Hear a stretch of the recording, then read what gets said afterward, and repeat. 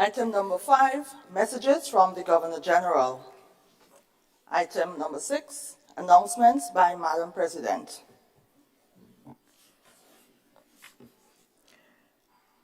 Honorable members, Senator the Honorable Katisha Williams has sent her regrets that she will be unable to attend our meeting this morning. Second announcement is I take the opportunity to wish to Senator Rahman and all others very belated, pleasant, happy, Mubarak Ramadan as you celebrate your festival.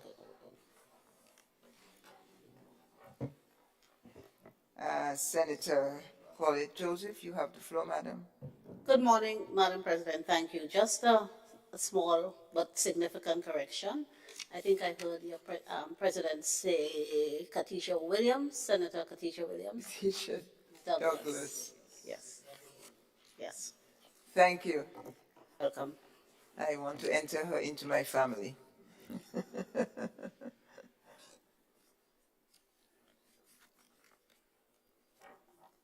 Thank you. Item 6 is complete.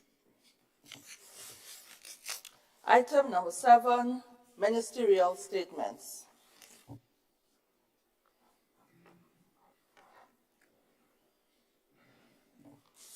Item number 8, presentation of papers and reports from select committees.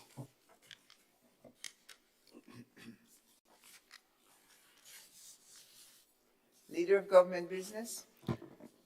Madam President, I move the motion that the following papers be presented on the table.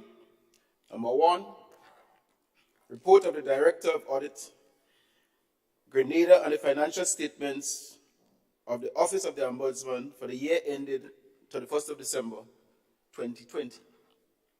Number 2, National Insurance Scheme, the 13th actual review of the National Insurance Fund as of October 31st, 2021.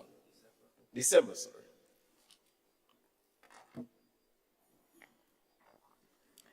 I thank the Leader of Government Business. Honorable members, the question is that the papers, following papers be taken as laid before the House. The report of the Director of Audit, Grenada, on the financial statement of the Office of the Ombudsman for the year ended 31st December 2020, and the National Insurance Scheme, 13th Actuarial Review of the National Insurance Fund as of December 31st, 2021. All those in favor, say aye. Those opposed, the ayes have it. Item number 9, petitions. Item number 10, government notices. Item number 11, unofficial notices. Item number 12, questions.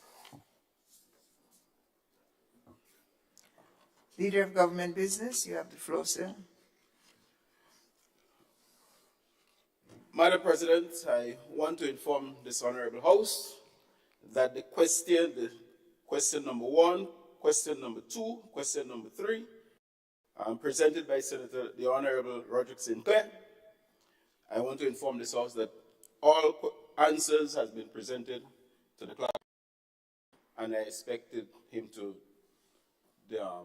disseminate the information to all senators, and I assume that. So I think we can proceed. Thank you, Senator Adrian Thomas. Thank you, Madam President. Roderick Sinclair. Thank you, Madam President, and thank you, Leader of Government Business, in the responses, which I will look at sometime later and respond further if I find there is more clarity. Thank you. Of course, we have some new questions, so there is no backlog. These questions were submitted on March the 12th to the Parliament for forwarding. And for footnote, there are 3 questions. The first question come with the other paper with an asterisk, but it should be no asterisk, because asterisks mean verbal response. That was supposed to be a written response requiring, but I would read. So that is not a verbal response required for this question. And question number 1, standing in my name, pertains to the government named Technical Working Group on the Marketing and National Importing Board, MNIB, and it please inform the Senate on the following. 1, the full name of each member of the government-appointed Technical Working Group on the MNIB. 2, the qualifications and experience of each member of the Technical Working Group. 3, terms of reference that government has provided to the Technical Working Group.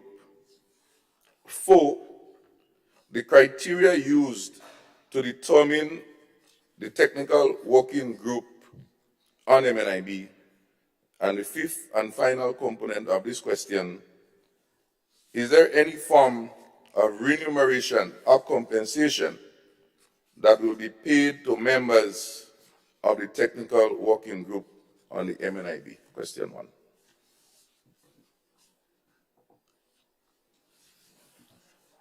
I thank Senator Sinclair, and I offer the floor to Senator Thomas, Leader of Government Business. Madam President, I want to kindly request that the Senator make one presentation for the 3 questions, and then for the 2 questions, 3 questions, and then I'll respond accordingly. Is that possible? I'm kindly requested. Thank you, Senator Thomas. Senator Cox. Madam President, just for a little bit of clarification regarding the questions. The current questions, all the current questions do have inscribed an asterisk on the side of them. So are they saying that the first questions, it ought not to have been oral? Yes, the first one should not have asterisks. Okay. That is why it was submitted without asterisks, but it was uncirculated with asterisks.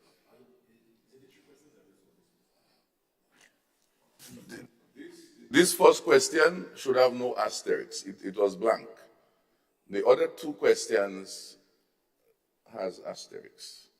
But you see what happened in the other paper that was circulated, there was an error. So last night when I was looking through, I realized that. But I said that is neither here nor there in terms of the response, because even if, Madam President, response require a verbal response, and there is a written response that goes with it, I mean, it's better than no response at all.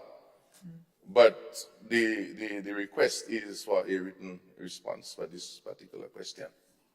The other 2 questions are verbal, as was requested originally. That is for the current, the new questions. Yeah, the new questions. But I'm speaking about the old questions. Yeah, the old questions were asterisks. Yeah, was written. Yeah, the old questions were written. Right. So, Madam President, so if such is the case, those questions should be read for the purposes of recording at the Hansard, should be read out, and the answers should be read to the House based on what is the request that is before us, before we could go on to the new questions. And so, and even for written questions, a copy should be circulated to our members. So that I haven't gotten a copy of the answers for the written ones whenever they come. So I just for clarification out of the House, I just wanted to raise that. Thank you. I thank Senator Cox. Senator Thomas, Leader. Madam President, I'd just like to ask the honorable member on the other side, Senator Nolan Cox, what section of the standing orders are you speaking to in regards to reading out the, just for my own edification?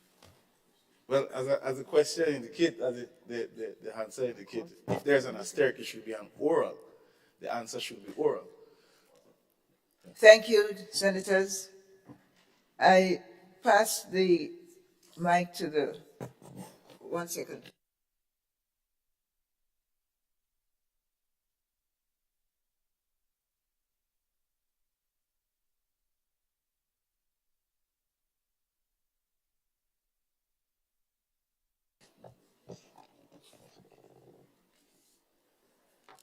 I'm advised that at this point it would be useful for Senator Sinclair to read the answers he has received. Is that possible, Senator Sinclair? Madam President, if I reading the answers, it may come to the point where I have to answer my own questions. In which case, I thank you. Please be seated, and I ask Senator Thomas to read the questions, read the answers. Madam President, I was just asking the President, the Senator Nolan Cox, to indicate, what's the authority in regards to the statute. No, you made a statement, Senators, in regards to having to read the statement. Yes, through the chair, Sorry, Madam President, if I'm reading right, subject to correction, section, Yeah. the standing orders for the Senate, section 19(6), subsection 6. In any case where a question has not received an oral answer, it shall be answered in writing by the minister to whom the question was addressed, and copies of the answer shall be sent to the clerk of the Senate, who shall send a copy to the senator in whose name the question stood upon the other people, and shall cause the answer to be circulated with the minutes of the proceedings. A senator having a question on the other paper, but whose name has not yet been called by the president, may signify to the clerk at the table his desire to postpone the question to a subsequent sitting of the Senate or to withdraw it. I don't know if that is sufficient. Thank you, Honorable Senator. Honorable Senator Cox. Madam President, I do not want to draw this out, but I'm not certain if the leader of government is saying that if a question is required to be read, an answer to be read to the House oral, that leader of government business can choose not to read it. Is that correct? I don't know. Please help me. Senator Cox, no senator under any conditions are to ignore or otherwise violate the rules, so I don't think the question is, excuse my harsh word, warranted. But I understand the spirit in which you make it, and I thank you and pass the floor to, I see the other side is consulting, so let us pause until they have identified a spokesperson.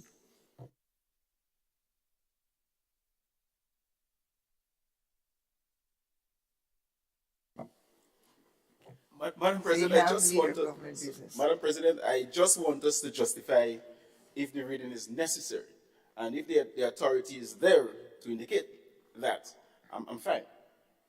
But I have not come across, I have not read it back to back as yet, but I think I read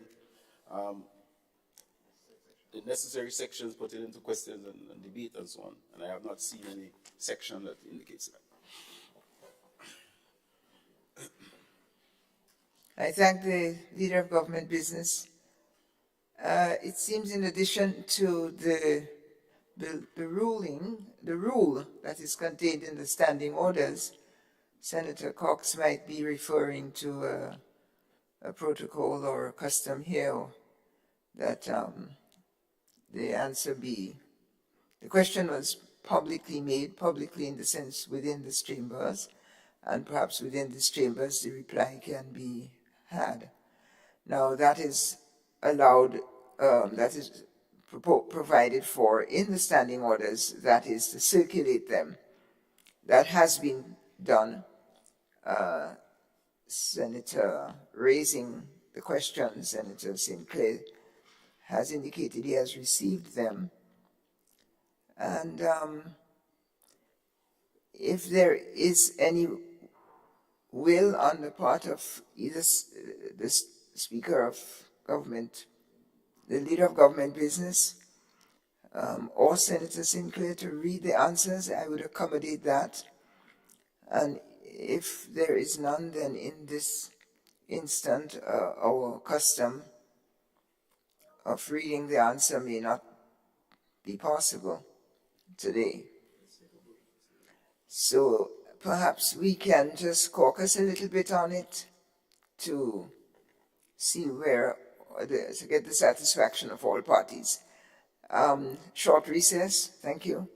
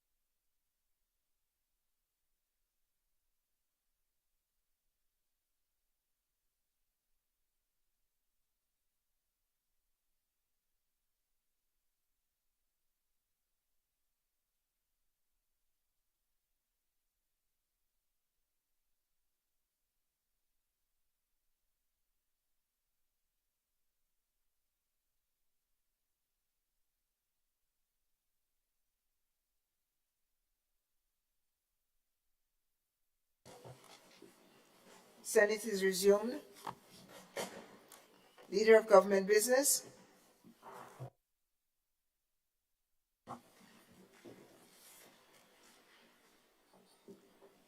Thank you, Madam President.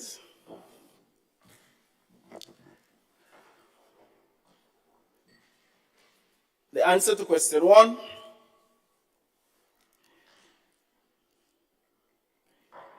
To address the sargassum problem,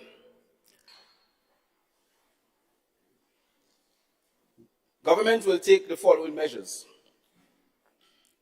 Establish a standing committee with key stakeholders such as agriculture, fisheries, solid waste management, Ministry of the Environment, Ministry of Tourism, Tourism Authority, Hotel and Tourism Association, affected committees and other relevant community groups. The function of this committee would be A, develop a national protocol and mitigation plan for the effective management of the sargassum seaweed along the coast by approximately clearing clogged waterways and beaches, to ensure that this process does not negatively impact the ecological functions of the sargassum and the marine biodiversity.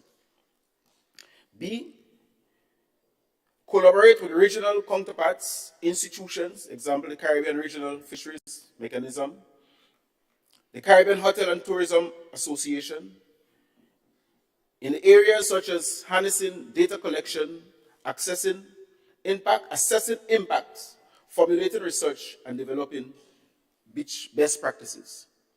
C, explore commercial option for sargassum use for agriculture and medicinal purpose, and explore the option of establishing a regional early warning ecosystem.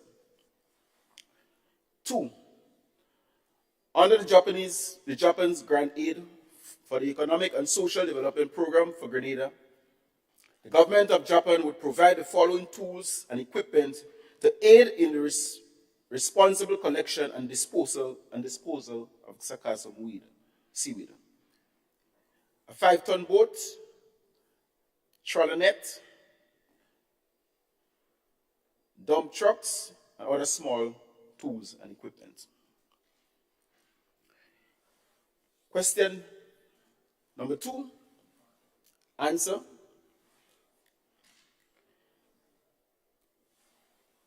Quincunx alambi is a species harvested by our local fishers, which is traded locally and also exported to regional and international niche markets, which brings in significant foreign exchange earnings by providing a source of income and sustainable livelihood to our fishers. However, in 2016, Grenada was sanctioned by CITES for non-reporting for 3 consecutive years. And in 2020, our country has been suspended from all trade in species of Stongus, Gigas, Quincunx alambi as a result of not being in compliance with CITES protocol for this species, which has been listed on CITES Appendix 2 since 1992. An Appendix 2 listing shall include A, all species which, although not necessarily now threatened with extinction, may become so unless trade in specimens of such species is subject to strict regulations in order to avoid utilization incompatible with the survival. B, other species which might be subject to regulations in order that trade in specimens of certain species referred to in subparagraph A of this paragraph may be brought under effective control. As a result of this restriction and the resultant impact of curtailing the income of our fishers by not being able to export this species, the ministry, in compliance with CITES, was requested to conduct a stock assessment of the quincunx to determine the robustness of the stock so that trade can be resumed under management and conservation arrangements established by CITES. Assistance to undertake these activities was provided by the United Nations Conference on Trade and Development and the European Union through the OECS Commission under the subject, seizing the trade and business potential of blue bio trade products for promoting sustainable livelihoods and conservation of marine diversity in selected OECS countries, referred to as UNCTAD OECS Blue Bio Project Trade Project. The project aimed at empowering small-scale coastal producers to produce and trade quincunx products sustainable through the application of blue bio trade principles and criteria in Grenada, St. Lucia, and St. Vincent and the Grenadines. A training workshop and field data collection was conducted in October 2022. The draft report was presented for discussion at the virtual meeting in November 2022, which should have been followed by its finalization at the end of 2022. The main conclusion of the study are that the quincunx population of Grenada is considered to be very healthy, and an estimated biomass available at the fisheries of 6,556,989 pounds. Therefore, a precautionary annual total allowance catch limit of 558,440 pounds of conch meat, 85% of the 6,556,989 pounds, is recommended by the consultant. These results signify that the quincunx stock is very healthy and can support a fishery for the export market, therefore. Grenada will be able to sustainably resume the exportation of the quincunx under CITES management regime. A. Establishment of local regulations in conformity with CITES management and conservation protocol, which is critical to ensure that trade in this species is legal, sustainable, and traceable. B. Establishment of a management authority, a scientific authority, and enforcement points. Currently, the Forestry and National Parks Department is a focal point for CITES in Grenada. However, this arrangement must be reviewed under the new structure to be developed to ensure effective coordination and management between the various entities: fisheries, forestry, custom, and other identified agencies. Establishment of an inspection protocol for shipments of quincunx prior to the issuing of an export certificate by the management authority. D. Licensing of fishers and fishing vessels to comply with CITES requirements. And E. To prepare outstanding national annual CITES report from 2016 to 2021 and to submit CITES Secretariat as a priority. Once the foregoing has been satisfactorily accomplished, the CITES Secretariat would then provide the authorization for Grenada to resume exportation of the species. Answer to question number 3. Madam President, no evidence exists to indicate prior intention by Grenada to become a member of WMO. Government notes the benefits of membership in the WMO as the organization provides world leadership and expertise in the international cooperation in the delivery and use of high-quality, authoritative weather, climate, hydrological, and related environmental services by its members for the improvement of the well-being of society and all nations. WMO facilitates and promotes 1. The establishment of an integrated Earth system observation network to provide weather, climate, and water-related data. 2. The establishment and maintenance of data management centers and telecommunication systems for the provision and rapid exchange of weather, climate, and water-related data. 3, the creation of standards for observation and monitoring in order to ensure adequate uniformity in the practice and procedures employed worldwide and thereby ascertain the homogeneity of data and statistics. 4, the provisions of weather, climate, and water-related services through the application of science and technology in operational meteorology, and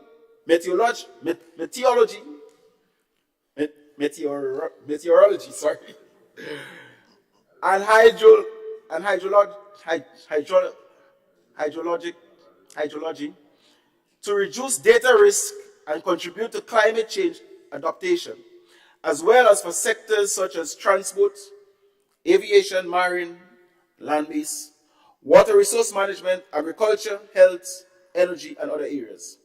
5, activities in operational hydrology,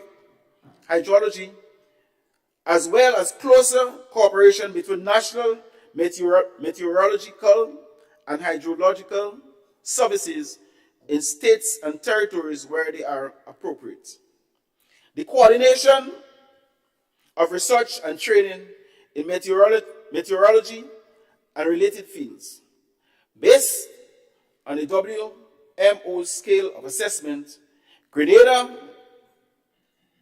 will be required to contribute 0.02% of the WMO's approved budget, which for 2023 will be $13,577.22 francs, which is equivalent to 14,559.55 US, and which brings us to 39,347.91 EC.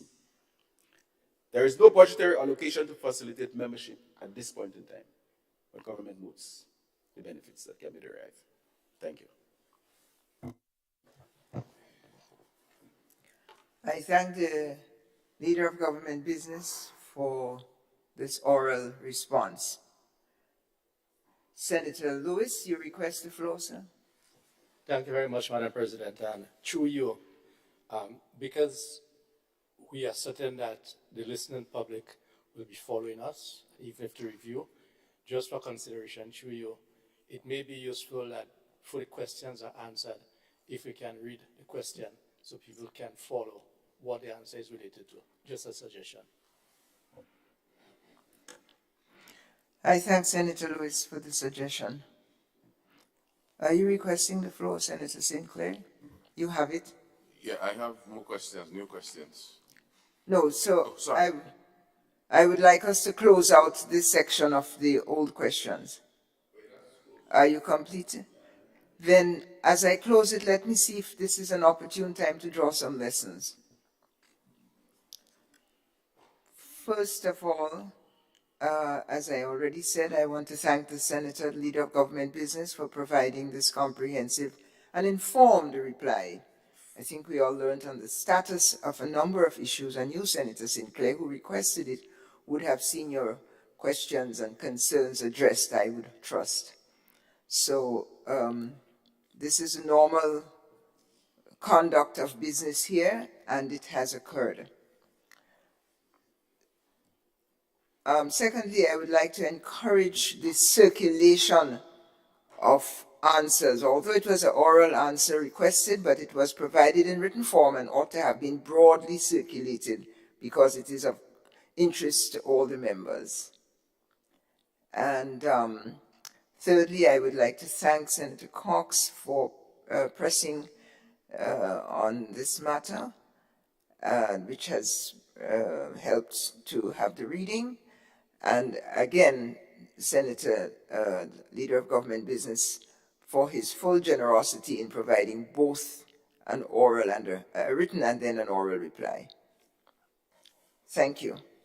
Senator St. Clair, you can proceed with your new questions. Thank you, Madam President. And I want to say how happy I am on behalf of my stakeholders, and I know they are listening and following, and of course the country too, with the very informed responses that was provided by the leader of government business. I'm very happy to hear the CITES thing, because the main concern before was we don't know our stocks, we don't know, so that was a major issue. I think that has passed. Of course, we have to monitor, and the rest is to put things in place such that we can able to export. And of course, the other points that were raised, I am very happy to hear them, and I will follow up in different regards on those. So, continuing, we had one question from the fresh set, which required a written answer. I know the leader of government business asked that I go through all the questions, and I have no problem with doing that on your advice, Madam President. I so advise. Okay. Okay, so if I go to question number 2 from the new set of questions requiring verbal response, and the question is of 3 parts. The question pertaining to Grenada regaining market access to the USA for fresh mangoes. Has government embarked on a plan of action, including strategies and resources, to support our farmers and fresh produce exporters to recommence exports of mangoes to the USA? The second part, if yes, please inform this Honorable House of the Senate as to government's plans. And the third and final part of this question, if no, please provide the Senate with an approximate time that the plan would be available for sharing with the farmers, the public, and members of this House. So, I will go to the third question and final question. And this question, it pertains to the status of the establishment of the Prix de Larceny Fund as is set out for under the Prix de Larceny Act. Since government's last response to my questions pertaining to this, this is like a follow-up question. It says, please inform the Senate of the progress to date by the government to have the Prix de Larceny Fund established within the government's accounts, such that fines at the magistrate court for offences under the Prix de Larceny Act can be deposited and become accessible to farmers who may request compensation under the Act by writing to the Minister of Agriculture. Here ends my question. Thank you. I thank the Honorable Representative for Farmers and Fishers in the Senate, and I offer the floor to the Leader of Government Business, Honorable Thomas. Thank you very much, Madam President, and I've noted the questions presented by the Senator Roger St. Clair, and I will definitely be able to present the answers to the general public, to the House, and to the Senator. However, Madam President, I want to kindly request that we defer those questions to another sitting of the House, where the answers will be presented.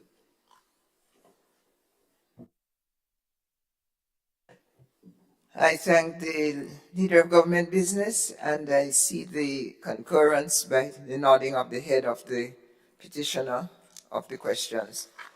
And I'm therefore happy to grant the request. And I could add that given the caliber of the previous answers, I have no doubt we anticipate those with the expectation of a thoroughness on your side, sir. Thank you. Item number 13, personal explanations. Item number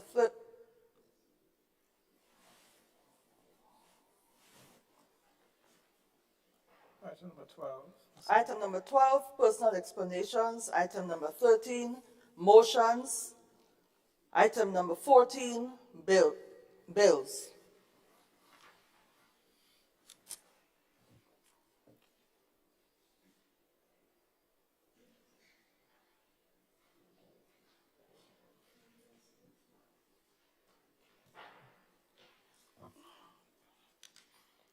Senator the Honorable Adrian Thomas.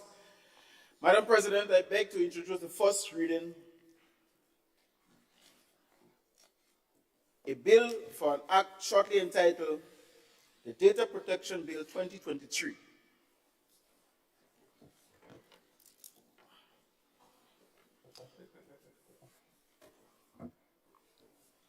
Thank you, Senator. I ask the clerk to intervene, please.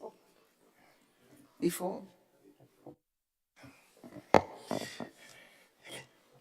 A bill which seeks to establish a new framework for managing the processing of personal data in Grenada, shortly entitled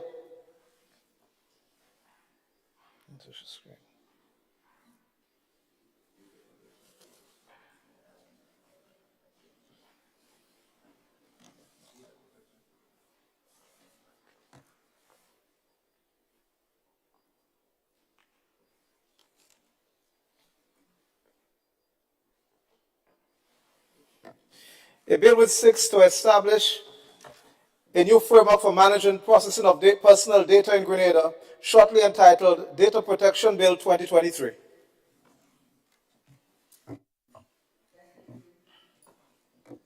Thank you, Mr. Clerk, and I offer the floor to the Leader of Government Business. Madam President, I beg to move that the relevant standing orders of the Senate be suspended to enable the bill to be taken through all its stages at this sitting.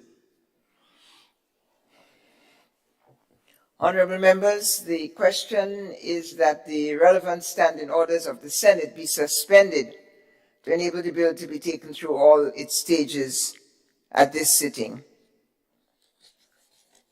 All those who are in favor say aye. Those opposed say nay. The ayes have it.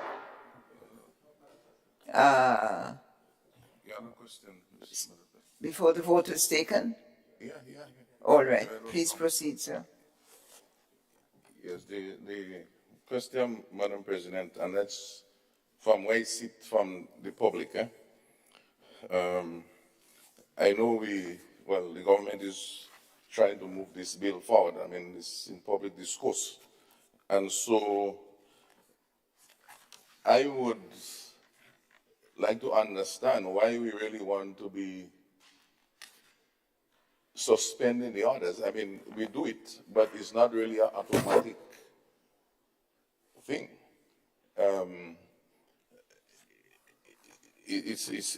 There should be some rationale, some foundation. To me, bearing in mind, Madam President, the concerns, despite what happened in the other place, there continue to be serious discourse ongoing, and it's like trying to me taking a bread that is half cooked out of the oven and trying to eat it here now because I really need to eat some bread, but the bread is not really cooked.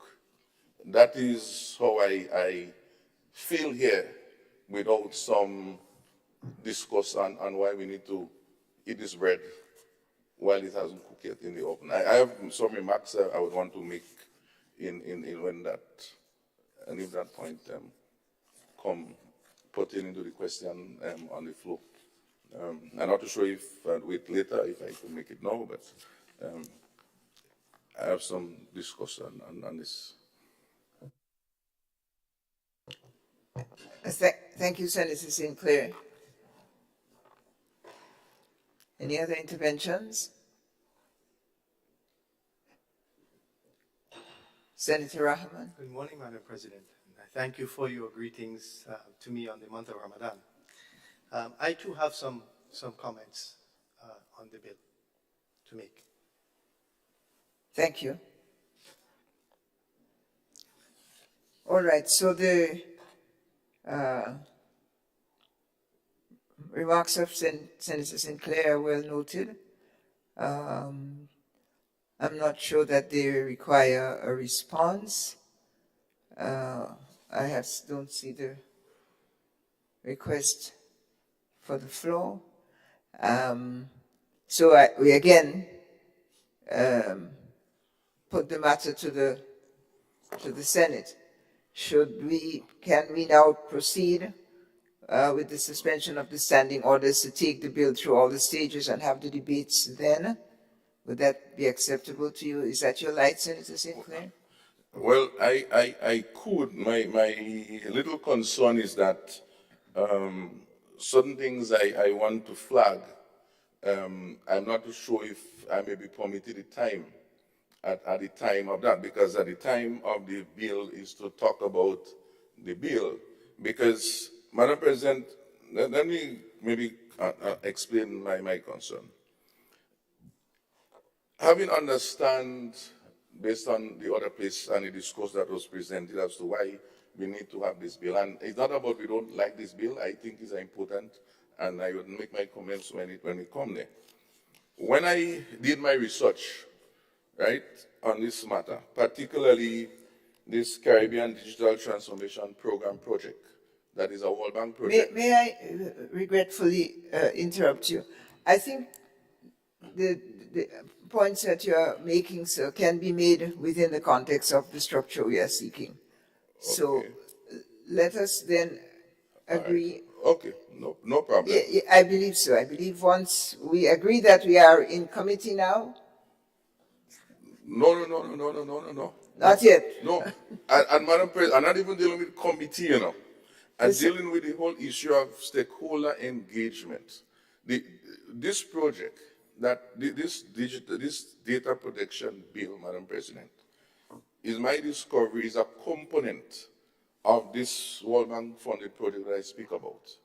And as part of that project, there is a major component that involves somewhere about $40,000 that each country that is participating in this project shall have for stakeholder engagement.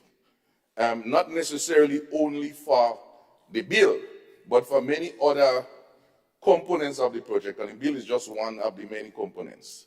And so I'm saying that I'm very curious, understanding what is heard on the outside, and understanding that this bill is in the context of the project, to what extent this stakeholder engagement, which is about a 50-something page manual that was set up by the World Bank, that countries should follow in terms of engagement at different levels.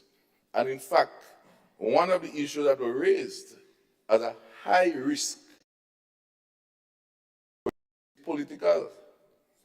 So I just wanted to say that and sort of establish at the first reading stage that the public and history will not show that I sat by and closed my eyes despite knowing that those things are supposed to guide a process, and then just jump and eat the bread hot without it even being finished cooked.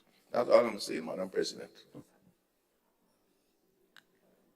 I thank the Senator, and I hope you don't eat uncooked bread. You wouldn't make the ruling.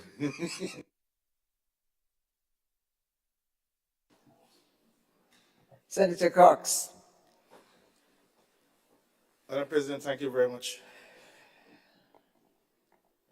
Madam President, a motion was moved for us to set aside the standing orders of the Senate to allow this bill to go through its stages.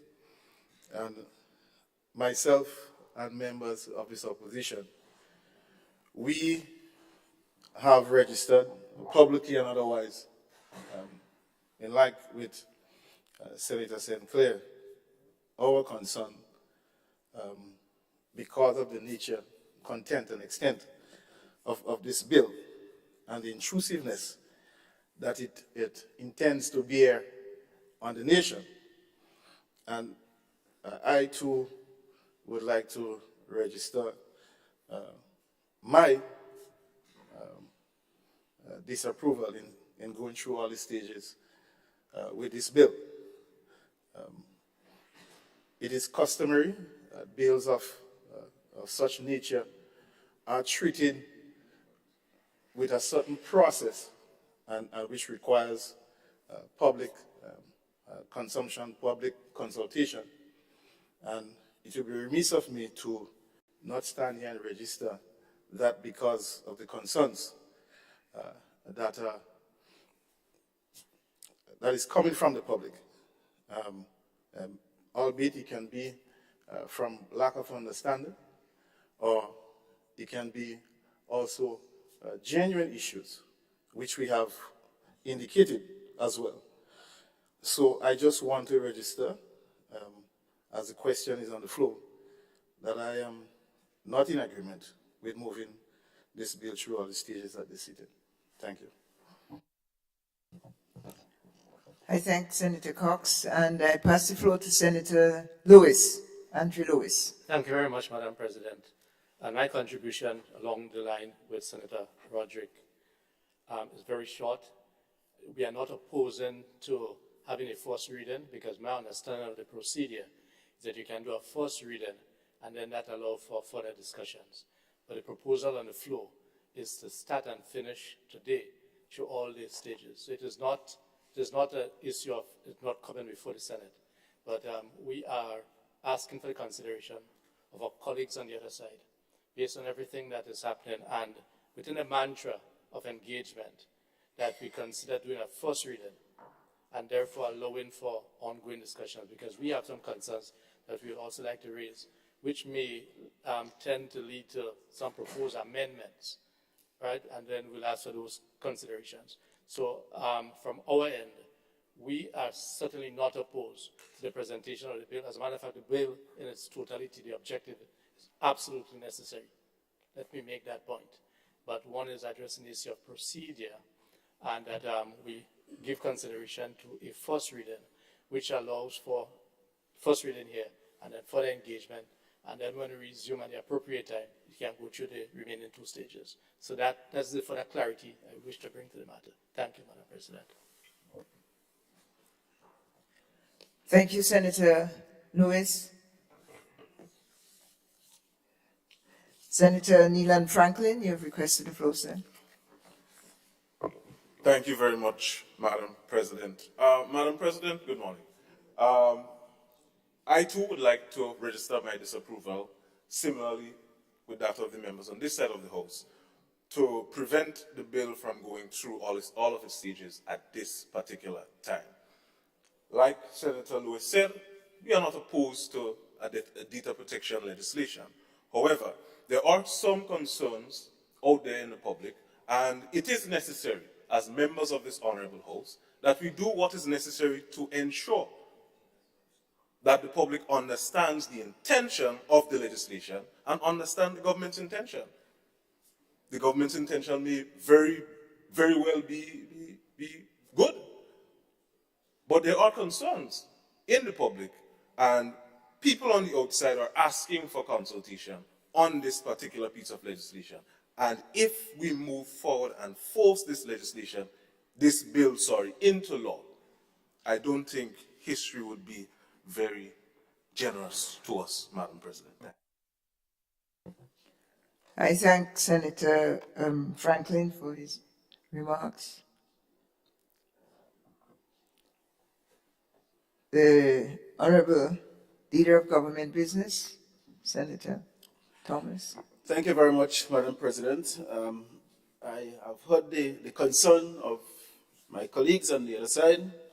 I've noted them, and we will register that in the other House, extensive debate was carried on. Extensive amendments were made considering to how bills come into this House and it goes through. We entertain and accommodate some of the recommendations. Adjustment was made. The bill we have here today is different to the one that was on the other side of the house, in the other place at some point in time. We have not heard of any mass demonstration in Grenada in regards to opposing the bill. We have met with some of the stakeholders who have expressed their interests, and the AG could bear me out there that the Bar Association is a very important institution that we have accommodated and we have listened to. Madam President, we have heard the discussions also. But this is a government, we are not in a hurry, we take our time. But we do not believe in procrastination. And we do not want the lack of implementation to be a common feature of our administration. More than 10 years ago, the government of Grenada passed this document in cabinet and gave it approval, and nothing was done. And I had quite a show that maybe if it was not put on the order paper, nobody would have been talking about it. I mean, that does not mean to say that consultation must not take place. But when will it end? Would we go on consulting and consulting?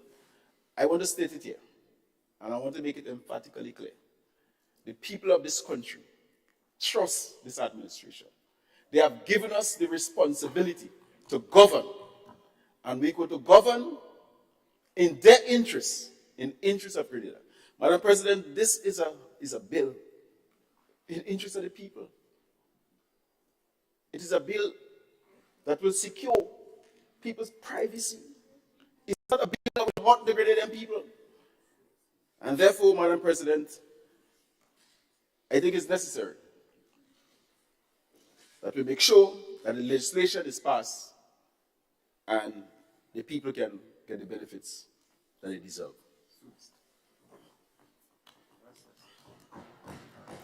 I thank the representative for the government.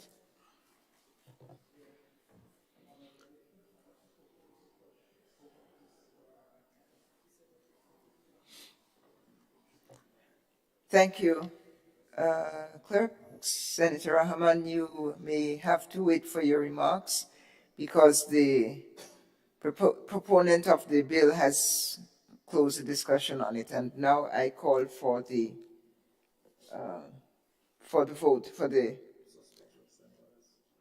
The question is for the suspension of the standing orders so that the bill can go through its 3 phases. All those in favor, say aye. Aye. Those opposed? The ayes have it.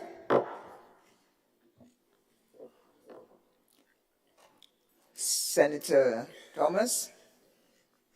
Madam President, I beg to move the second reading of the bill.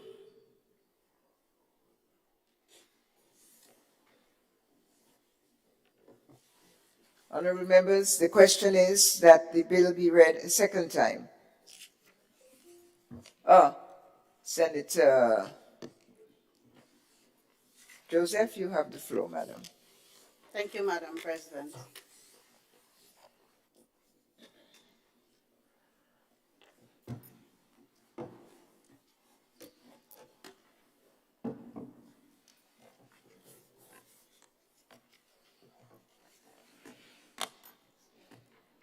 Madam President, members of this honorable House, this data protection bill, work on this bill commenced 12 years ago, in 2011. That was the last time the organization of members on this side was in office. The bill, Madam President, notwithstanding the fact that it was part of a regional effort, an OECS regional project titled Electronic Government for Regional Integration, EGRIP. Notwithstanding that this was a regional effort and part of the project, part of the suite of legislation required to be implemented by the project was indeed passed in the Parliament in 2013. Notwithstanding those facts, this bill, for reasons yet to be explained by the immediate past government, was shelved. And so the EGRIP project is stymied in its progress in Grenada. Again, another example of poor implementation that we inherited, which we are intent on rectifying in the interest of the development of our country and her people. The other legislation under the EGRIP program that was implemented in this Parliament comprise or include the Electronic Crimes Act. That act was passed in 2013. The Electronic Evidence Act, also passed in 2013. The Electronic Transactions Act, passed in 2013. And the Interception of Communications Act, passed in 2013. If there was a good reason why the Data Protection Bill was not also tabled, we are yet to decipher it. Added to that, in addition to the OECS effort, there is a local effort titled a project called DG4R, Digital Government for Resilience.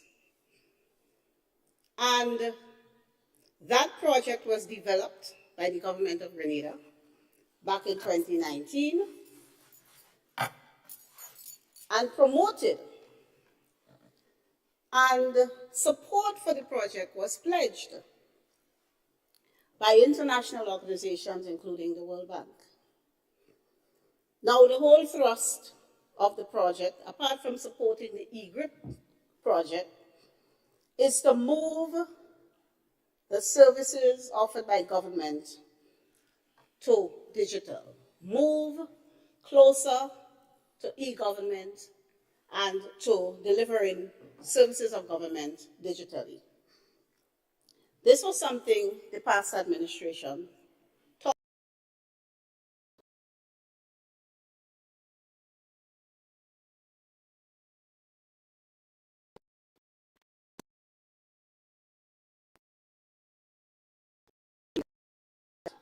We have flagged physical and digital transformation as one of our primary pillars of transformation and national development.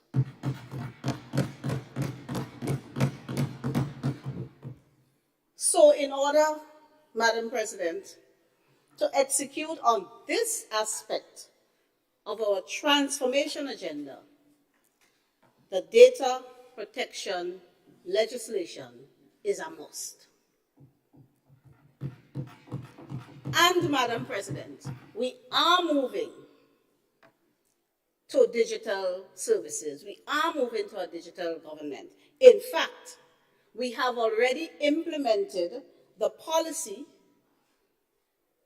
declared by the Minister of Finance in his budget presentation that says within the government service, if you must print a document and it's more than 5 pages, you got to hold on the printing. And you must do everything in relation to that document electronically, so that no more than 5 pages are allowed to be printed within the government service as we speak. We are serious about digitally transforming our country. We are advanced in digitizing the operations and services and archives of many of our government offices. I know in the legal complex of government, that process is well underway. All of the High Court proceedings are now filed entirely online. The same project was rolled out about a month ago for the magistracy. The Corporate and Intellectual Property Office, they are pretty much digital. It's just a matter of sorting out a few things where we go live online to the public. So this train ain't stopping. It's moving, and it's moving forward and fast. So, Madam President, our Constitution, the Constitution of Grenada, which came into force, as we all know, in 1974 on 7 February, guarantees every person in Grenada the right to privacy. And that right to privacy has been interpreted by the courts to include the right to privacy of your own personal, unique information. So the data protection legislation, this data protection bill, augments and supports the constitutionally guaranteed right to privacy. Because we know in 1974, there was no internet. I don't even know if there was a computer operated in Grenada in 1974. Probably not. Certainly not in the government service. There was no internet. There was no risk of your personal information shared with entities with whom you do business being disseminated at the click of a mouse. That wasn't the reality in 1974. So that to ensure that this right to privacy that the Constitution guarantees is protected in this age of technology and high-speed internet and information being shared at the click of a button, we must supplement the provisions of the Constitution with relevant laws. And that, Madam President, is what the Data Protection Bill seeks to do. I don't know why some want to treat the bill as some kind of boogeyman that we pulled out from some closet.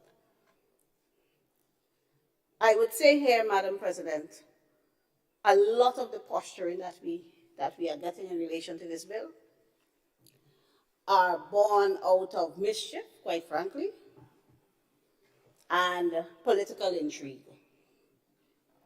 and a desire to prevent this administration from succeeding. A desire on the part of some to prevent this administration from succeeding.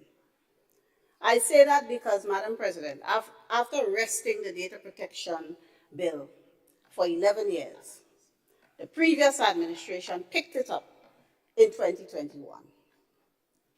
And when we assumed office, we inherited the bill as was originally circulated, approved by the former cabinet. And we in this honorable House, Madam President, all know that after a bill is approved by the cabinet, the next step is to take it to the Parliament to be passed into law. because by then, all consultations would have been held. In fact, your cabinet submission would allude to that. And every I would have been dotted and T crossed as far as those who are tabling it in the cabinet is concerned. So in March 2022, the former cabinet approved a bill to be taken to the parliament. And Madam President, the only thing that prevented the former administration from taking this very bill to this very house is the dissolution of the parliament on account of the general election that was called. That's it. So that's why we are suggesting that all the concerns and all of these noises, they're not coming from a genuine place. And some of the unsuspecting people, some of the people who look to those of us in this honorable house and in the other place, to be straight and fair with them and to genuinely fight for their interests, take what is said to heart. But the facts do not support that there are any real concerns coming from the other side, Madam President. The facts do not support that, because they were going to take this very bill to the Parliament. So, Madam President, the Data Protection Bill, the purpose of the bill is to promote the protection of personal data processed by public bodies and private bodies, to promote the establishment of the Information Commission and for related matters. The bill is to promote the protection of private, unique personal information given to public bodies, that includes government, and private bodies. So you're talking your banks, your insurance companies, your credit unions, private entities with whom you have to do business, and in so doing, insurance companies. These sort of entities where you give your personal information in the course of doing business. Please accommodate my interruption for a request from Senator Sinclair. Thank you, Madam President. Point of order, please. It's nothing with the presentation by the other member, which is doing very good education, is the issue of the other side. Yes, Had it. And I heard it. I heard it. I don't even want to be on no side. So, because other side, I think we know where the other side is, but the other side has many components like an octopus. So I don't know what they will say, maybe previous administration, yes. But I myself would have welcomed the bill back then, and Senator Cox knows that. We'll have a lot of fight. Thank you, Madam President. Thank you, Senator. Yes, I heard two things, and I would just remind the distinguished lawyer addressing this body. The other side, the other place, madam, they have names, as we have been so ably reminded. Thank you. Proceed. I am very much obliged to Madam President, and I take to heart and on board the observation made. And of course, if my indicating the other side indeed offended anyone on the other side, I do apologize. So, Madam President, I was indicating to this Honorable House that the bill, the purpose of the bill, I want to stress that, the purpose of the bill is to promote the protection of personal data given by individuals in the course of doing business to public bodies and private bodies. So the persons who are subject to the provisions of the bill would be those public bodies and private bodies to whom personal information is given by individuals in the course of doing business. And Madam President, at Section 2 of the bill that deals with the definition of the various terms in it, these public bodies and private bodies are defined as follows. And with your leave, I would read what a public body is defined as in the bill. A public, well, let me go private first. Take it chronologically as it comes. Private body means a body, excluding a public body, that carries on any trade, business, or profession, but only in that capacity or has legal responsibility. So, apart from banks, insurance companies, credit unions, that would include your doctor, your lawyer, any person carrying on business privately with whom you share your unique personal information.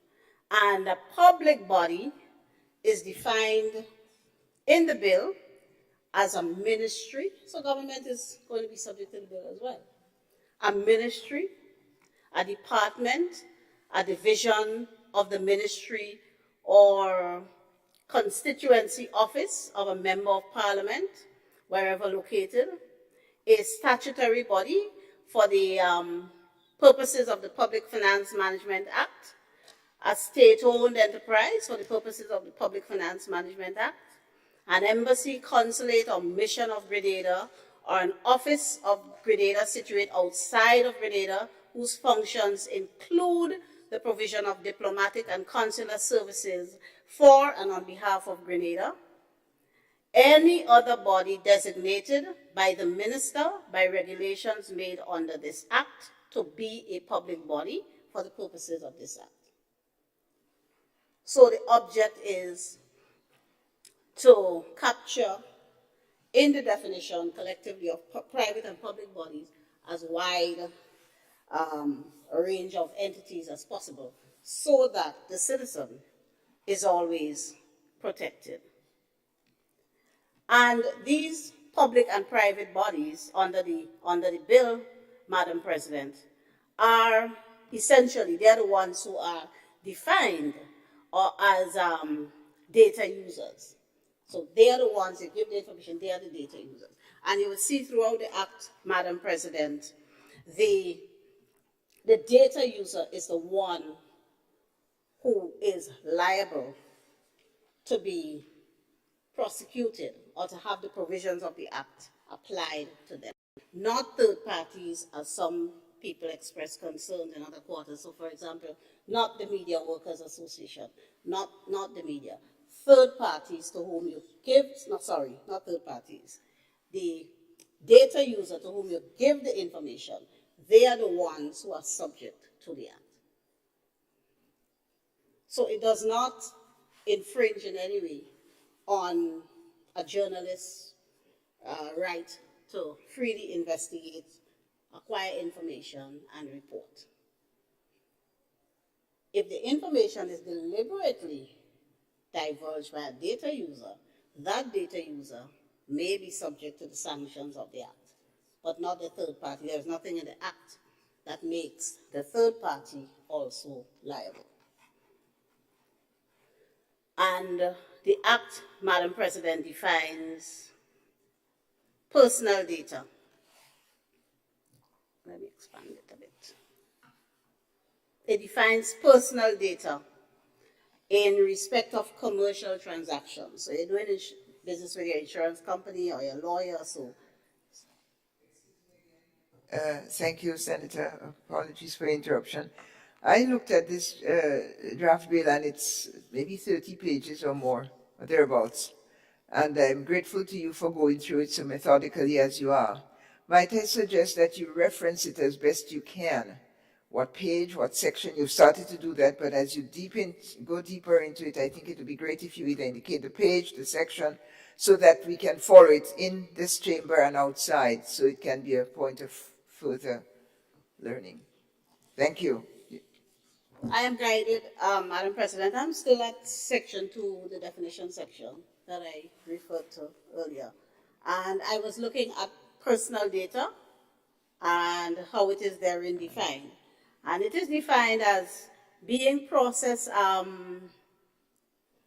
it means in respect of commercial transactions, any data that is being processed wholly or partly by means of equipment operating automatically in response to instructions given for that purpose.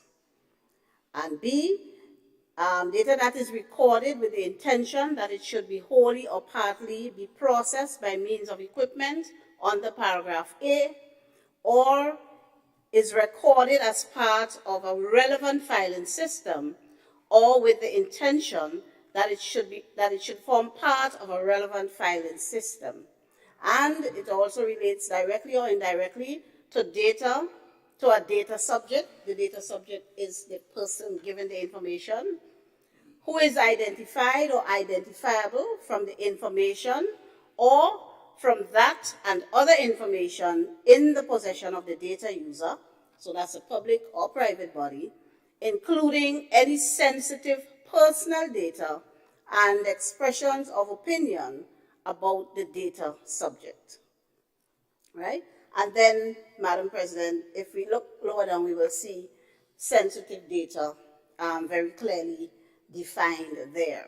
So, and that includes an individual's physical and mental health condition, an individual racial or ethnic origin, genetic data, biometric data that uniquely identifies the individual, an individual's sex life, an individual's political opinions, an individual's religious and philosophical beliefs or other beliefs of similar nature, the commission of an alleged or the alleged commission of by an individual of any offense, so that in appropriate cases where you have to disclose that you have a past a criminal history, that is also protected.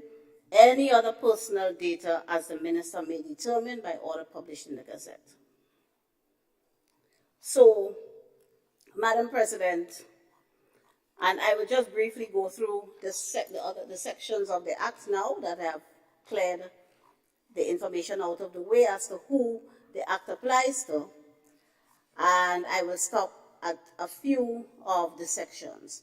So, Clause 3, or Section 3, sets out the objects of the bill, and Clauses 4 and 5 set out the application of the bill and the specific application to Parliament. Clause 6 provides for saving certain laws.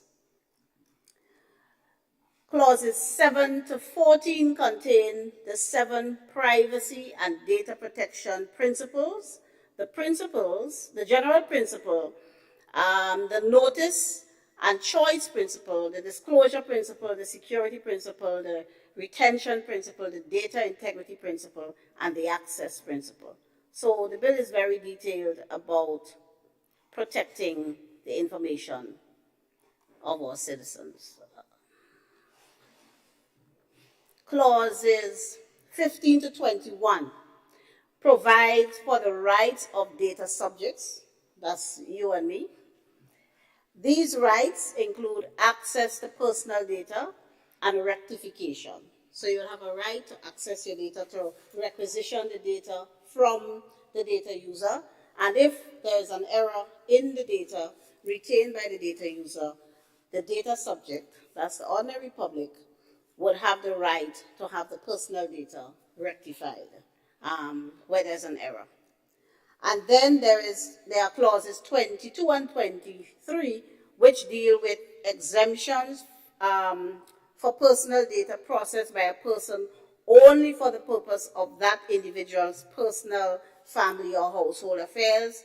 And further, that gives the minister the power to make further exemptions. So, if you record a personal video, a family event, your voice messages, these recordings are exempt from the provisions of the Act. Again, preserving the rights and privacy of the individual. And of course, going to the right to freedom of expression. Then, Madam President, there's section 24 and to 28. And section 24, Madam President, sets up the Information Commission. And I want to flag section 24 for a little bit. When the bill was debated in the lower house, the members of the opposition side lamented that the minister had too much powers in setting up the three-man commission. And in the spirit of compromise, and to show that we act at all times in good faith and with utmost transparency, members on the government side at the committee stage agreed to an unprecedented change to the bill. Members of the opposition lamented about a bill that they had already to go to Parliament. And the government side compromised and amended Section 24 to allow for, instead of the minister, as obtains in all legislation of this type, allow for the Governor General, on the advice of the Prime Minister, in consultation with the leader of the opposition, to appoint the three-man commission. Three-person. Thank you, Senator. I'm not so hung up on these things, Madam President, but I differ. A three. As far as I'm concerned, the masculine includes the feminine, but I understand it. A three-person commission.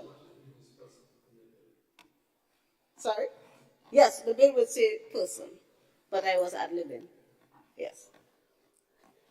I am guided, Madam President. I don't know. I don't have these hang-ups. So, a three-person commission. And the Governor General does so on the recommendation of the Prime Minister in consultation with the leader of the opposition. And the Governor General, as opposed to the Minister, would appoint the chairman and deputy chair of the commission. And in that event, it would be on the advice of the Prime Minister. So that was a big concession made. As far as we're concerned, it did no harm. In fact, it strengthens, it makes the bill, the commission more independent. So we had no difficulty with that. Madam President, then there are sections 29 to 38 of the bill, which specify the enforcement powers of the Information Commission. And these powers include the investigation of complaints and the issuance of notices. Persons who suffer damage caused by unlawful processing or dissemination of data may apply to the court for remedies under this section. Section 38 grants protection for persons who divulge information about breaches for which the bill, within their organization. I want to flag that section as well. But before I do that, Madam President, I want to go to section 33. And that's one of the sections that attracted a lot of discussion in the public space. And section 3 empowers an authorized person, and that person would be appointed by the Information Commission, to apply to the magistrate for a warrant to enter, search, and acquire information or take away information from a data user where there is reasonable cause to suspect that an offense had been committed under the Act. Now, this created quite a lot of stir. But, Madam President, the truth is, the scope of Section 33 is far narrower than the scope of the equivalent section, I think it's 16, of the Criminal Procedure Code that gives the police the powers of search and seizure under warrants issued by the court. Now, the impression given out there is that this authorized agent could just barge into people's private premises and take whatever information they want, ask whatever question they want. Nothing could be further from the truth. First of all, the application for the warrant is to be made before the court on oath in the form of affidavit. So you swear an oath in the form of affidavit, and that affidavit must contain evidence that would satisfy the court that there is need for the issuance of a warrant. If the evidence you bring before the court is too scant or isn't compelling enough, the magistrate will not issue a warrant. Another concession made, Madam President, is in relation to this said section, where, as obtains in the case of Antigua, that has a very almost identical Data Protection Act, which was passed, I think it was 2018, and Jamaica, that has, in certain parts, Jamaica is almost identical, but the act is much broader in scope. And we didn't hear a whole lot of complaints coming out of Jamaica. Their act has been enforced since 2020. And then Trinidad. All of the Caribbean territories that already have the data protection legislation have very similar sections, in at least one case identical to Section 33. And the original draft said that the authorized person executing the warrant may require any person on the premises to give information, etc. And a lot of noise was made, a lot of misinterpretation was applied to that.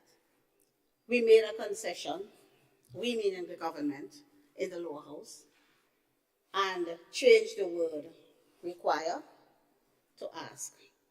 Those who presided over the draft and approved it at the cabinet level were most vociferous in objecting to the word required being there. That concession was made. And I just want to clarify for the listening public that a proper interpretation of that section will mean that not everybody who happens to be on the premises at the time the warrant is being executed will be subject to that. Any person on the premises there, obviously, on a proper interpretation of the section would mean employees or persons connected with the data user. So if you happen to be there, or say you are the landscaper, and you're there doing your landscaping and a warrant is being executed, the authorized agent or officer can't come and ask the landscaper to provide me information. It has to be persons employed with the data user in such capacity as will bring them into contact with the data subject's information. So that's Section 33. Madam President, the other section I would like to flag after section 33. Of course, there's section 25 that deals with the functions and powers of the commission, and section 29 that says what happens when a complaint is received.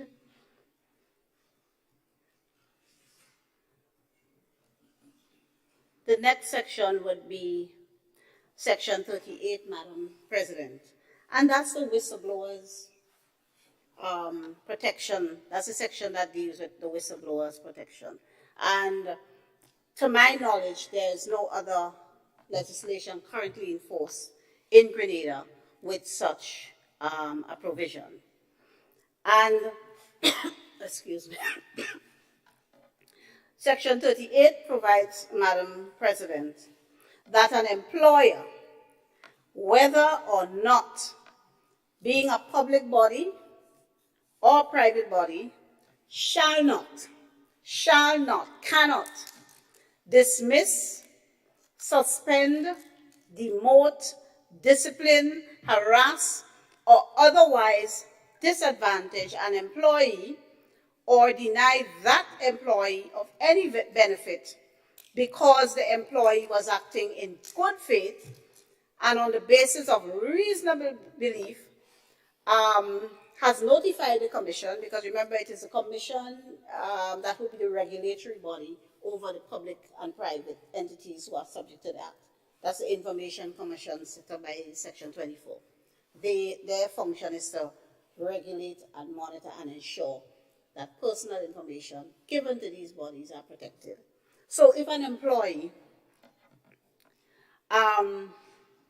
notifies the Information Commission that the employer or any other person within the employ of that employer has contravened or is about to contravene the act, or has done or stated the intention of doing anything that is required to be done in order to avoid having any person contravene the act, or refuse to do or stated the intention of refusing to do anything that is in contravention of the act, or B, the employer believes that the employee will do anything described in A above. So you see that your boss, who is a data user, is using the data or the information of his clients in a way that breaches the provisions of this act. And you, as a conscientious employee, report your employer to the Information Commission. This section protects you. This section says if you do that good deed, your employer cannot dismiss you, cannot demote you, cannot discipline you, cannot harass you, cannot in any way disadvantage you or cause you to lose any benefit that you're entitled to as an employee. And that's the whistleblower protection there in the legislation. And the final section, Madam President, I would like to flag is section 45, simply because yes, we are having consultations. The media workers, when they had a consultation with me in my capacity as Attorney General, we flagged that section. And that section gives a certain level of immunity to the Information Commission. And they expressed concern that perhaps the Information Commission might exceed its authority and have immunity. And I just want to explain that the import of this section is that if acting in good faith and in the execution of its functions and powers and duties conferred by the legislation, the commission does anything that causes anyone to be aggrieved, they would be protected. They would be immune. It does not apply if they go off, or any member of them go off on a frolic of their own. You're not covered usually when you exceed your authority or you engage in unreasonable conduct or on a frolic of your own and do damage. That would not protect you if you act in bad faith, unreasonably, or in excess of your authority. It only applies where the commission is performing its functions in good faith, conferred on it under the legislation. And Madam President, just a general word in relation to the concerns. I would disclose to this Honorable House that after several interactions with the Bar Association, including an in-person one, I am yet to receive a dossier promised that would point out the areas of serious concern that warrant review and amendment. I have received a one-page letter, and in that letter, several matters, some not including the data protection bill, several other matters were addressed. And there were general comments. The definition of authorized agents is too wide. Commission powers too ambiguous. Nothing that we can work with at the Office of Attorney General to augment and enhance the bill. There are no suggested amendments. I assured the Bar if they send the suggested amendments, if you explain what you mean by some of the very ambiguous statements, perhaps we might be in a position to revisit and enhance the legislation. But we have received nothing that could cause us to make any further improvements over the ones we have already made. The same is true for the Media Workers Association. In fact, both the Prime Minister and myself met with the Media Workers Association. So, Madam President, we should not stall passing this bill on the basis of unsubstantiated concerns so far. We have made some changes since the bill was first circulated, and we think those enhance it greatly. Some, I would quite frankly say, were not necessary, but were done in the spirit of compromise and transparency. And once passed, if after having studied the bill properly, there are recommendations that warrant amendment, we can always come back to this Honorable House and make the necessary amendments.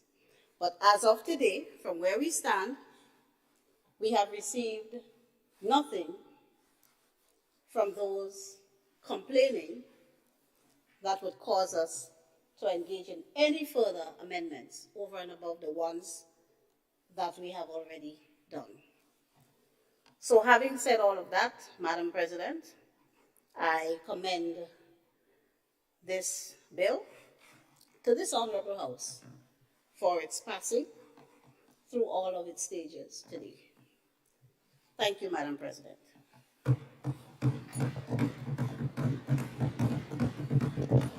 I thank the Honorable Senator, the Honorable Claudette Joseph, for the presentation of the proposed legislation. I think all legislation is important.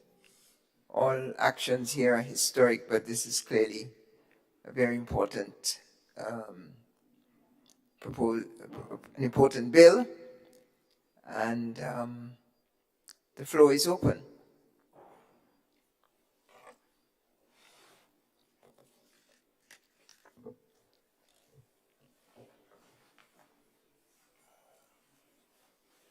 Senator Neelan Franklin. Thank you very much, Madam President. Madam President, I rise this morning to contribute to the debate on this data protection bill.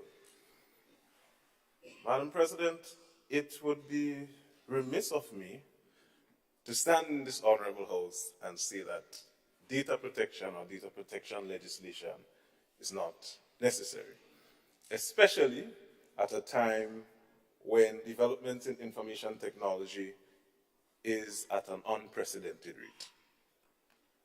While developments in the methods of communication and doing business become more advanced, so too are the technologies for cybersecurity and the need for governments to ensure that the proper mechanisms, whether it be hardware or software, but most specifically the proper, necessary, and constitutionally sound legislation are put in place so that all society is not left behind, remain vulnerable, or disadvantaged in any way. It is in this context, Madam President, that I agree that data protection legislation is needed. It is necessary. However, after analysis of this particular bill as brought before this honorable house by the government, I cannot agree that the bill in its current construct is ready for passage into law. Madam President, for weeks, we have heard expressions of concerns from legal experts such as Dr. Francis Alexis, Derek Sylvester, and others in relation to various parts of the bill. And no serious consideration has been given by the government to address those concerns. We have heard the members in the other place, specifically on the opposition side, call for there to be consultation with the public. And again, no serious consideration was given by the government for this to occur. The Honorable Attorney General and Minister for Legal Affairs mentioned some of the amendments that were made in the lower house. She even went as far to say some were not necessary. I tend to disagree, but I digress. It is a sad day in our history as a country, Madam President, when a party who uses the slogan, "Putting people first," is presented with an excellent opportunity to do just that, but instead has put the people last and actually has not considered the people at all. As some may say, they are moving us in the opposite direction, given the way in which this bill was brought into this honorable house. The Honorable Senator St. Clair asked that the bill not be pushed through all its stages in one sitting. The Honorable Senator Cox shared similar sentiments. Senator Lewis, shared similar sentiments, and I shared similar sentiments. For the bill to be consultation to happen, but this did not happen. We are here. We saw what some would consider, I myself would consider, the forceful passage of the bill in the lower house with changes the Honorable Minister for Legal Affairs said were not necessary. I personally agree that some of the changes were needed, and I'll point out later on. But Madam President, I am not surprised that the bill is before us in this upper house. Madam President, there are serious concerns with sections of this bill, mainly sections 2, 10, 24, 33, and 44, and I'll explain. Madam President, Section 10 of the bill requires data users to take practical steps to protect personal data from any loss, misuse, modification, unauthorized or accidental access or disclosure, alteration or destruction. My question is, does this mean that various data users would need to hire more IT technicians upgrade the certification of those technicians that they already have, procure the relevant technology such as servers, etc., to ensure that the quote-unquote practical steps are taken to ensure that the personal data is protected from loss, misuse, modification, unauthorized or accidental access, or disclosure, alteration, or destruction. If this is the case, Madam President, it is not a bad thing, you know. Senator Franklin, you are interrupted by a request for the floor. Yeah. Senator Sorry. Sinclair. I trying to find this section 2 and where you're reading from. Section 10. Okay, 10.1. Because you started with 2. Okay, sorry about that. Thank you. Section 10(1)(a). Correct, Senator Franklin? Yes, Madam President. I'll get back to Section 2. I'll make reference to Section 2 later on. Thank you, and continue. Right. If this is the case, Madam President, it is not a bad thing, you know, as data protection is necessary.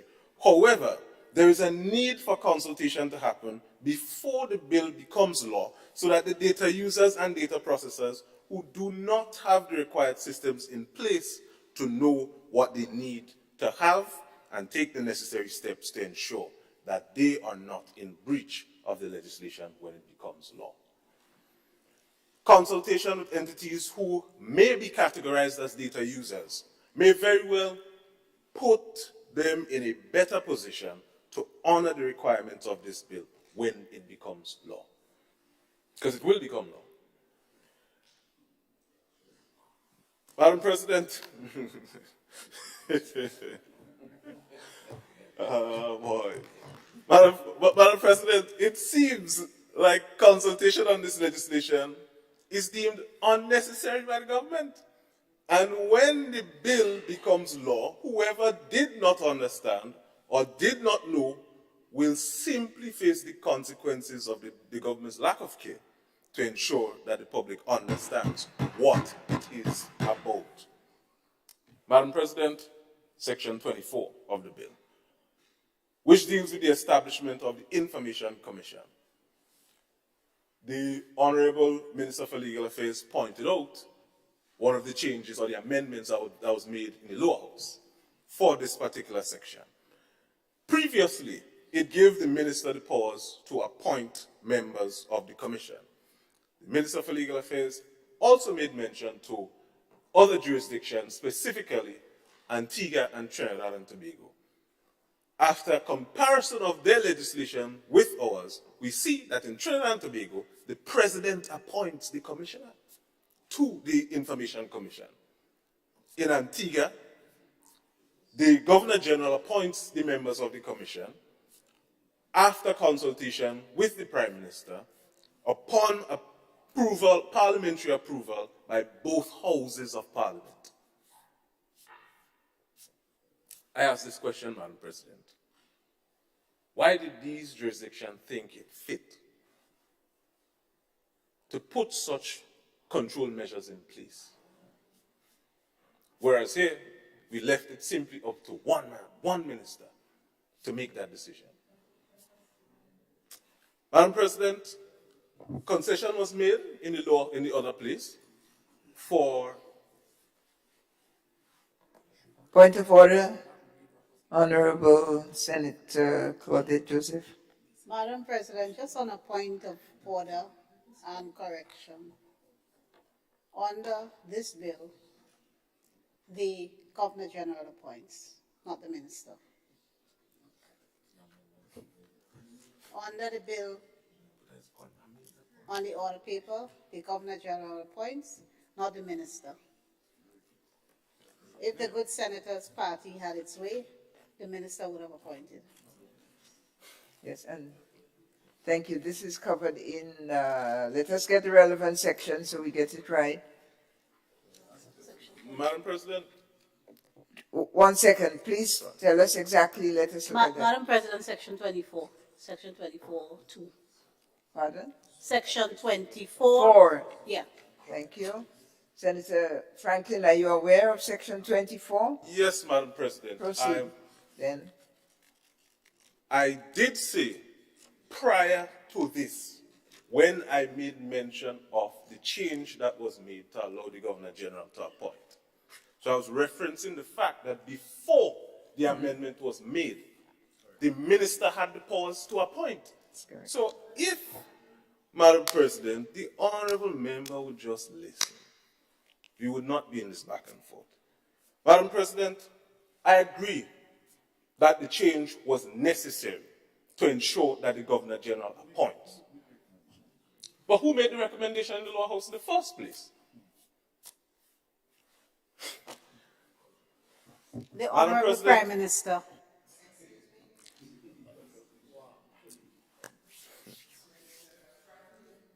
You have the floor, sir.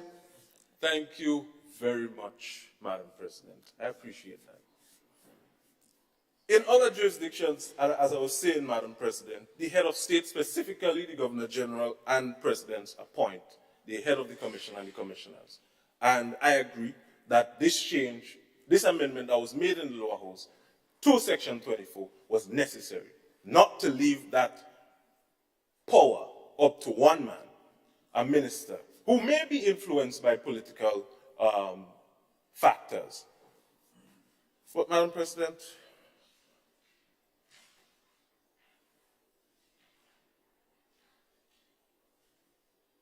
at this point, I would like to make some recommendations to the amendment of Schedule 1.1 and Schedule 1.2 of the bill.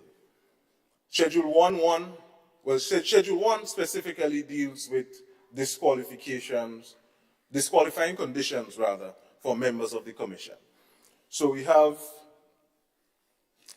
it basically says a person shall not become or continue to be appointed as a member of the commission if the person is a member of parliament, has a financial or other interest in any enterprise or activities likely to affect the discharge of the person's functions as a member of the commission, is affected by bankruptcy action, is or has been convicted of an indictable offense, or is or has been convicted of an offense pursuant to the provisions of this act.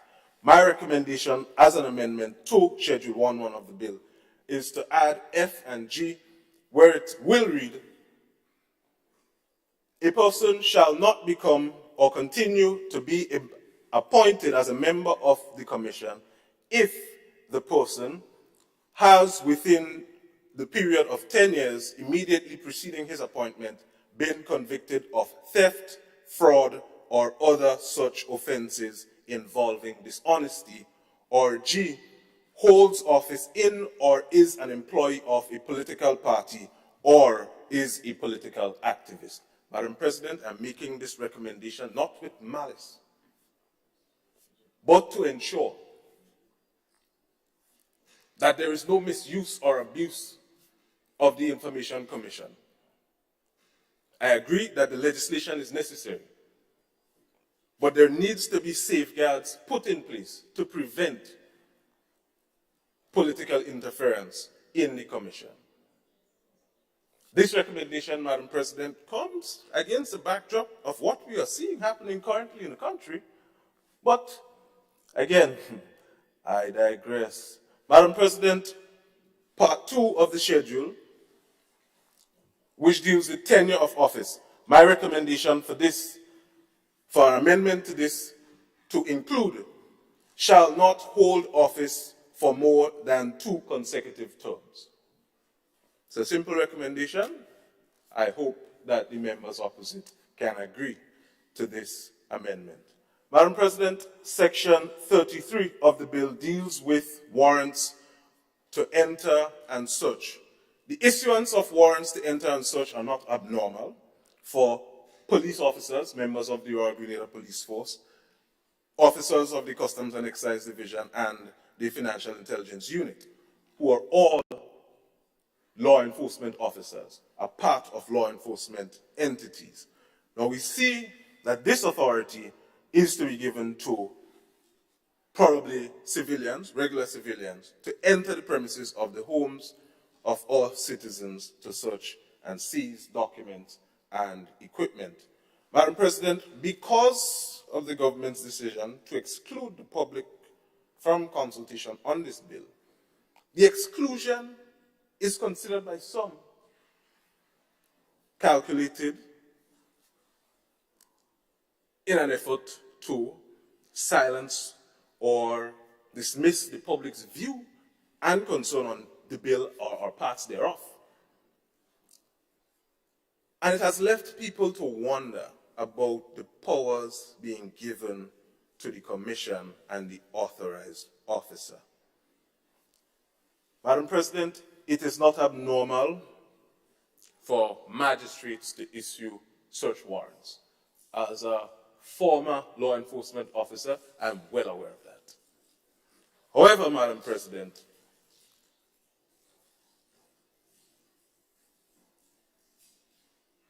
there are concerns about the scope of the warrant being issued. Section 33 says that the magistrate may issue a warrant authorizing the authorized officer to enter the premises, to search the premises, to inspect, examine, operate, and test any equipment found on the premises. Does this section give authorization to the authorized officer to inspect, examine, operate, and test the personal cell phones and personal computers of our citizens? These are questions not being asked just of myself, but people in the public. Madam President, if the issuance of a warrant under this section does allow for the search of one's personal cell phone or one's personal computer, I'd like to make reference to one local case involving Shankill Myland, where there was an execution of a warrant and cell phones and computers were seized and eventually searched. And the matter was brought before the High Court, and the court held that a warrant for the search of one's home does not include, or one's premises does not include, the search of his or her personal cell phone or personal computer. Added to this, when examining the provisions, and I'm referencing this piece of legislation, Madam President, simply because of the similarity in terms of search, entry, and seizure. The Customs Act the Customs Act 9 of 2015, specifically sections 131 and 154, both gives powers of entry, search, and seizure to customs officers and police officers. However, there is an important distinction between the two. Section 154 allows for a search warrant to be issued by a magistrate, while Section 131 allows for the writ of assistance to be issued by a High Court judge. It is believed, Madam President, that that distinction between the two is due to the intrusive nature of the search that can be done with the writ and the potential constitutional breaches which may arise. Given the provisions of Section 6 and 16 of the Constitution, and the fact that those sections set out that the High Court has original jurisdiction, specifically Section 16, to hear matters where someone feels that their constitutional right may be in breach, it would be sensible to have a judge issue the warrant under Section of a magistrate. Madam President, furthermore, when this bill, as I said before, is compared against the data protection legislation of Antigua and Trinidad and Tobago, the provisions of search, entry, and seizure either does not exist or are limited exclusively to the auditing of public bodies to ensure compliance with the provisions of the legislation. Why did the government find it fitting to allow such provisions to be brought before this Honorable House and give the powers of search, arbitrary search rather, to premises of any individual, any home, any premises, when our counterparts in the region have limited that to the auditing of public entities? Madam President, the powers given to authorized officers under paragraphs E and F of section 33, specifically to ask any person on the premises to provide an explanation of any document or any or other material found on the premises, and F, to ask any person on the premises to provide other information as may reasonably be required to determine whether the data user has committed an offense, is simply absurd in my view. And I ask the question, what if the person or a person on the premises refuse to answer a question? What happens? Doesn't our citizens have a right against self-incrimination? Madam President, these are genuine concerns that people have. I have my concerns from analyzing the legislation from an operational perspective or an enforcement perspective. There are concerns that even the police may have when it comes to the provisions of the legislation, because it seems in the legislation that the police would not be the lead on the enforcement provisions of the execution of warrants and so on. Madam President,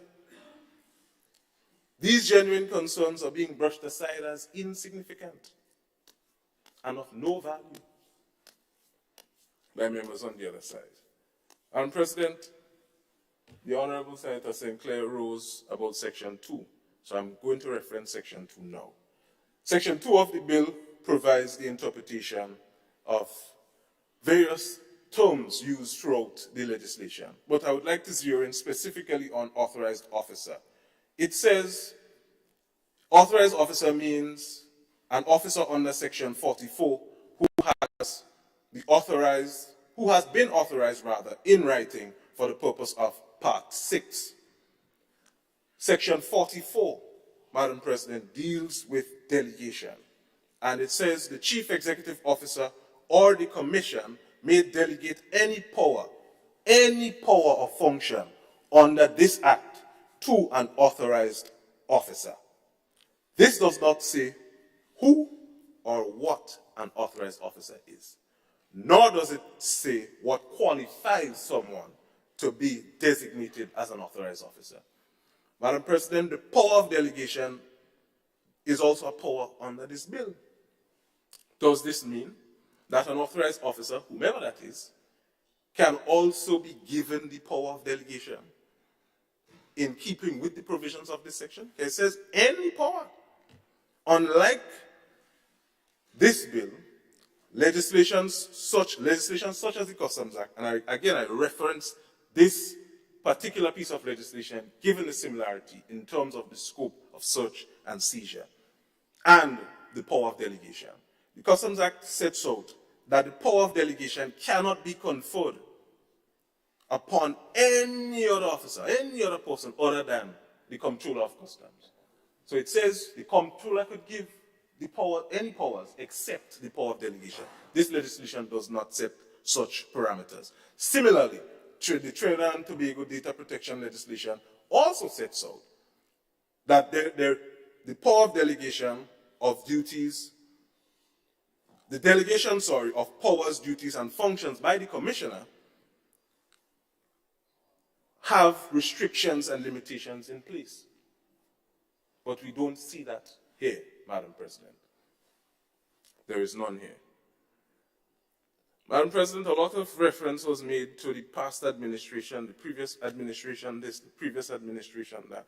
If the honorable members on the other side were not satisfied with the bill as it is, why bring it to this honorable House of Passage when people outside have concerns? Madam President, when the then NNP administration was about to bring the proposed COVID bill to the honorable Houses of Parliament, there were concerns about the legislation. At that time, I myself had concerns about the legislation. And there were calls for persons to picket the Parliament on the day the bill was to be brought for debate before the honorable Houses of Parliament. Calls were made in various corners to protest the bill if it was debated and passed. Imagine, Madam President, at this time, there are concerns about this particular piece of legislation, and no such calls are being made by members of the opposition, here or in the lower place or outside, but simply for there to be consultation, because people have genuine concerns. They can dismiss all concerns inside of here and say it's for political gain or political mileage. But the concerns of the citizens on the outside should not be dismissed. We were not put in this honorable house to satisfy ourselves or to throw jabs at each other for quote-unquote political mileage. No.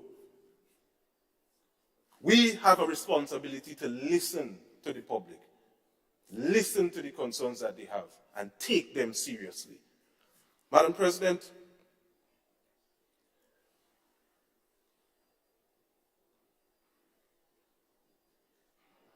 what is happening here today is a clear indication, in my view, that the understanding of true democracy is lacking. Madam President, an understanding of true democracy was displayed when the past administration had controlled 15 seats in the other place. They could have passed the COVID bill into law, but they listened. They understood that true democracy required a government to heed the call of its citizens and to stay its hand, even in the midst of a crisis. We see in the other place, there's a 9-6 majority. But everyone that has powers decide to flex it. In a democracy, Madam President, we are required to understand that not because we have power, we have to use it. Madam President, we see here today that a simple call by the public and ourselves here for consultation is not being considered. And yet, there is an expectation that we should agree, and the wider Grenadian society should agree and accept that the passage of this bill into law is nothing of malice or has any sinister intention behind it. If the government did not even consult the Bar Association initially, who is the rest of the population to be consulted after? As the leader of His Majesty's opposition said in the other place, Madam President, there is no one-man view that is sacrosanct in this business. Madam President, we were not made members of this honorable house to represent, again, our own views or the views of a few, but we were put to represent the views and interests of all Grenadians, whether the honorable members on the other side like it or not. They are in control of the executive arm of government. They control the majority in the legislative arm. The current Prime Minister is all of our Prime Minister, all of us Prime Minister. I would not dispute that. But there is a need to understand that not because a particular group of people voted you into office or allowed you to control state power, that you represent only their interests and not the interests of those who opposed you. Madam President, this is the fundamental principle of democracy. And I have to say, it is truly lacking, in my view, with the passage of this bill into law. I thank you, Madam President. I thank the Senator Neelan Franklin for your contribution to the debate.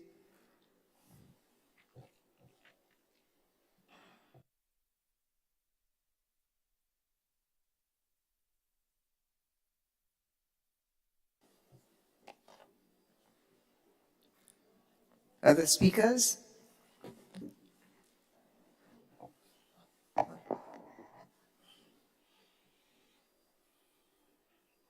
Honorable Leader of the Opposition, is that you? No. Senator Andrew, Senator David Andrew. Thank you, Madam President. Good morning to colleagues within this honorable House and to you, Madam President, and clerk, and all in this chamber. I rise to give unequivocal support to this bill, this data protection bill, as presented ably by our AG and member on this side of the House. In this digital era, this technological era, where information sharing and data transfer is but a click away, this bill is very apt. We've advanced in so many ways, digitally, by way of information technology, and the fact that this bill seeks to strike a balance between the need for processing data in this digital era with protecting that said information of individuals as being treated with by private and public bodies is very commendable. In fact, I would dare say it's late. The bill is late. And hence the reason we have to address it with some urgency. This could never be bad.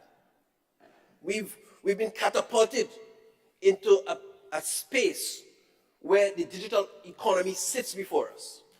We've been catapulted into a space where everything goes online. Much of our information is already online. People's private information is already online. And in so many ways, for so many transactions, Madam President, the information is already in the cloud somewhere. What protects our people from that? Now, we understand that COVID-19 and the demands it made pushed us there. And so we don't have anybody to blame for that. The natural circumstances of the pandemic mandated that we had to do this. But here is this bill saying, given the realities of the digital space we're in, digital world that we're in, we have to find a way to protect the data subjects, the persons whose data now by necessity must be online. So it ought to have been passed yesterday. The Honorable Senator Franklin made a number of suggestions in his presentation that I quickly want to talk about. You know, and in many ways, I see a measure, Madam President, sometimes in this honorable House I'm disappointed with the hypocrisy, I would put it, that we deliberate on matters with. Here is a bill that formally, the former administration, to which the Honorable Senator is a part, of which he's a part, wrote, prepared, passed at one stage in the lower house, and were prepared to move forward with. Obviously, it was good. So it was good then. All of a sudden, it seems to be such a hypocritical, such a damaging piece of legislation to the interest and the well-being of the people. It was good for the people before, but all of a sudden, changing administration, it's bad. And I wonder, where is the consistency in our operation in the interest of the people of Grenada, Carriacou, and Petit Martinique?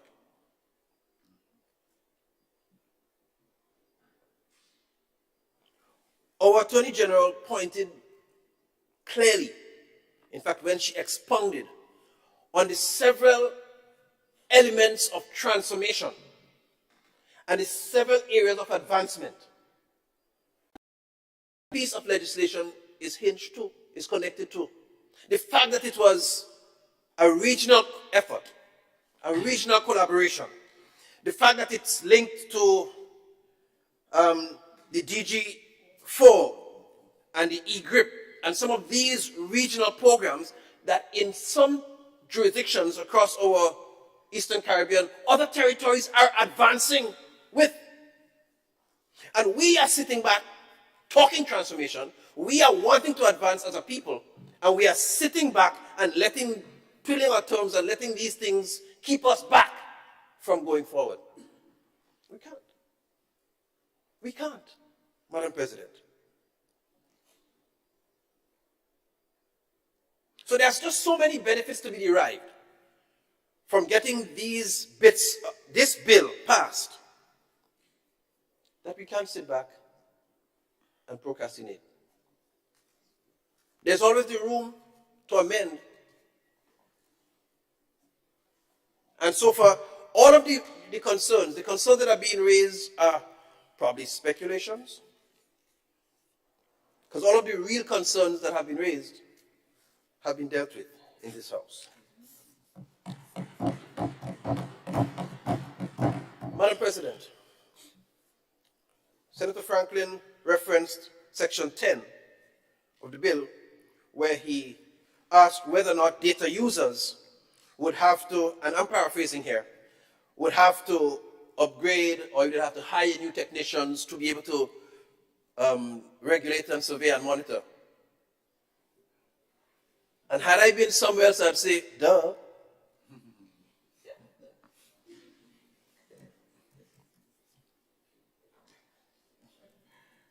But Madam President, not only is it obvious that this is going to happen, but this is something that has been happening since the fallout of COVID-19. Ask Senator Rahman, ask many of the business places the upgrades they have had to make to accommodate the reality that a lot of business transactions have gone online. Ask them. In our own education system, COVID-19 has catapulted us. I use that term again. But COVID-19 pushed us into a space where our students have had to receive credentials to have online Windows 365 accounts, all of them. The information is there, so all the details are now online. We've had to upgrade, and it begged that. Yeah, we have to. And we have that responsibility. So yes, that's obvious, we will have to. But very closely linked to this fact that the data users would have that responsibility is the reality, like I mentioned in education, that because we've had to go so fast ahead in the digital space without all of the necessary preparation, we couldn't consult too much on what we had to do to respond to COVID. We had to do things out of urgency, state of emergency, fine. But the reality, our people are in this space, and the very being in that space digitally puts us at risk, the very risk that this bill is seeking to provide protection against. Because outside of, we anticipate, we know that customs and good practice in education would beg that some humane interactions take place and protect the interests of our students online. But what if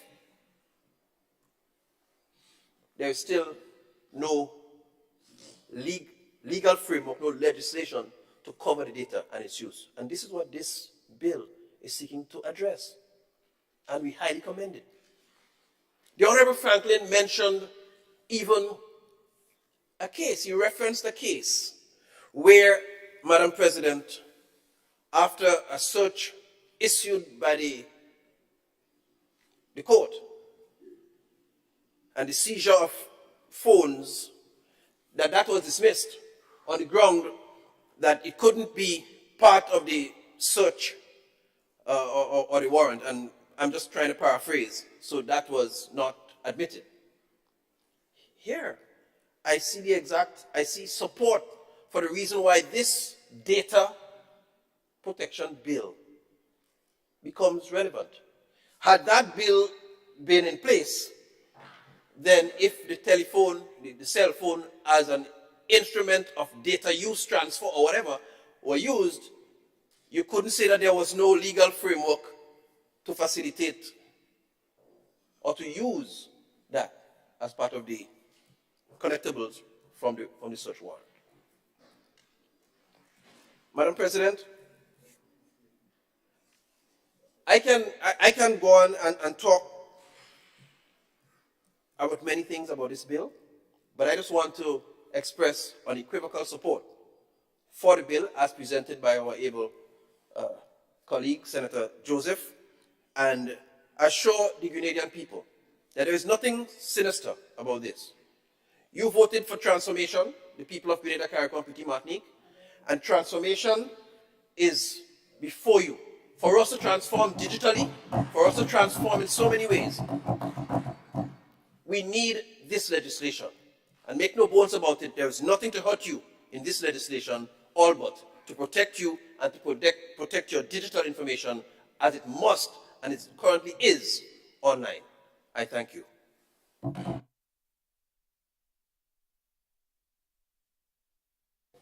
I thank the distinguished senator from St. Andrews, and I offer the floor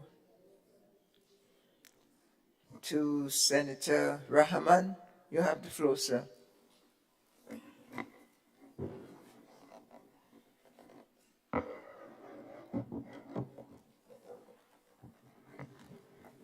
Thank you, Madam President.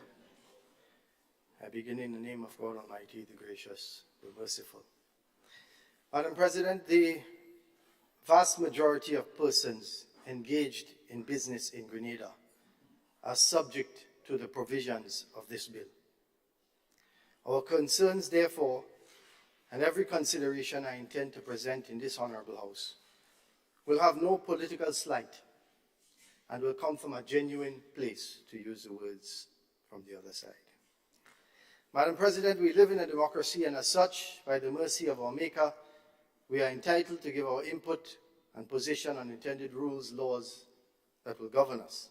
To this end, further to consultation with the private sector, I rise to comment on this data protection bill. To begin, under the objects of the Act, Clause 3, the objects it says that it is to promote, to safeguard personal data and to promote transparency, accountability in the processing of data. Personal data means in respect to commercial transactions. And commercial transactions, how it is handled, processed by private corporations, businesses, public entities, as it says, a ministry, a department or division of a ministry or constituency office of a member of parliament wherever located. So it is quite broad. A statutory body, a state-owned enterprise, an embassy, consulate, mission in Grenada, whether home or abroad. So that, in its essence, the purpose of this bill, I think we can all agree that it is a good thing, especially in this digital age. The challenge, however, is in the details, the meat of the matter. So I have a few comments to put forward. One, the security principle, which is Clause 10, number 2. Clause 10, number 2. It says, where processing of personal data is carried out by a data processor on behalf of the data user shall, for the purpose of protecting the personal data from any loss, misuse, modification, unauthorization, or accidental access or disclosure, and so forth. It provides sufficient, provides sufficient guarantees in respect of the technical and organizational security measures governing the process to be carried out, and takes reasonable steps to ensure that compliance with those measures. Madam President, technical training and know-how needs to be provided to both private and public entities.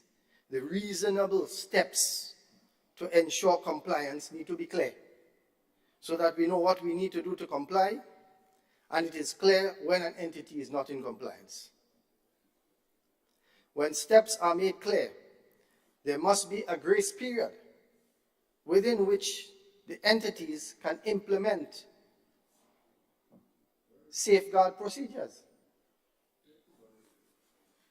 So to be specific, the private sector insists on a transitional approach so as to ensure that businesses have sufficient time to change or implement operational processes as it relates to obtaining, use, and storage of its clients' or customers' personal data, as well as the time to implement adequate processes to respond to requests from the Information Commission and clients or customers. Otherwise, we are concerned that reasonable steps as it says in Act, may only be at the discretion of an officer of the Commission and may find entities unprepared. Comment 2.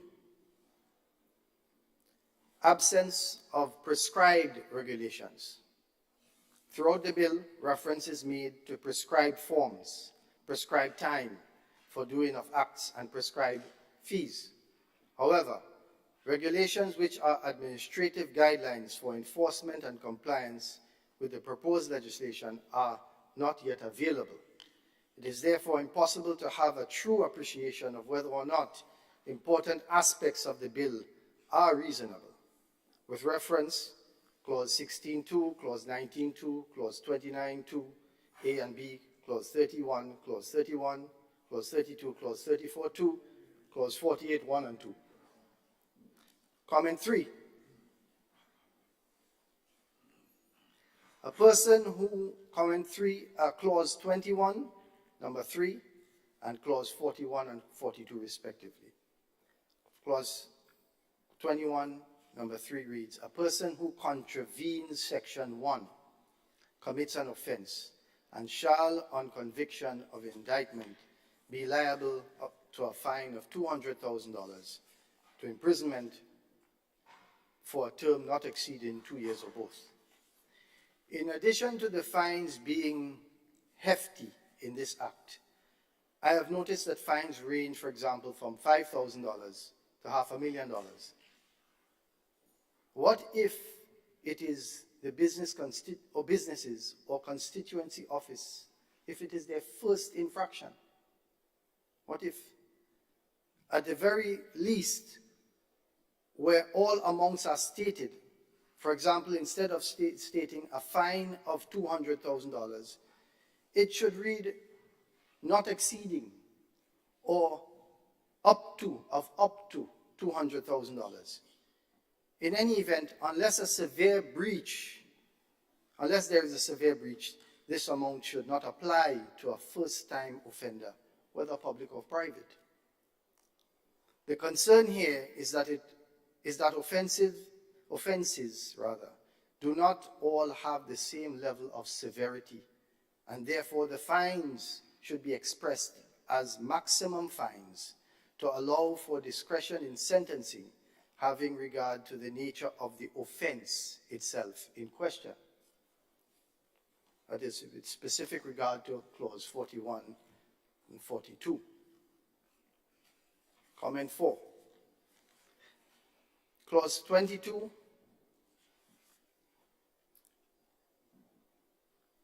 A3.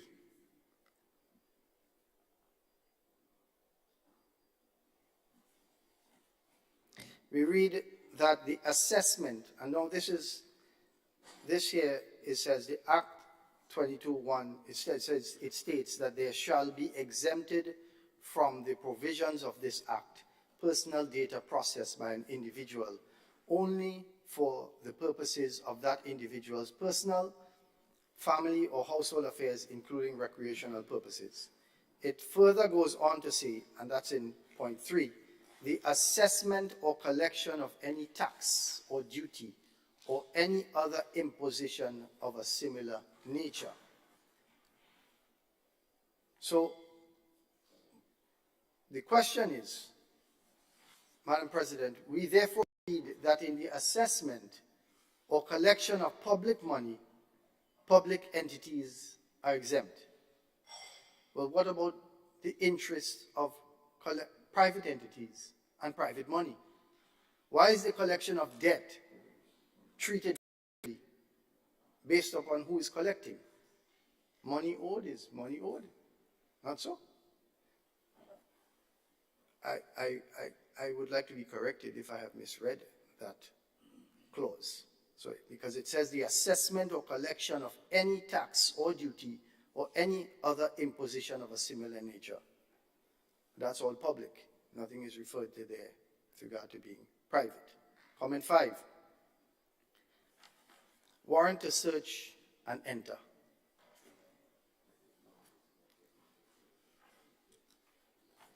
The provision with respect to warrants at any time is draconian, given the purpose of this bill. Apart from the procedural issues that arise in relation to this section, there is also the issue of possible damage to business reputation, depending on the manner in which the warrant is executed.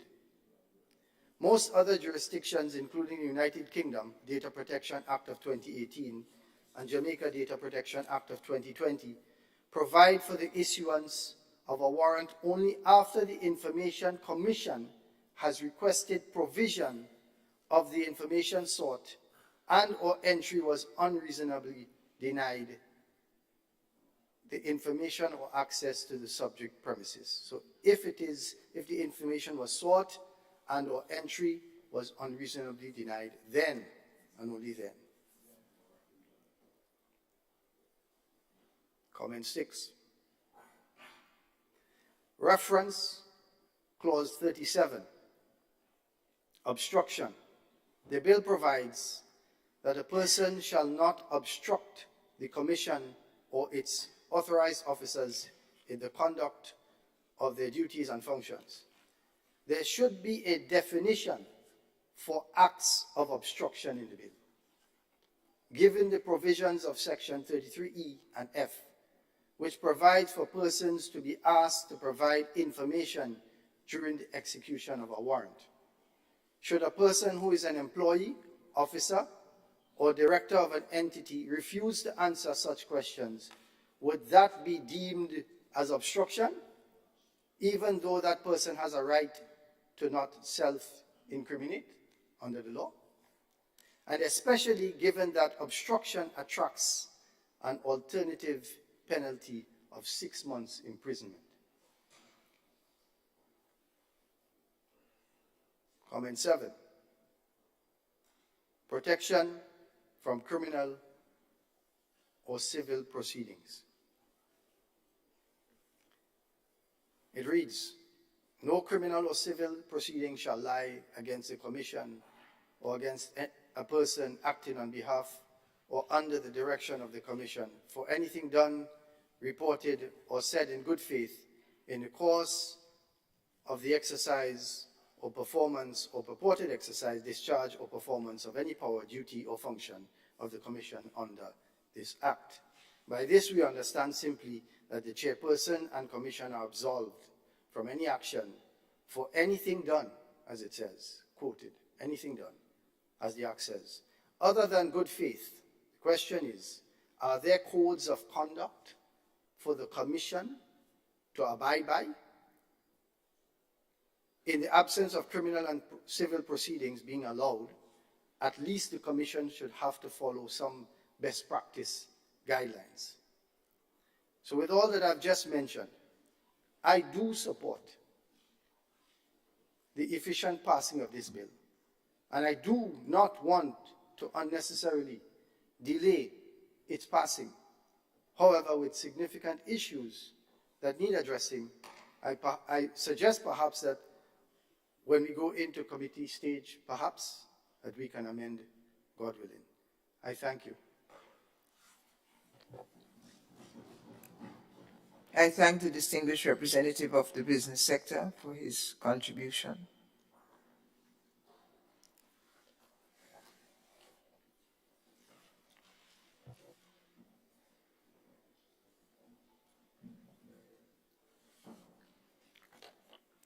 And I take note of the word efficient in application to how we move on the eve of Good Friday. I see the light of an efficient speaker, Senator Jonathan McCret. Thank you, sir.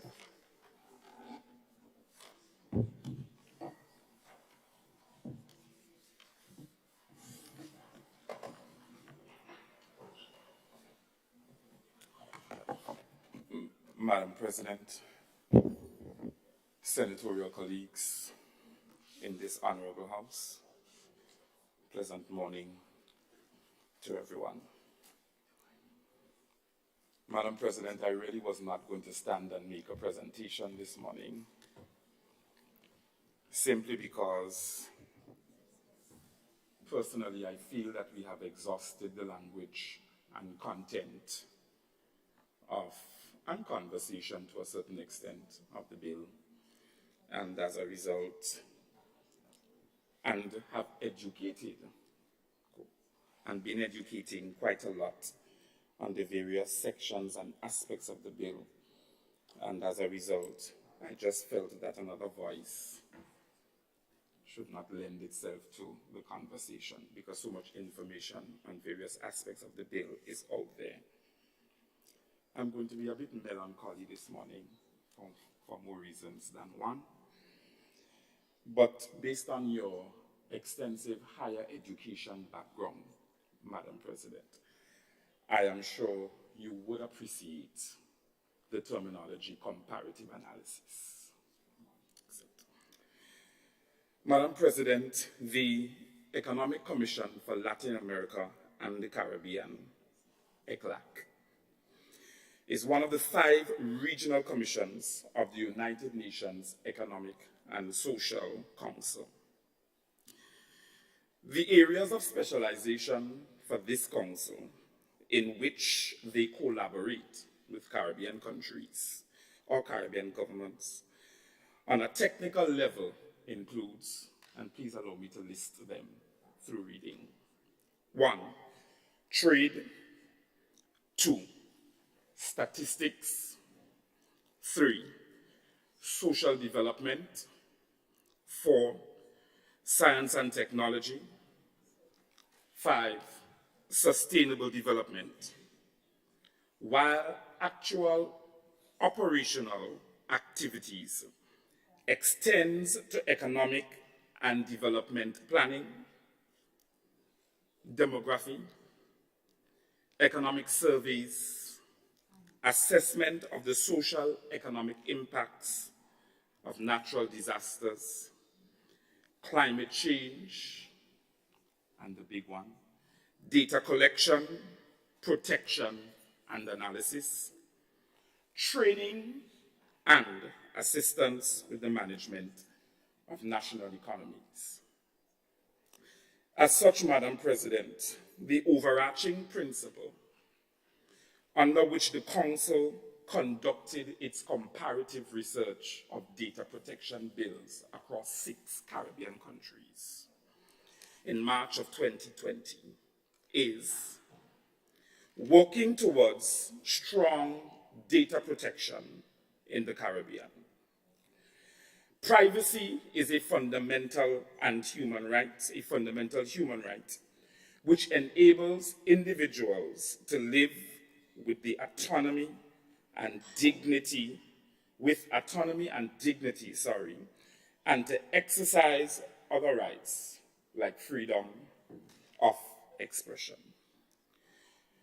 Madam President, ECLAC's recent comparative study themed creating an enabling environment for e-government and the protection of privacy rights in the Caribbean, a review of data protection legislation for alignment with the General Data Protection Regulation, reviews the data protection laws of 6 Caribbean countries, Antigua and Barbuda, the Bahamas, Barbados, Belize, Cayman Islands, and Jamaica, for their alignment with the European Union's General Data Protection Regulation, GDPR, and data sharing practices.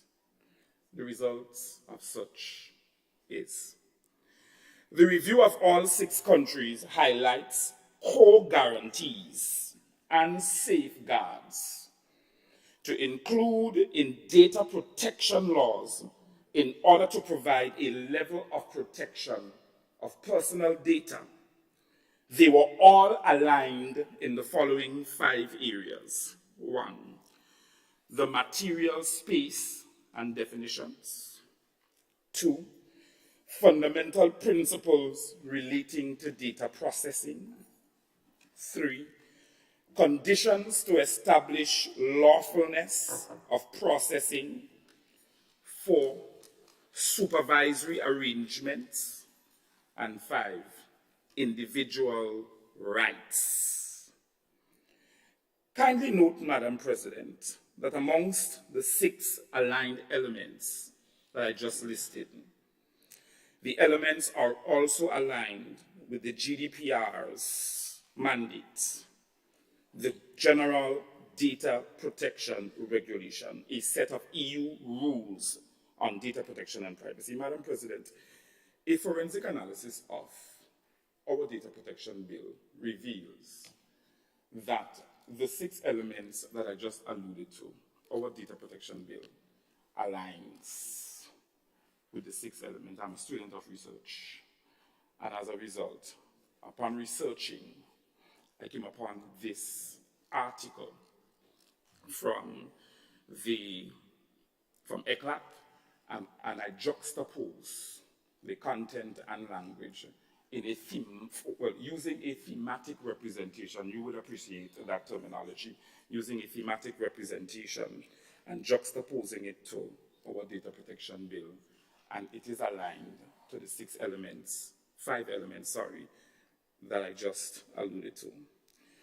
But in order to achieve a level of protection that is comparable to the GDPR, national data protection laws should include modern data protection principles, which is aligned in ours as well, because we're moving further into the 21st century, as well as procedural safeguards and enforcement mechanism to ensure their effective application, which is also aligned to our data protection bill as well. Madam President, in your line of work as it relates to higher education, I am sure that if you go back and you do the same comparative analysis and you juxtapose it to our data protection bill, you would find same.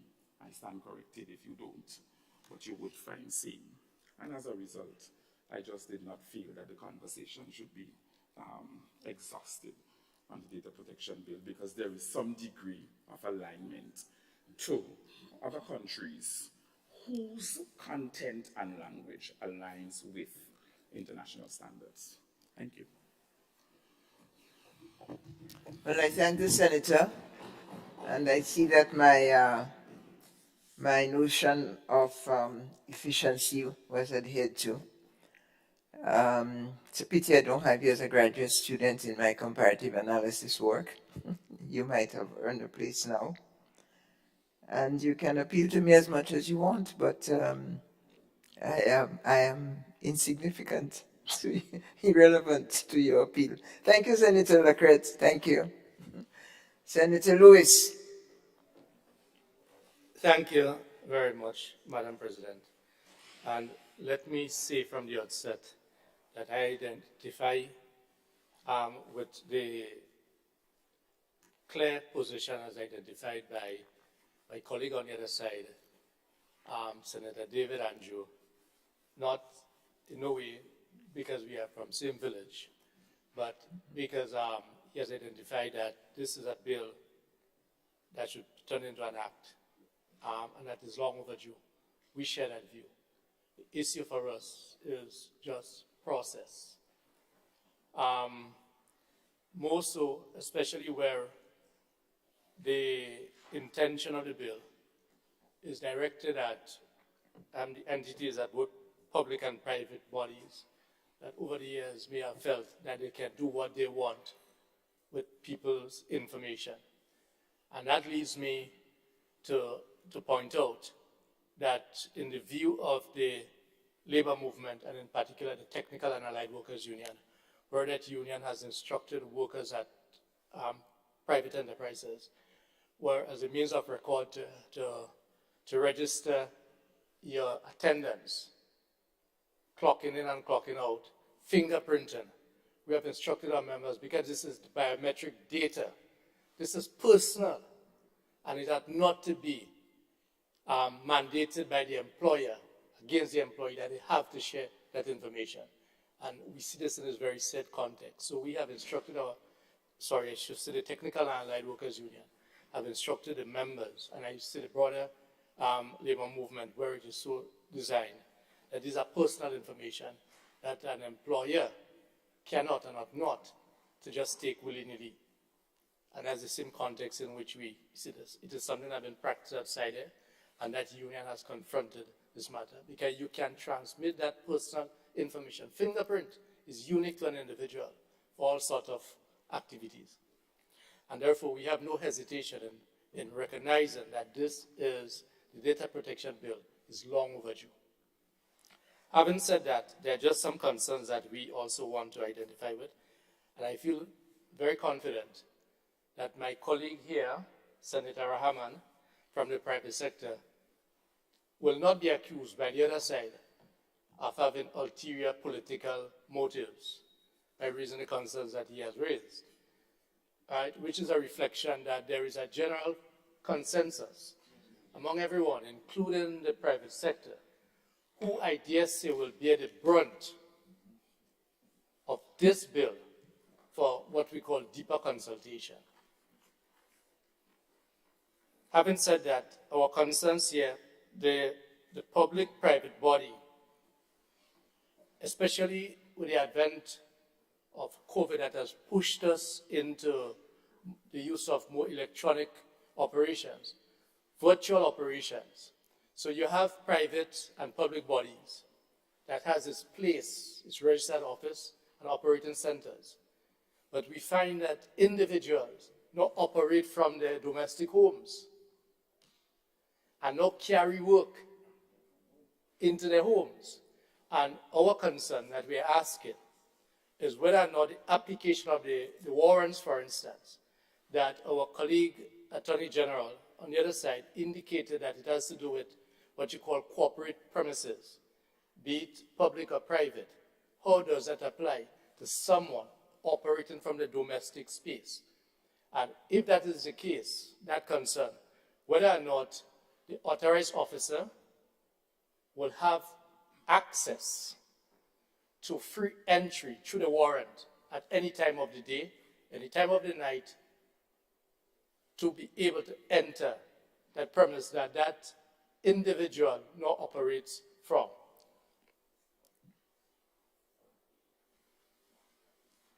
It therefore begs into question that there should be some limitations or some guidance as to when authorized officers can enter, taking this into account. I mean, we know of the traumatic experiences in individual homes when law enforcement officers, that some even may contend, go at unreasonable time and enter the premises, the domestic space, and that impact on the occupants of the homes, small children, the ageable, etc. So it is in this context we also raise these concerns to be able to have it addressed. The aspect of the section 24, the aspect of the Information Commission, we think that that commission should be broader than just 3 people. We think that it should be a minimum of 5. And one of the reasons has to do with when you look at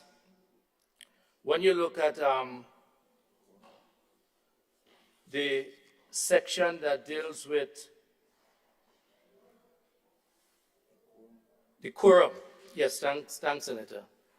We see the quorum, a quorum of 2, but not only just a quorum of 2. We see that the Governor General, and that's a good change that was done in the other place, the Governor General shall appoint the chair and deputy chair. So out of a 3-person commission, you have a chair and a deputy chair, and one what we'll just call a regular member. Take it into account that it is a quorum of 2. So you can find that both the chair and the deputy chair forms a quorum. And we are saying that given the seriousness of this, a bill that we support that we believe is long overdue, but we think that broader consideration should be given for extending the composition. And here we dare say that you should give consideration to having a nominee within the confines as to the qualifications, but nominated by the private sector and even labor. And I see that there is provision there for the composition of someone with the understanding of law. And I dare suggest that the Bar Association be allowed to nominate someone. I can't help but observe that based on the observation of my dear colleague on the other side, Attorney General, of what appears to probably be the tardiness of the Bar Association, that it may appear that our absence from the Bar Association, though within our political and ministerial portfolio, may have negatively impacted the operations of the Bar Association. I couldn't help but observe that.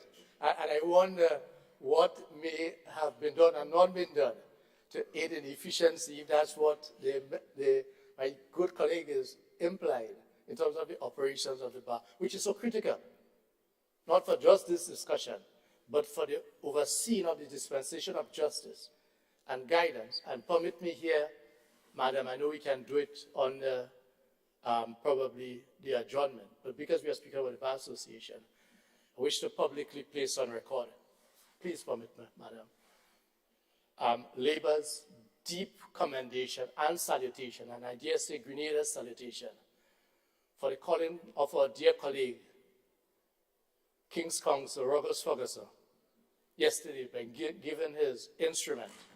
I think it resolves.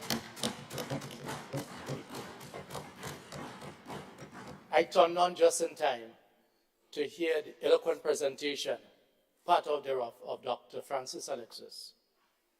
And he spoke of King's Counsel, Roberts Ferguson, commitment to justice. Not only that, but all of the cases that he have taken in relation to arbitration tribunal is on behalf of Labour. I want to point that out. This is a colleague that has committed his life to ordinary working class people of this country and who did not need to serve corporate Grenada. He has done it in other capacity, but not when it comes to rights of workers and rights of the poor and marginalized. He has consistently demonstrated, and his dear family, as was indicated by Sir Dr. Alexis, his commitment. So I just thought I should plug this in. It was not intentional, but I think it was natural in speaking about the Bar Association that he has given all of his life to in this profession as president and others to things. So I just thought I should put that in there. There is the issue of, when we come to the aspect of, for the act to be effective, that is why I said that the private sector, in particular, a lot will be required. So in terms of financial requirements, personnel, which will also be good because it will also allow for, in most instances, the creation of jobs and specialization. So that is a positive, but there is no doubt that it will require that sort of investment. For this bill, when it becomes an act, to be effective, there will have to be significant investment in personnel, resources, etc., by both the public and private sector. And it is extremely important that that be noted. On the question of warrant, they said, we believe that the warrant should be issued by a judge. And our experience, and I will say Little Grenada, and I know it's a region, but there is no doubt that there have been concerns expressed over time about the possible influences and of political interference, or influences, I should say, at the level of the magistracy. I don't think any one of us can put our head in the sand about this. And given the nature of this, we believe that that should come from the level of a judge. The question of an authorized officer, we think that it should be specific, and at least identify the authorized officer, for example, as a police officer, and further consideration may be given to having probably from the rank of sergeant, and we are not hard and fast on this, but certainly a police officer. Because what we see here is that under delegation, the commission can delegate that responsibility. But not only can it delegate that responsibility, it can delegate that responsibility to the chief executive officer. And if we look at, just permit me here, if we look at the definition of a chief executive officer, on the chief executive officer, it means the officer, for the time being, exercising the highest level of administrative function within a public body or private body. Does that mean that that power that the act or the bill is seeking to give to the authorized officer can now be delegated to the chief executive officer of a private or public body? So these are the concerns that we have and we would like to address. Because since the CEO may be designated an authorized officer, let's look at the definition which we have done. Also,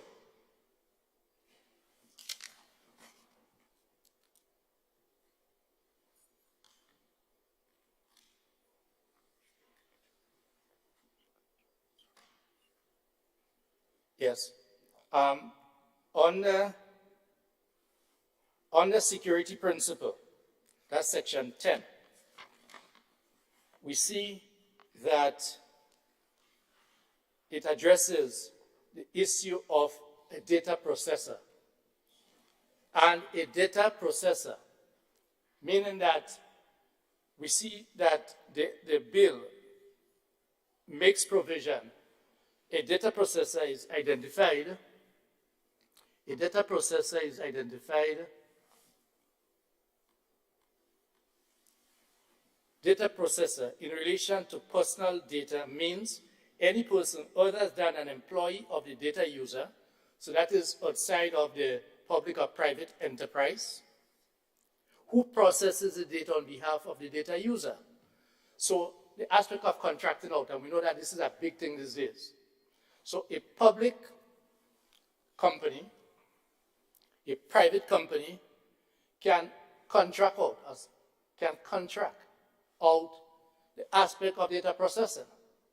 And because you are now operating from your home, because this also links into the aspect of the warrant, because you can now be a data processor, you fall under the ambit of the authority of your authorized officer and the implications or effect of the issuance of a warrant. And that is why it is also necessary, because these can be now transferred, in our view, to domestic space, because COVID has shown us that. During the period of COVID, and even now, because COVID still exists, so when I say during the period of COVID, I'm specifically referring to that time when we are all on the run, or trying to understand and coexist with COVID in the early days, when many people are operating from home. We have now seen that, as I said, that there's an increase in the virtual space. So that a data processor who is subcontracted out, their premises, their domestic space, based on our understanding or interpretation under the security principles, that's section 10, number 2, may mean and could mean, in our view, that your domestic space is now subjected to how a registered office or a company location will be treated. And I'm specifically addressing that, Madam President, because in the very detailed explanation given by our colleague on the other side, the Attorney General, and what has been explained outside there by the authority is that there seems to be a concern about private space, but this is about corporate business. This is about public sector. This is about private sector businesses. But when you drill down and you see what can be contracted out, it raises those issues as to your personal space. So we believe that unless further clarity is given, that the concerns expressed for your private space is well-founded.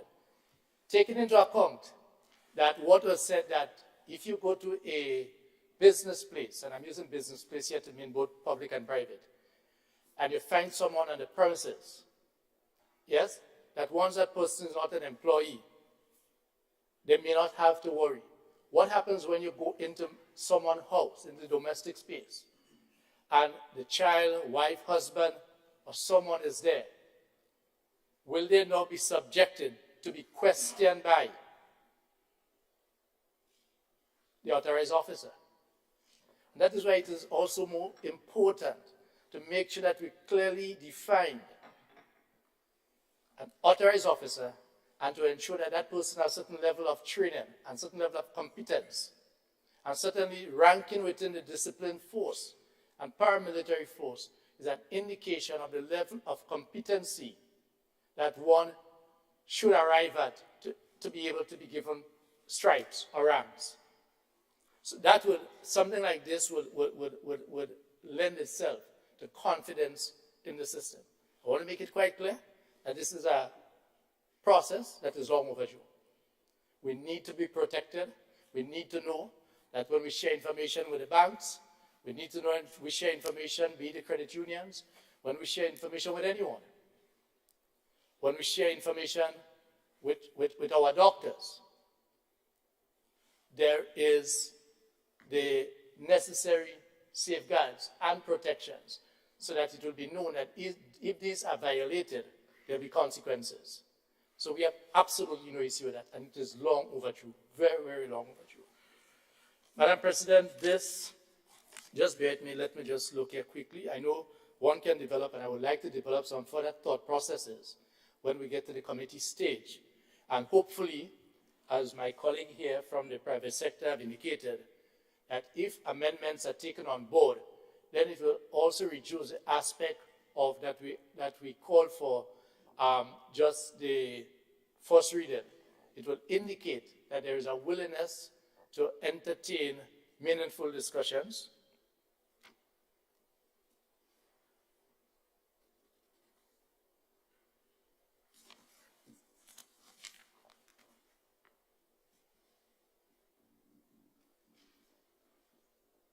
Yes, Madam President.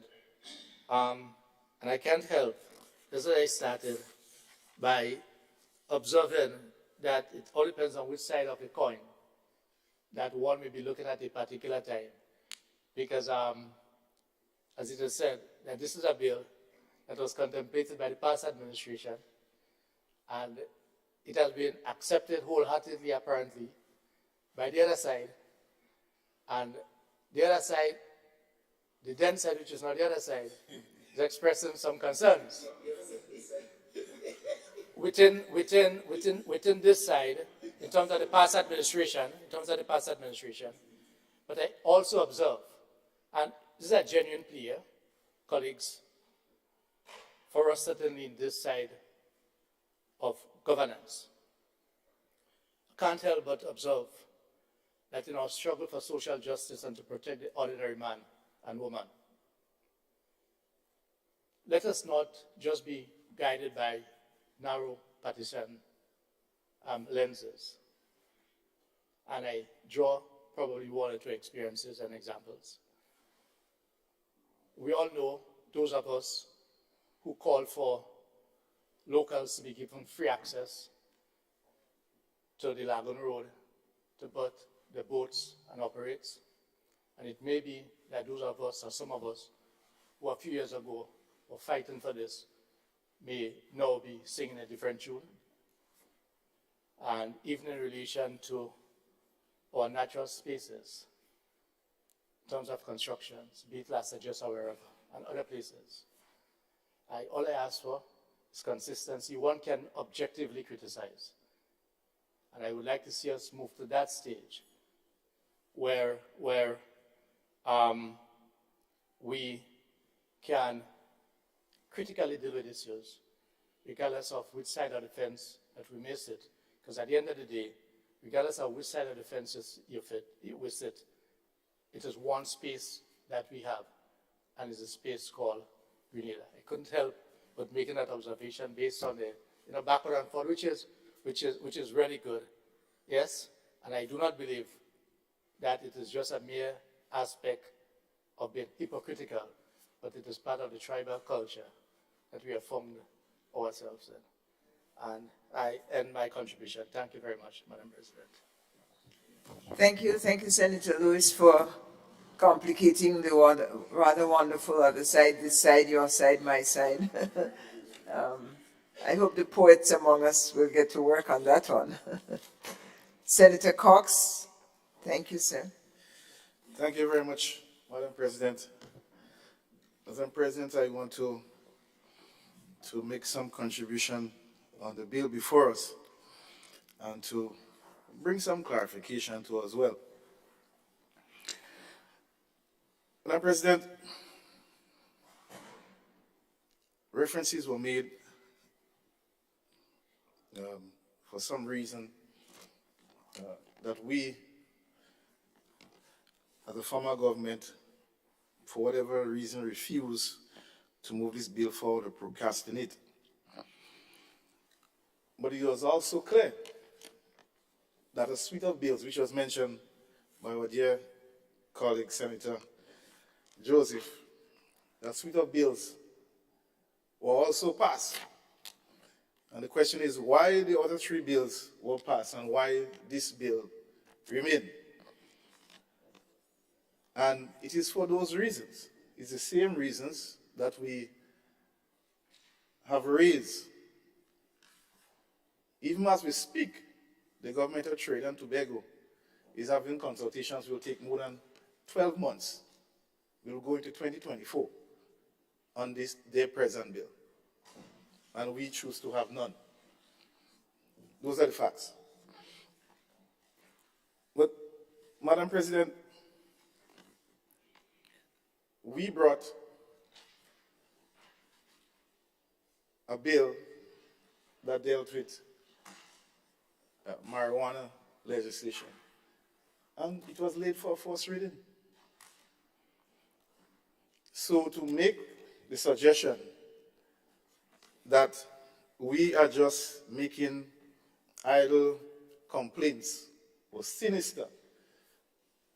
I mean, the remarks and the presentation from my dear colleague, Senator Franklin, and the presentation from the business rep, I think if that is not substantial enough, I don't know what is, Madam President. I really don't know what is. And my presentation, I wanted to make some comment in the context of the business community and how they'll be impacted with the passage of this bill. Because you see, the government, Madam President, is not listening. They are not listening. And today, Senator Rahman stand here and raise critical concerns. I mean, critical concerns as a business owner and representing businesses in Grenada. That they are uncertain. They are not clear. The labor representative raised concerns that they are not clear. What does this mean? How this will impact? And all we are saying is that there is a need for consultation. I do not know which is better. Delay or rush and create havoc. I don't know which is better.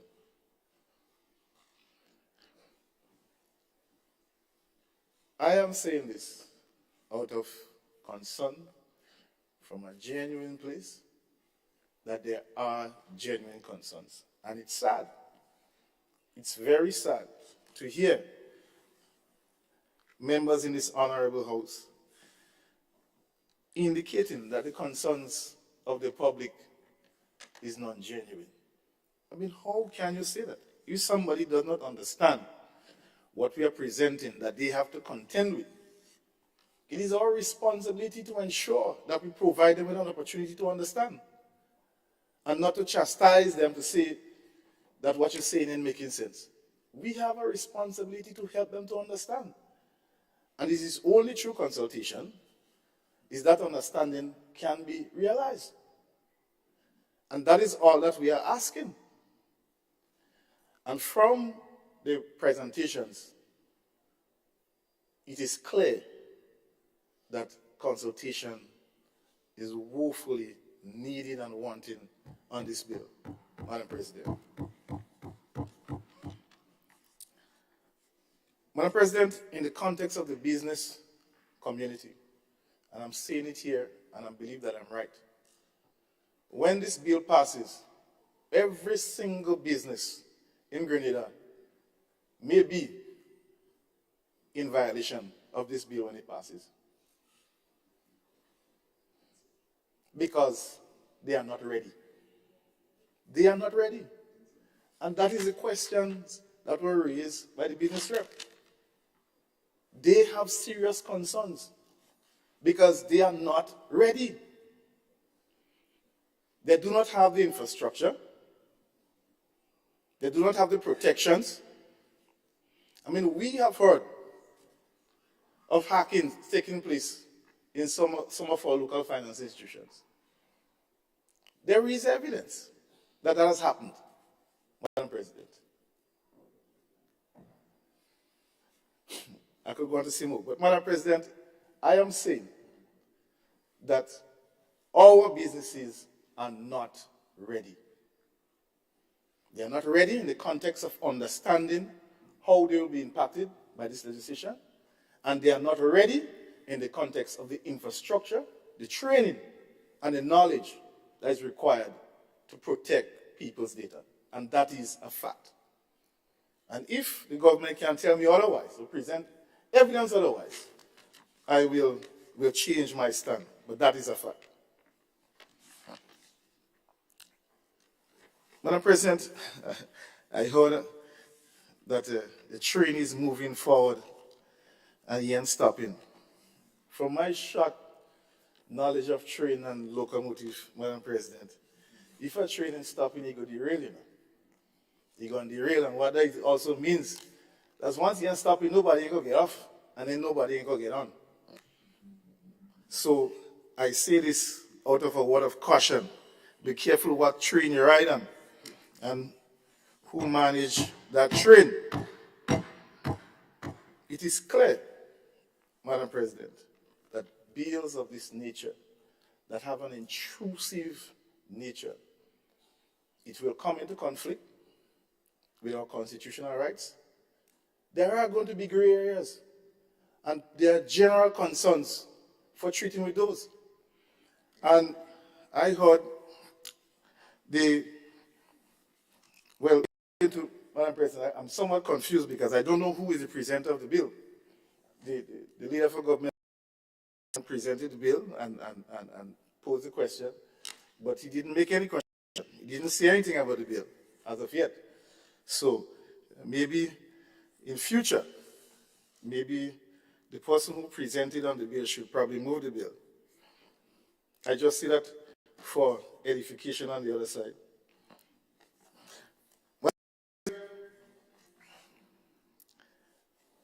Well, dear colleague, Senator Joseph indicated that you wouldn't be affected by this, you wouldn't be affected by that, the reporters, the journalists, it wouldn't impact you. There are other learned persons who have different views. And that in itself is an indication that there is differences in opinion on how this law will impact people. Hence the reason, more reason why we should have consultation. That is all we are saying. That is all we are asking. A number of sections have been identified where clarity is required, and all that is we are asking is for those clarifications to be presented to the respective categories of sections, whether it's business, labor, the general public. People ought to know.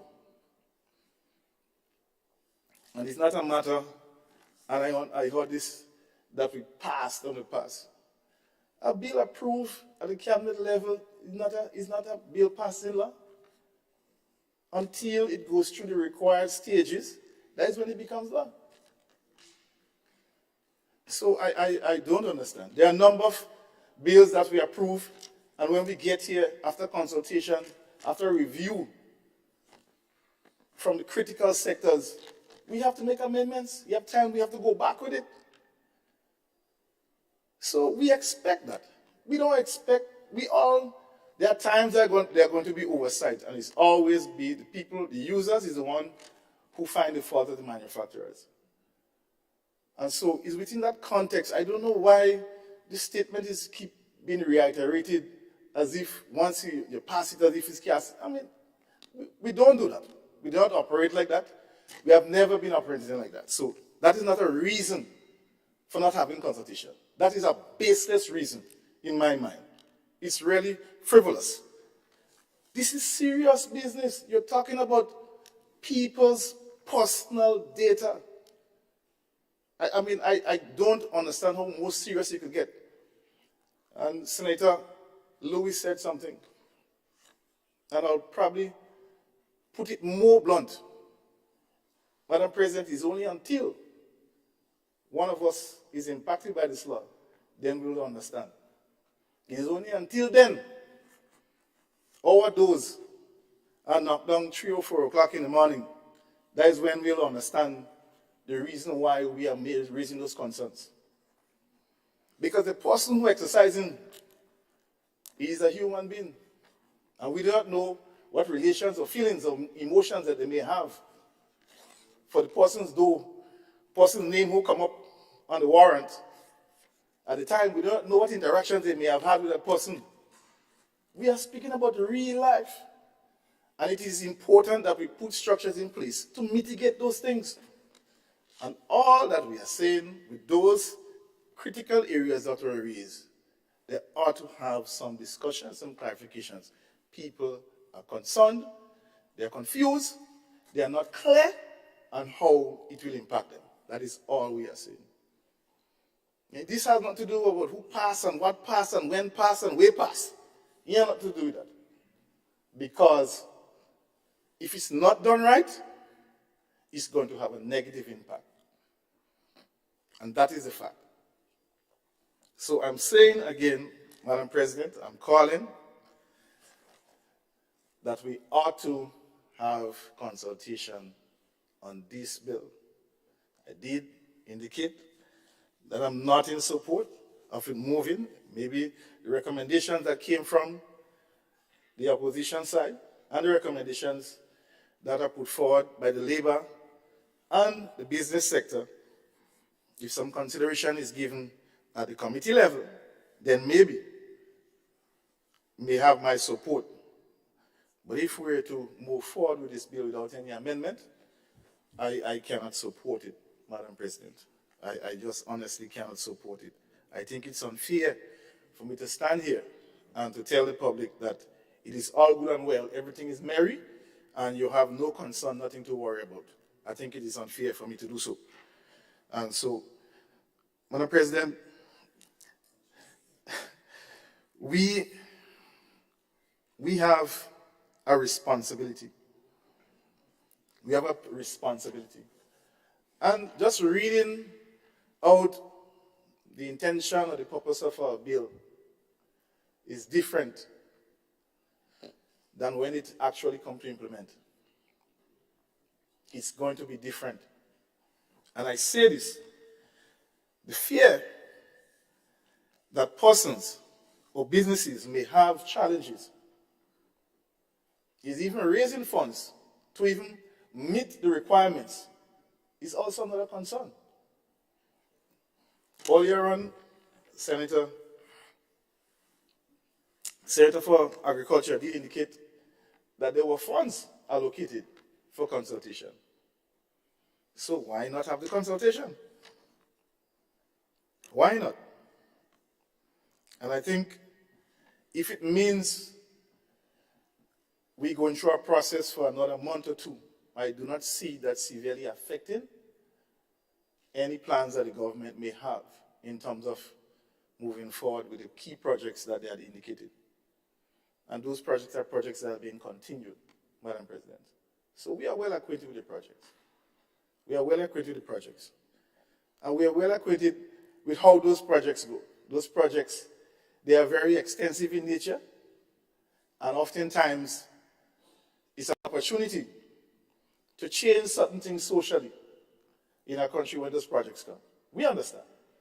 Certain things that stick within there, slip in there just to make change. If they come with it directly, it wouldn't happen. But it is sometimes crafted within a project document to make certain social changes, a certain way of thinking that is tied in with projects. So we have to be careful. And I am saying, out of concern for our Grenada, the one people, it would not hurt to have some consultation, to give some explanation to the sectors and the sides who are represented here in this honorable place, Madam President. I think it will do due justice. Just as how we believe a bill of the nature to deal with cannabis, that you must have wide discussion.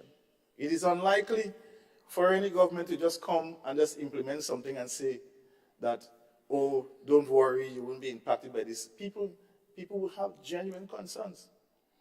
And so I want us to refrain from looking at persons' concern as being not important and being diminished in some way.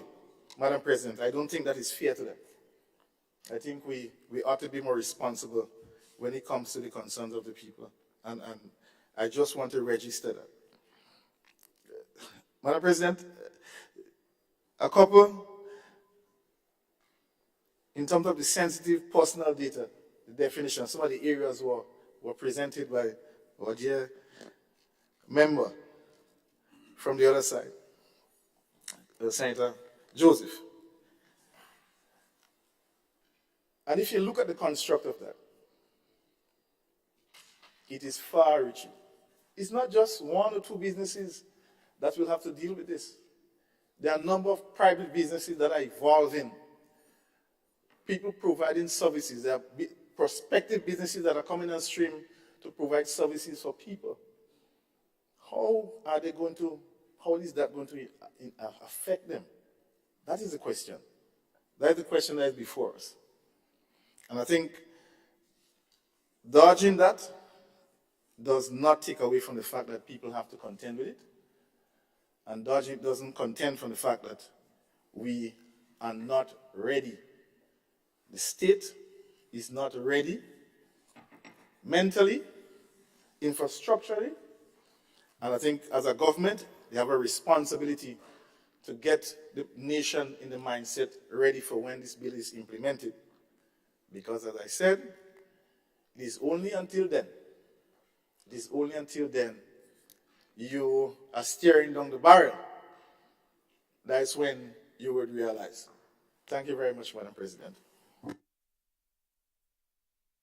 I thank the distinguished Senator Cox for his comments, contribution to the debate, and the Leader of Government Business, you have the floor, sir.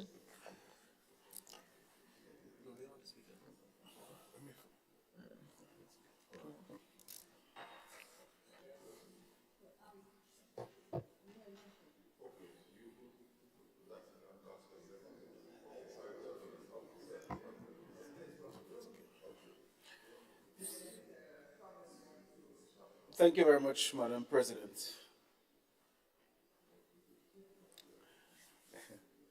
Madam President, I rise to support this bill and pledge my full support, and let Senator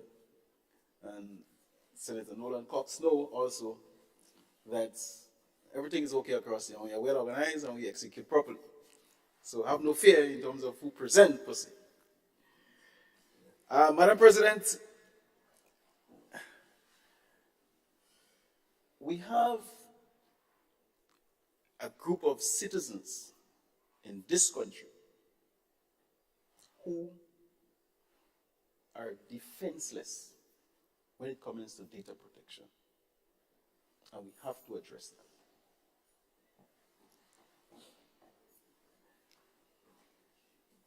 Madam President, in this digital world, our young people are ready to take advantage of it and use it. And if we don't put these measures in place to protect them, some people say crap will smoke with pipe. At the same time, our business community have to step up. They don't have a choice. If you cannot do business in this digital world, crap will smoke your pipe. Madam President, this personal data,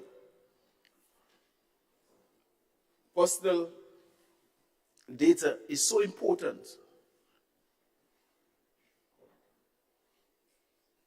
It's not about creating fear in people, but it's about protecting your privacy and your security. That is what we are attempting here to do. We are not here to bulldoze anybody. We want to make sure that people's personal data is well protected. And let me say that we are no longer living in this big wide world as we used to think about it. The real term that we use today is this global village. And we know what is a village as compared to a world. But the world has become so small. No matter where you are. If you're in Australia, and sooner or later you might be traveling, but you might have to zoom into your parliament meeting. Nothing wrong with that. That's the direction we have to go. So the world is a very small place at this point in time. And so this data protection bill, Madam President, is no longer a want. It is a need. We need it. We ought to have it. And we should have had it a long, long time ago, according to Senator David Andrew. So it's long overdue. But I want to say to this Honorable House, this administration is not afraid of consultation.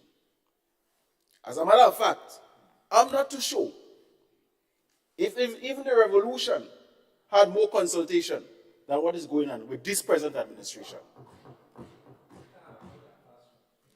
We are having consultation upon consultation. And if people don't want, and if people on this side there do not want to come to our consultation, then it's up to them. But for the last month and a half, we had more than 8 or 9 consultations throughout the length and breadth of Grenada. We have them. And we have massive ones too. And we are not restricting people to any particular subject. The consultations are open. And therefore, the citizens can raise any matter of importance. This bill has been in the environment for a while. And I can tell you, the people have not been crying about any harm that this bill will do to them, like what I'm hearing in this house, on the other side. Madam President, not a single consultation is not only about government organizing consultation. Anybody can organize a consultation. So while there is in this house, while people are clamoring for the government to hold more and more consultation, subject to correction, I have not known of a single consultation that any member has organized with their constituent on this side of the house. I'm subject to correction. And if you have not done so, you should have done so. And give your constituency a fair opportunity to discuss this bill. But you come here and we're talking about consultation and consultation and consultation. Organize your own consultation, Madam President. And come with the evidence. The Honorable Nolan Cox has just made the point that if we can come up with evidence showing that people, that this law would not create any problem for the people, show it and convince him. But what I've heard from the senator is an assumption. He has not presented any evidence or any data indicating that when this bill is being passed, what will happen? I want the evidence. It's not there, Madam President. I think it's very bad business when there appears to be, because I'm living in Grenada, I'm on the ground, many of those constituents who have representations seems to be a little more advanced and reasonable in terms of going forward with the data protection bill. That's bad business. Very, very bad business. Because I've been talking to people. And you don't want that to happen. As leaders in this country, we have to be in touch. We are not coming here for any gamesmanship and to oppose for opposing sake. We are here to do the business of the people, and we must do so. My observation is that many of these constituents outside there, a lot of people, they are ready to be part of the transformational agenda, and they welcome the bill. Madam President, the issue of what if and what might happen if we pass the bill. Well, I'm going to tell you something. We cannot, as legislators, cannot be frightened of amendments. And this administration is not frightened to make mistakes and to make amendments. Amendments are common features in this honorable house. We come here on a regular basis and make amendments. So even though we have to come back and make amendments, nothing wrong with that. And the people understand that. And let me make it clear, Madam President. We make laws for people. It's an old legal saying. Not people for law. And therefore, whatever laws we have on books, when the people change and life evolves, it's necessary that we change the laws. So nothing wrong with that. As a matter of fact, we clamor every day that the laws and some of the laws in our books are too old, and we need to change them. Yes, we do need to change them. Presently, I'm examining many of the laws that exist within the agricultural sector. As a matter of fact, the Prime Minister has just given us the green light to hire a legal expert within the Ministry of Agriculture alone just to look at these laws. Because we believe by amending them and adjusting them, the people will benefit. And there is nothing wrong about amending laws. So let us make no mistake about this thing, and as though when this thing is being cast and passed, it is cast in concrete. It is not. It is not. Madam President,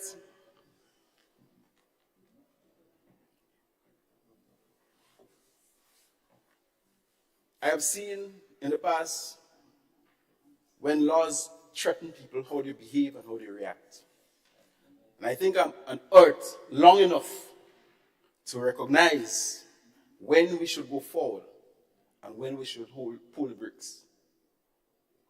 At this point in time, I believe it's an appropriate time for we to pass this bill and advance the work of the people, advance the work of the transformational agenda, and ensure that Grenada, Carriacou, and PT Martinique benefit from this data protection bill. I thank you.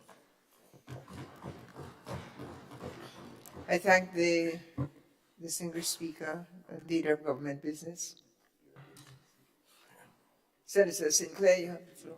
Check your legs.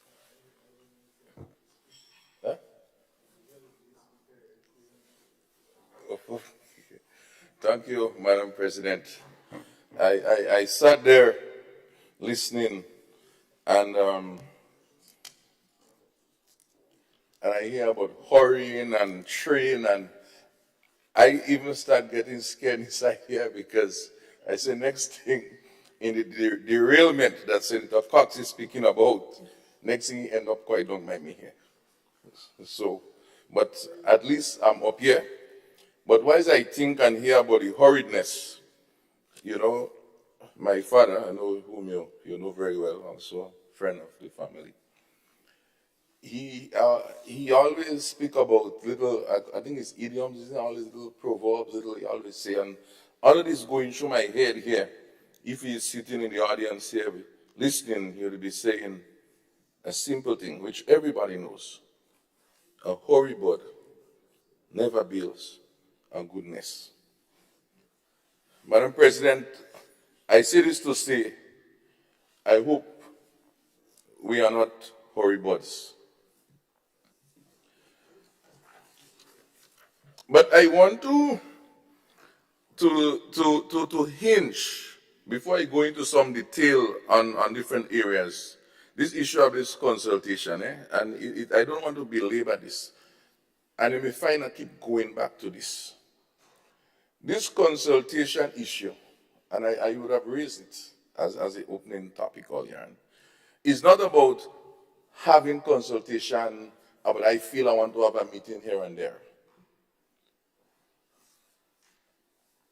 Madam President, let us not put, I like to put things in context. And I would have hinted this morning, and I would explain here, as you said, I could speak to this. That the suite of projects, of course, as our Attorney General would have speak about, there is this project, and this was said in the other place, there I went and do the research. There are two projects, but this one in particular, Caribbean Digital Transformation Program, P171528. I think that's the range of the project. This is a World Bank project that has many aspects of digitization, because there are other things under that project that we have to get in this country. For example, training of the population to use ICT tools, some of the work that even ECC be doing with Bcash and all of those things are part of this whole sub-regional project. But what is important about our component, there are various 4 components. Grenada is advanced, we must say, in certain aspects already with tax laws and tax, e-tax and so on. So under section 2, I think, section 1, we in Grenada select that area to deal with cyber security, data protection, and so on. And inside of that is where this data protection law come out, you know. This thing is not something that emerged. And this was signed sometime in 2020. This whole World Bank would approve this thing. This is on the internet, it's public information. So we must not lose sight at the same time and say, well, where this come out? This is the context. $2.5 million US is allocated for that component, not only for the bill, but that cybersecurity issue. And there's a big document, 40-something pages, that speak about stakeholder engagement. I'm repeating. So if, as my good friend Senator Thomas said, that we could have consultation, I want to know if, in my sector, agriculture and fisheries, if I can provide a small bill to access some of that 40,000 US dollars so I could have my consultation, I would be happy if I could draw down. But I don't think I have access. I think this is government is who own these things. Government is in charge of that. And so unless government put a call for proposals at different persons, which I think could have been a good idea, to have engagements, then different sectors could have access these monies, have the consultation, bring in the experts, and today we might have been much better off. The question would be, have there been any consultations? It's not just regular consultation, it's specific to this. And not only that, I was amazed. They have forms and records that you're supposed to have and keep that the World Bank could review. But it went further, and that scared me. And I said, I'm not even sure if I should say it here, but my conscience must see. There is even places for grievance. So, for example, if there are persons publicly, different groups who feel that they were aggrieved because this process wasn't right, they could write to the World Bank. There's a protocol for that. Because all this is within that.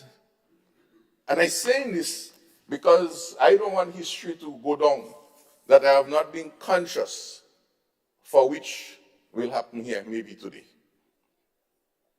This is the deepness. So the question is, before we even reach about clause 1 and clause 2 and clause 3,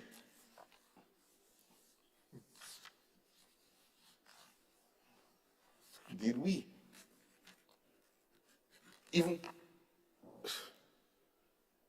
have one consultation according to the World Bank requirement? Now, March 15, 2023, there should have been a midterm review to look at the state of things. I don't know if it took place because I know sometimes that is proposal, it may be off or not. So I would like to hear what is the story we would give. Because one of the biggest risks that was mentioned in this stakeholder engagement and in the project is political, and that was high. They speak about consultation with parliamentarians. I say, what? We only know it here now.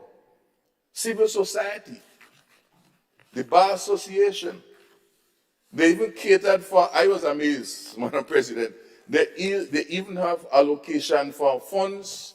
Let's suppose that you're having a meeting in a place that you need to provide transportation, or even for the vulnerable groups, to cater for these persons to participate, not only for the data protection, for other components. They cater for 10 consultations per year.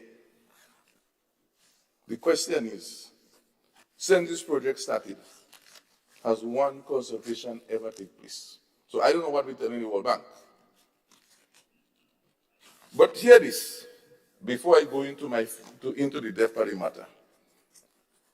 The Future Tourism Diagnostic Report, June 2020, UNDP Barbados and the Eastern Caribbean, prepared by one Dr. Maribel Scott, UNDP Fund. They were looking at the whole tourism situation and looking at the whole ICT. And this is important as we move forward in the country. But when I'm present on page 28 of that document, it speaks about, Madam President, I do rise on a point of order.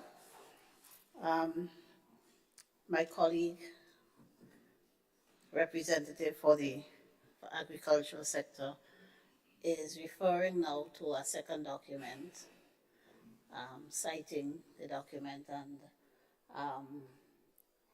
as far as I'm aware, it has not been circulated as required by the standing orders. Thank you, Senator. Senator Sinclair. Well, Madam President, I'm not reading the document. I'm just reading one paragraph, about 5 lines. Basically, what is he saying? These are public documents, you know, Madam President. These are public. It's not a secret document I pull out somewhere that I have to. You see, and that is the problem about Horibird and building a nest. If you want to build a nest, if you look at how birds build nests, see pieces of wood, over maybe about a weeks, and then you just see the nest appear. Meaning that all these here are my pieces of wood trying to build my nest. What it says, though, is that this component of this whole data protection and all of this cyber thing, I was amazed, is very important for Grenada. But they were concerned that there is whole cyber security center, cyber security premises. And I scratched my head. And some national operations center. this bill, this center and all of those things, if they don't exist, if they don't come on stream, it's going to affect the implementation of these components of the World Bank thing. So then I start understanding now better what is the rush. That is the point I want to raise, and it's a public document, right? So, having said that, as a little boy once, I tried to hop a van, and the truth is I couldn't hop down. And I don't want to try hopping down here today. So, Madam President, the train not stopping. All right, so I go in with the train, Madam President. So, I want to discuss now the parts of the bill.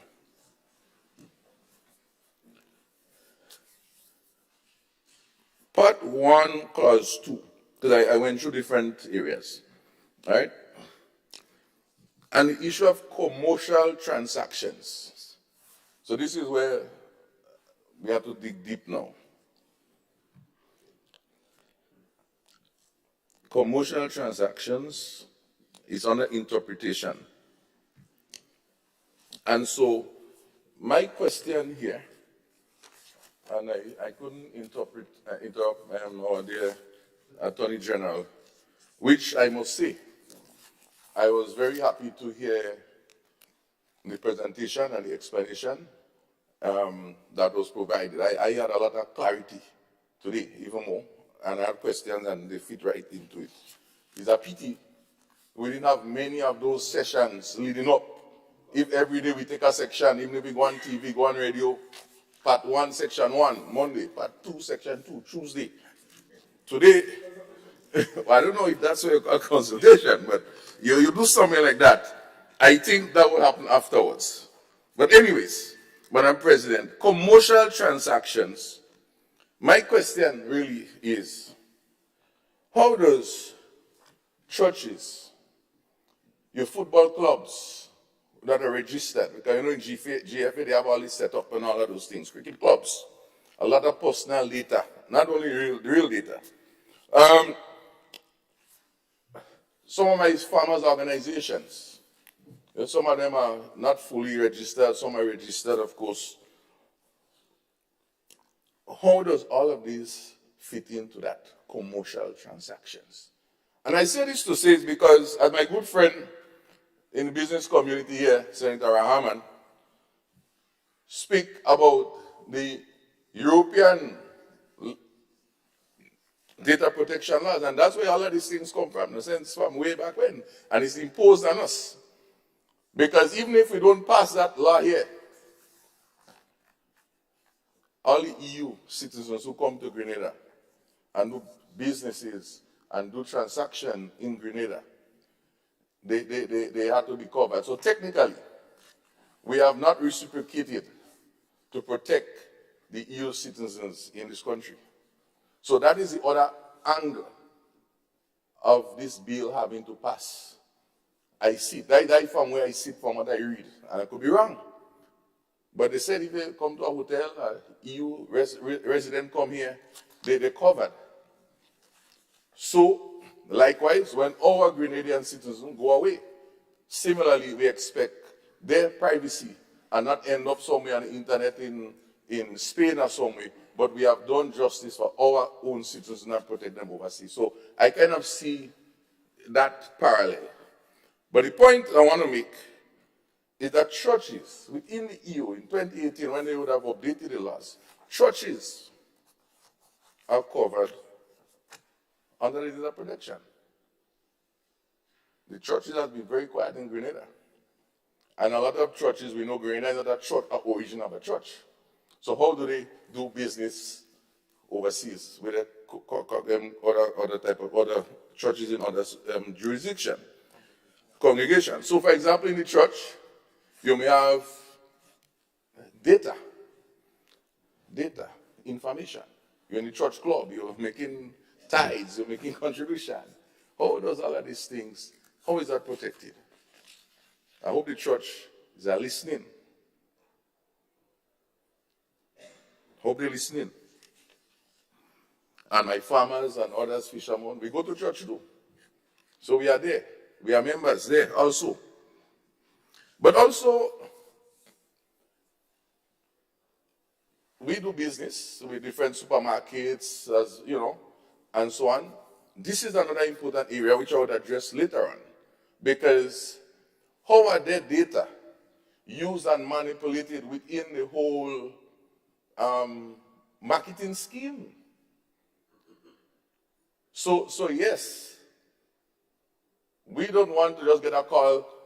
I want some cabbage. Where you get my number from? I check a man on the road who has get some smart guy in one of the supermarket share the information. So I see the relevance there. But it doesn't mean to say, well, we could rush and go down the day. Because does the farmer understand that? Does the business understand that? Because as Senator Rahman say, next week you go down to the supermarket and you feel your data is protected, but there's nothing in place. But not only that, people will also be scared to do business in certain places because they don't show the data right. Because I will tell you what will come later on after this.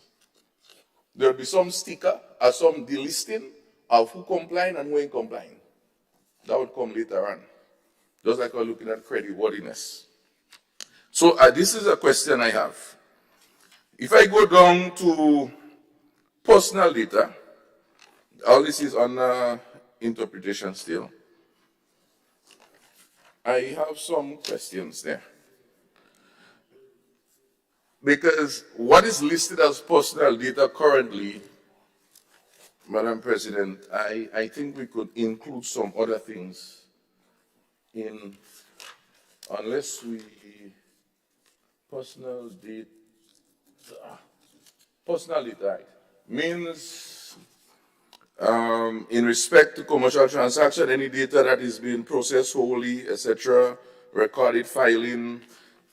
And I am wondering inside of here, and maybe that has to be taken in another section, so our good friend on the other side, Attorney General, will help us. Emails, these are personal data. Because this is the digital era we're in. We're no longer known by John and Mary. We're known by 442-11771. We know by John at tomdick.com.net. That's what we know. That's what we know. So, where does that fit into this? So, we would like to get some information on that. I'm going down to, okay, even on that, there is something to do with the information that, like the issue about political belief, religious belief, and so on, okay, which has to do with sensitive data, information about persons. Again, when I look at the EU and the US in particular, the issue about membership in unions, declaring your union membership, that should be considered a sort of sensitive issue. And maybe in the other places, the unions are in a different kind of way, but have that as a sensitive. Online addresses, IP. For example, they would be able to know this happened from this computer, IP, location. All these are identifications. So not just we name and we address, that is, we are no longer would be known by those things anymore. Okay, so citizens' right to action. That was a concern I have, but I saw later on in the bill where if someone is aggrieved, they can take action. So as I went through, I was taking my notes and answering any questions later on. The issue, I think everybody spoke about this regarding the individual who, right, application of the Act, there is a section that speaks about exempt, and it speaks about if you're living out of the country for more than 180 days in a year, You don't need to basically, the act doesn't cover that. So let's suppose that's my interpretation, that I live for 300 days in the UK, but I'm in Grenada and I'm doing certain business. This doesn't apply to me. So I'm trying to figure out how is that enforced. Because in February this year, we go January, February, March, we barely make 100 days in a year. So do I have to wait till I accumulate the amount of days? And then you go figure out, oh, we should have been collecting data on this guy. He covered because he made more than the 180 days. So I don't want to show how the law normally handles things like that. But I think this is we'd like to know, because let's suppose there are persons in Grenada, farmers and other business persons who travel, they live abroad certain times, they come here certain times. How is that treated? I think that is a concern, because their information now can be manipulated by some other, like a data user, they call it, the businesses or the organizations, because they know that that man can come and make no noise because he's not protected according to this law, because he ain't living in Grenada for 180 days, so don't bother with that. That is a concern that I see there, and that's a very serious concern I have. Then on the issue of the privacy, that part 2, privacy and data protection principles, notice and choice principles. And this one here, I realize the issue of education, again, of the businesses, education of the population to know their rights. And where is our consumer protection agencies and groupings inside of all of this here? This resoned with me.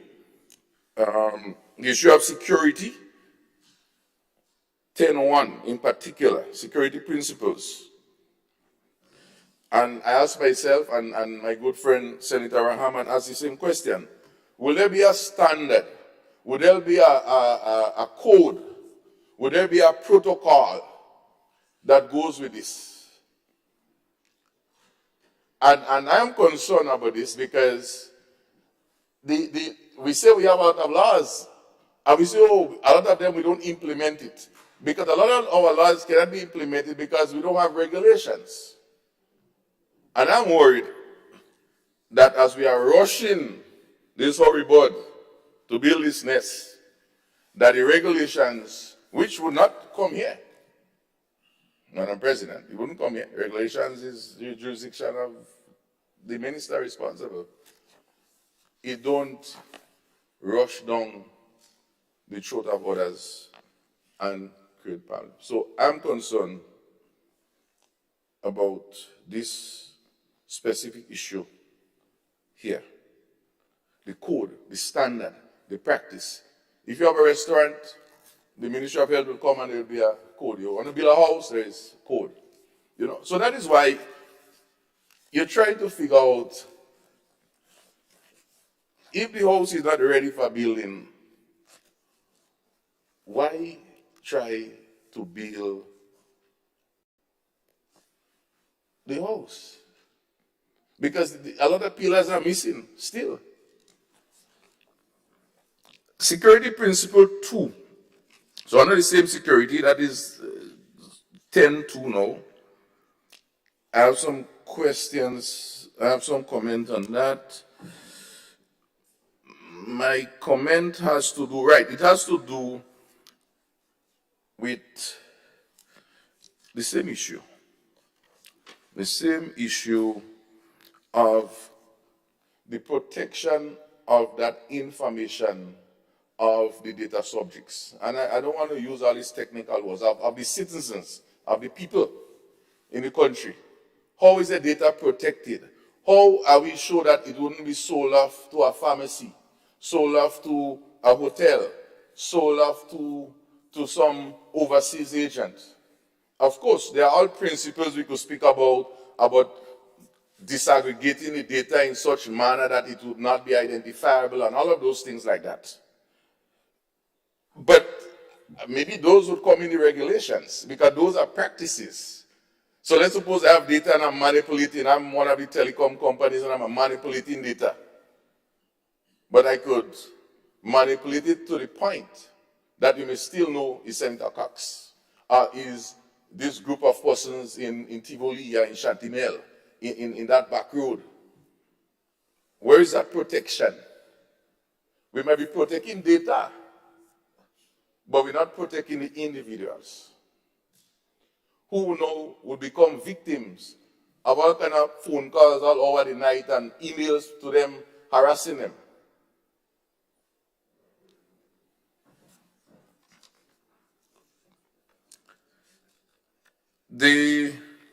So that is a big issue. Not only that, profiteering, because this data, when given, is not done for free.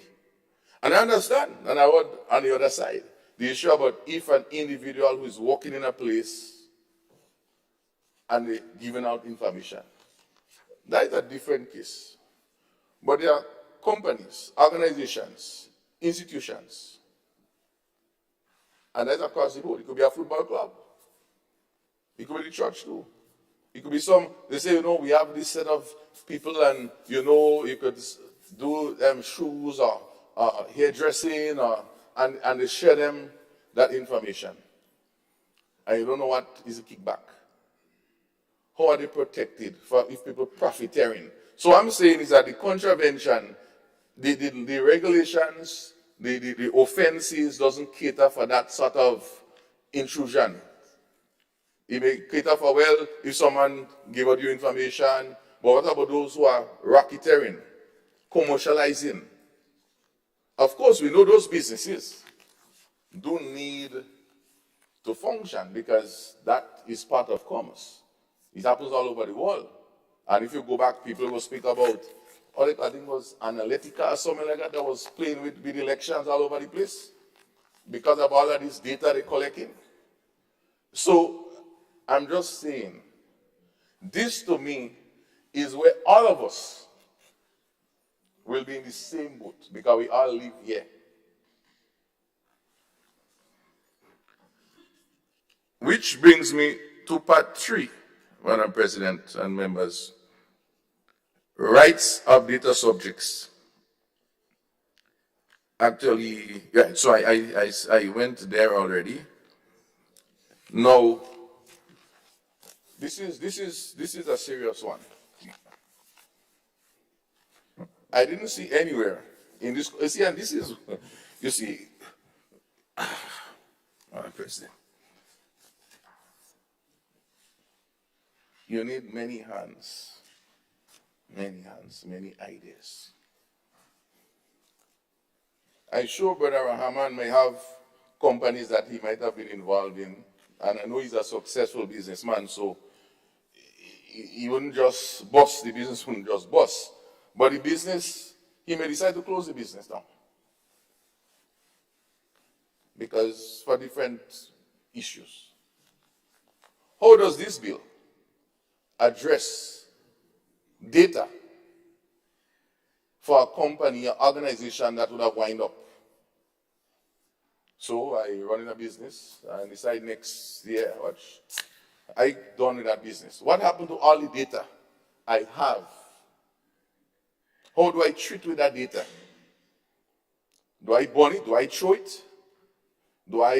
So maybe as a doctor, operating privately, and then maybe you close down the business and you maybe got in retirement.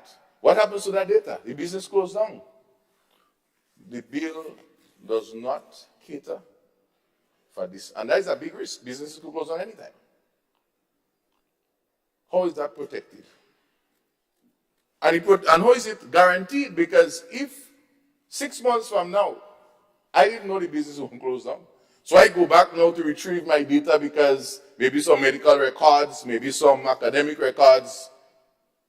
I am disadvantaged as a data subject. Who said the bill was supposed to protect me? Oh, you know, the business closed down. Oh, no, we forget. We got to go back and pass a law because many businesses closing down and the data is not passing. This bill does not address this. And this is a very big risk. We know businesses close down every day. We don't know what happened to the files. We don't know what happened. And sometimes they close down. They don't announce that they are closing down, despite, of course, you would say, well, the law has process for winding down businesses, etc. But I'm sure that is not catered for there. How do you protect the data of these persons? Because some of this data, Madam President, by statute, cannot be destroyed for a certain period of time. Statute. So even if the business may close down, but legally, this data, does the commission have a place where you store all this data on behalf of these closed down businesses to protect people because they have to do their work? I don't know. That is a major sticking point. And I hope that, I know everybody is building a lot on this, we may get a paragraph or two for that by the time we reach the committee to address that matter. In fact, my research, Madam President, has revealed, for example, like health and safety issues, persons who are exposed to asbestos and all of these type of things like that. The records, like in the US, you need to keep that in certain places. Because let's suppose 20 years afterwards, this person gets sick, but the business closed down, and you need to sue this company in some. How do you manage that? Right? So this is an issue.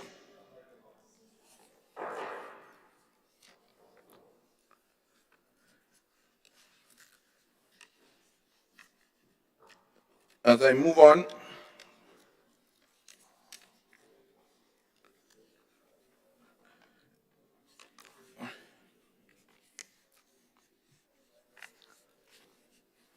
as I move on, the issue of fine prints is another issue.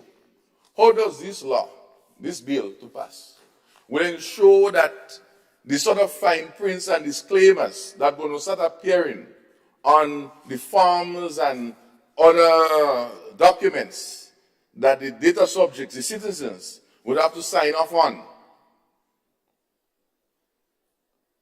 is appropriate to protect our citizens? So the question is, are we trying to pass the bill to get the NOC set up and to get the cyber center set up? If that's fine, say it. I don't have no problem. The fact that we started, I think whatever monies will come by the time we finish in the next further consultation. The issue of exemptions, Madam President, Part 4. Item 22, I think that was raised earlier by some of my colleagues. And it comes back to the same issue about sports club, churches. I'm not too sure if in that context that those are exempted, then we should maybe include the exemption notice of churches and so on inside of that, that space there.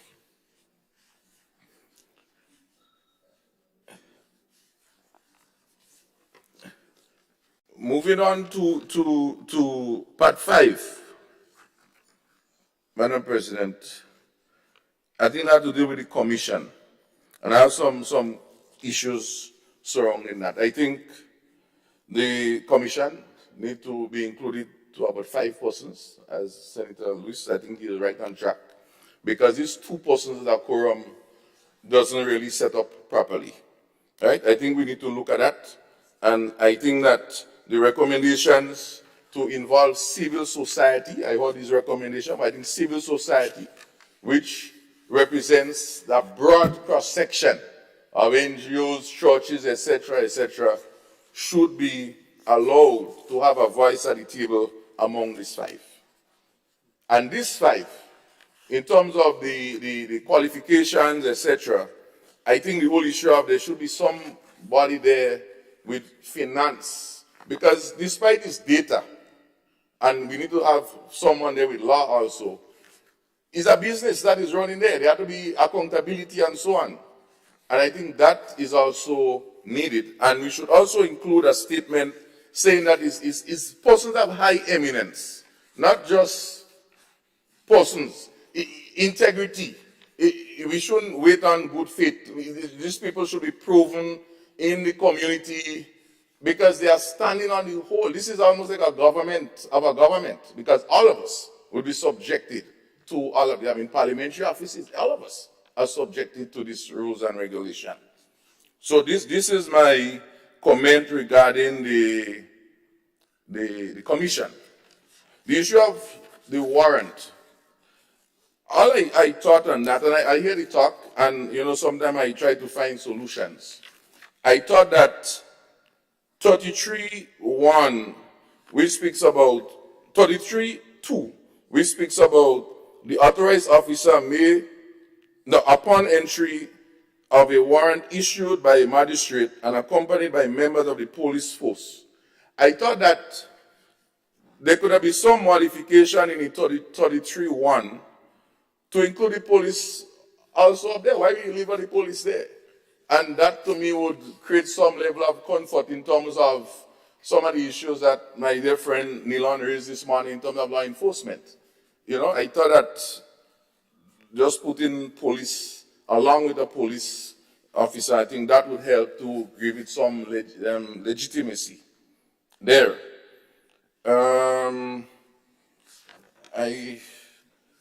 Offenses, right, so I think that is covered based on my earlier, I think most people speak on authorizing officer, so I wouldn't really belabor that point.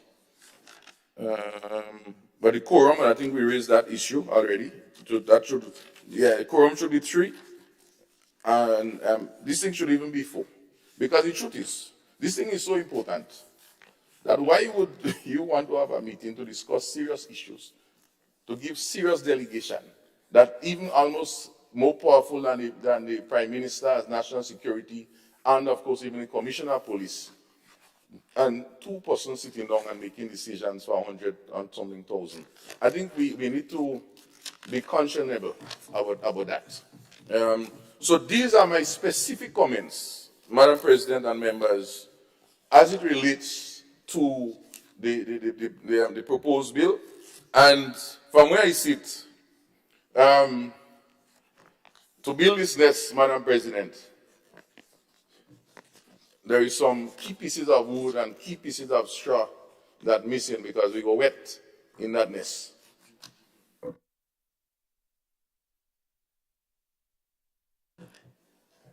The Senator for Fishers and Farmers, I thank you, and you have had the last word for the session so far. I propose now that the Senate adjourns for lunch.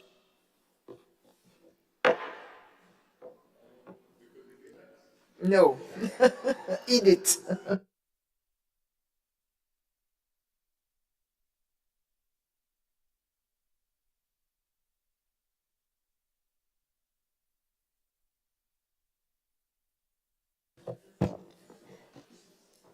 "45 minutes break. Thank you.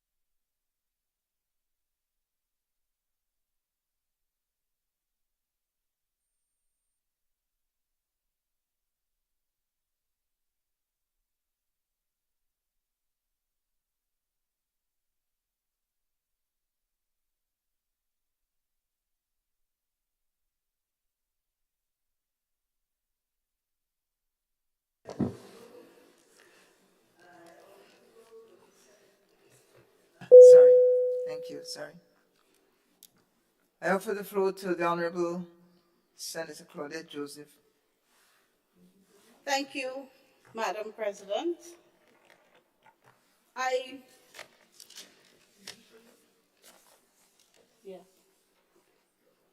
rise, Madam President, just to... Excuse me, Senator Cox, are you requesting the floor, sir? Certainly. Please, you have it. Madam President, as I did indicate earlier in terms of procedure, the mover of the bill is the only person that can speak twice based on the standing orders. And dear Senator Joseph was not the mover of the bill. Each person is allowed to speak once. So that is why I did indicate it in my presentation, that some clarification in terms of the Blair government's understanding that if you are the mover of the bill, you're the one to close and move the bill forward through all the stages. And so the dear Senator did already made a contribution on the debate on the bill. I don't know if she has permission to do so a second time. Just need some clarification. Thank you. Thank you, Senator Cox. Senator Joseph? Madam President, I don't think it's...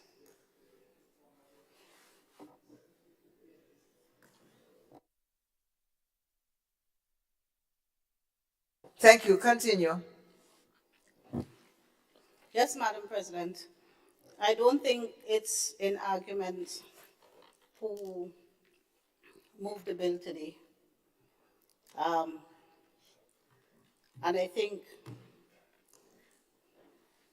it is based on that inescapable fact that, Madam President, allowed the senator representing the agricultural sector to speak subsequent to the leader of government business. So, Madam President, having opened the debate on the bill, I stand now to close.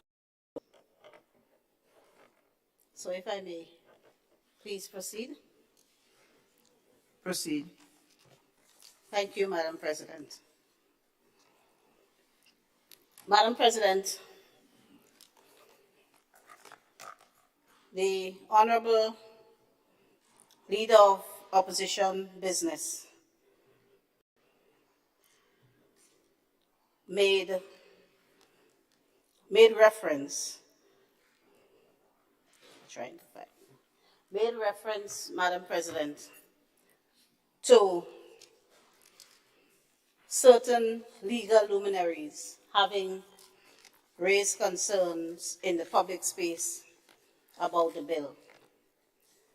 And he did so in an effort to suggest that all is not well with the bill and that we might still need to go back and do some tidying up, have some further consultations.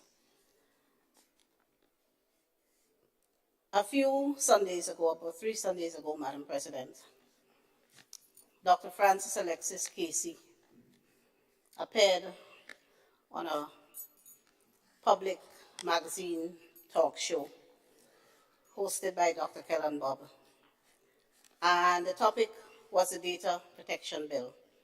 And he was giving his take on the bill, explaining and analyzing certain aspects of the bill, quite helpful for the public. And he closed off his appearance on that show with words to the effect. I was trying to get it to actually quote the words, but I wouldn't hold up the proceedings. I will paraphrase. He said that, in his view, there is nothing in the draft bill that, to his mind, could be used as a political weapon or otherwise against the citizen. No aspect of the bill, he said, from his vantage point, can be politicized or weaponized against the citizen. And that was the closing remark of Dr. Francis Alexis on the Bob report about 2 Sundays ago. So, Madam President, we all aim for perfection, but we will not always get perfection. And so, as with all other laws, if in future there is any reason to amend the data protection bill becomes law, we would be open to do so. You see, in relation to the other legal luminary that Senator Franklin, I believe it was, mentioned, that is the current president of the bar, Mr. Derek Sylvester. As I indicated earlier to the House, I had several conversations and an in-person consultation with Mr. Sylvester, and I am yet to receive any information from him representing the Bar Association, of which I am a proud member, that would cause me to be able to lead in the AG's chambers further amendments to the bill. And I indicated so to him. And once that information is forthcoming, we would objectively examine same and make any changes as deemed necessary. But as of now, those who are citing Dr. Alexis and Mr. Sylvester, this, I say to you, is the truthful state of affairs. As far as Dr. Alexis is concerned, there is nothing there to cause concern. And though expressing concerns on some matters, Mr. Sylvester and my respectful and learned colleagues at the bar have not yet articulated how the bill might be amended.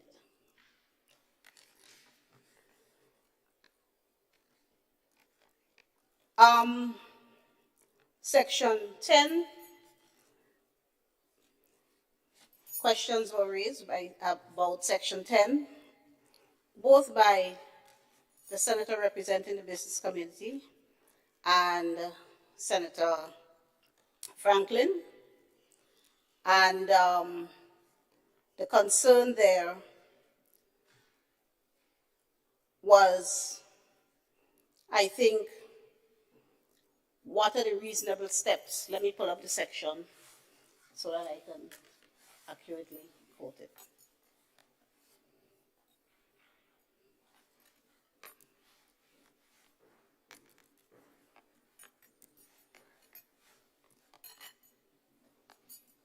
Right, so Section 10, a data user shall, when processing personal data, take practical steps to protect the personal data from any loss, misuse, modification, unauthorized or accidental access or disclosure.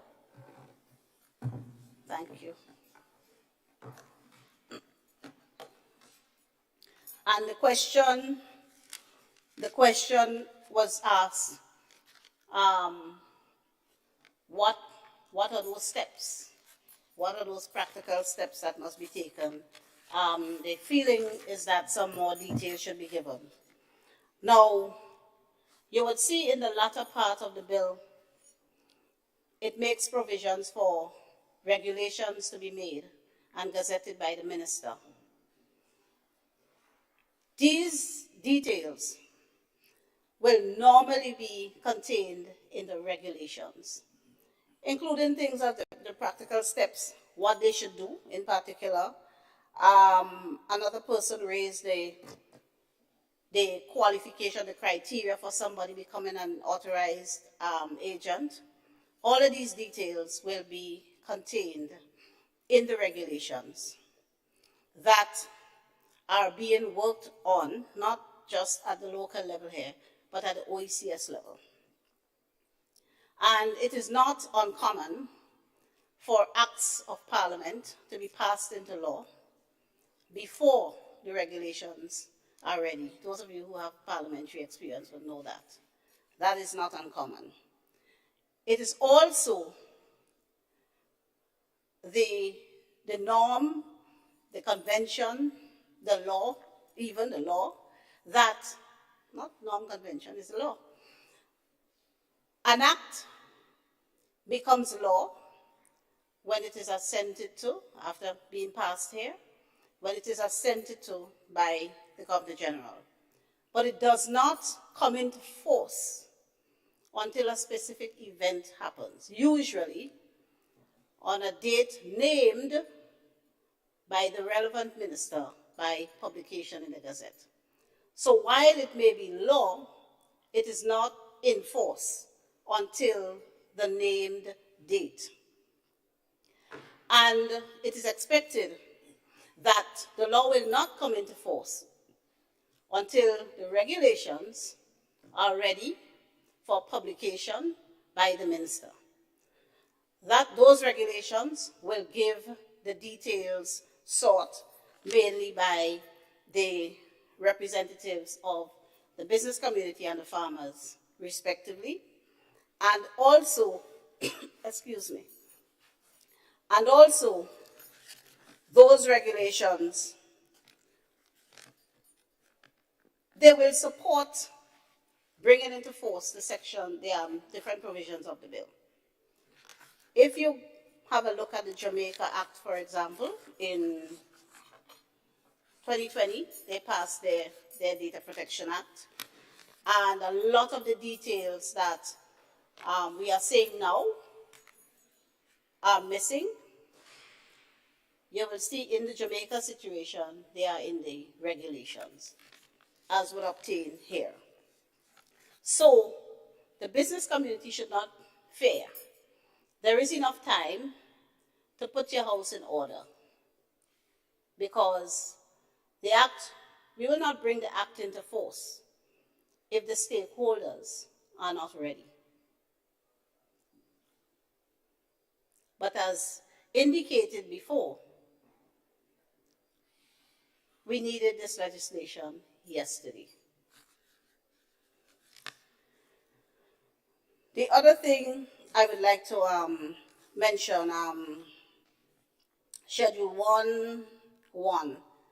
I think it was Senator Rahman who mentioned perhaps, no, not from Hammond, Franklin, Senator Franklin, suggested an amendment to include E and a F, and E would be to specify a person who's been convicted of dishonest offenses, theft, fraud, and the like, or other indictable offenses, to disqualify them from membership on the commission. Well, that is dealt with in D, because the offenses, all the offenses you listed are in fact indictable offenses. And Section D already says, if you're convicted of an indictable offense, you are disqualified. So there really would be no utility in adding a section like that. And there's a rationale for not requiring the commissioners to demit office after 2 terms, but for having them eligible for re-election, or reappointment rather. The thinking is that with personal data, you want the pool of persons with access to the personal data of a wide cross-section of the population to be as small as possible. So you do not, and that's one of the reasons why we only have 3 commissioners as well, right? In fact, in Trinidad, in Jamaica, for certain, I know they have one commissioner, right? So there are legislative frameworks that only provide for a sole commissioner. And as with this commission, with 3 members, there will be sufficient supporting staff. So you don't want to broaden the pool of people who have access to the unique personal data of the citizens in that way. Now, Section 33. Section 33, which deals with the warrant, does not contemplate entering private homes to seize anything. Remember, it is data. It is the object of the act is data. And data is stored on a server, usually at the business premises or elsewhere, or in the cloud. So even if an employee has a device on which they could access the data of their employer's clients, that will not be the source. That will not be the source of the data. The data is usually stored somewhere on the business premises, on a server, or in the cloud. So one would not necessarily need a person's personal device to access the data because it's not stored one place. Right? And Senator Neal and Franklin, the writ that you mentioned when you were drawing the comparison, through you, Madam President, the writ mentioned when the good senator was drawing the comparison between what obtains under the customs legislation and what is proposed here, is that, like under the customs legislation, the magistrate issues the warrant here. Same thing. The writ is a different instrument. A writ is usually issued in aid of execution of an order of the court, and a judge will issue a writ. So I don't know that there is really any justification for a judge as opposed to a magistrate to issue the warrant. And again, there's a practical reason. The magistrates sit in various districts throughout the state, including Carriacou, and so are more accessible than the judges who all sit in a central location in the city. So in terms of efficiency, accessibility to the commission, the magistrate is the most appropriate and logical judicial officer with whom the power to issue the warrant should rest.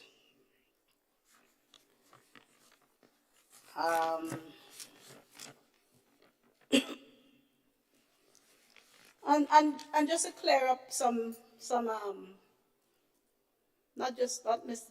inaccuracies. And I wouldn't venture misinformation, but bordering on that. There isn't any protest, any public protest against this bill, as happened with the COVID-19, the draconian COVID-19 bill, because this bill, and the Grenadian people understand this bill does not threaten to trample on the constitutional rights of the people, which is what the Grenadian people clearly understood with the COVID-19 bill. Additionally, with the COVID-19 bill, there were already in place sufficient legislation, the Quarantine Act, the Public Health Act, the Emergency Powers Act, and the relevant sections under the Constitution. Cumulatively, those bits of legislation adequately allowed for some of what the COVID-19 bill sought to do while infringing on the constitutional rights of the people. And that is why the people came here, and mind you, I was here too. I was part of the protest. That is why we came up to the Parliament grounds to protest the passage of that bill, because we knew with the legislation already in place, COVID-19 could have been managed. And indeed, ultimately, it was, because the bill was withdrawn and government went back to the existing legislation, and all was well.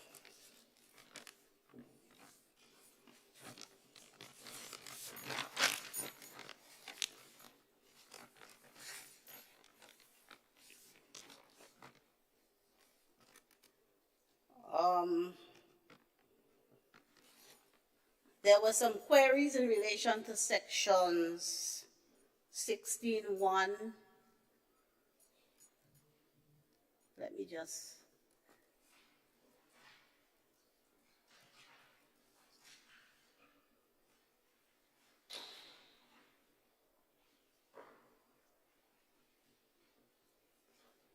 I can't recall really what the query was in relation to section 16.1, but that section is an empowering section.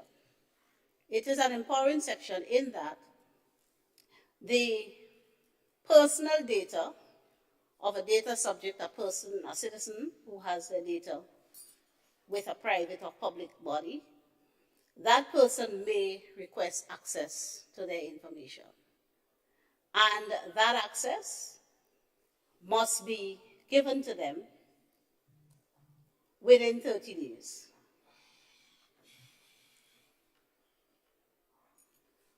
Right? And if not, written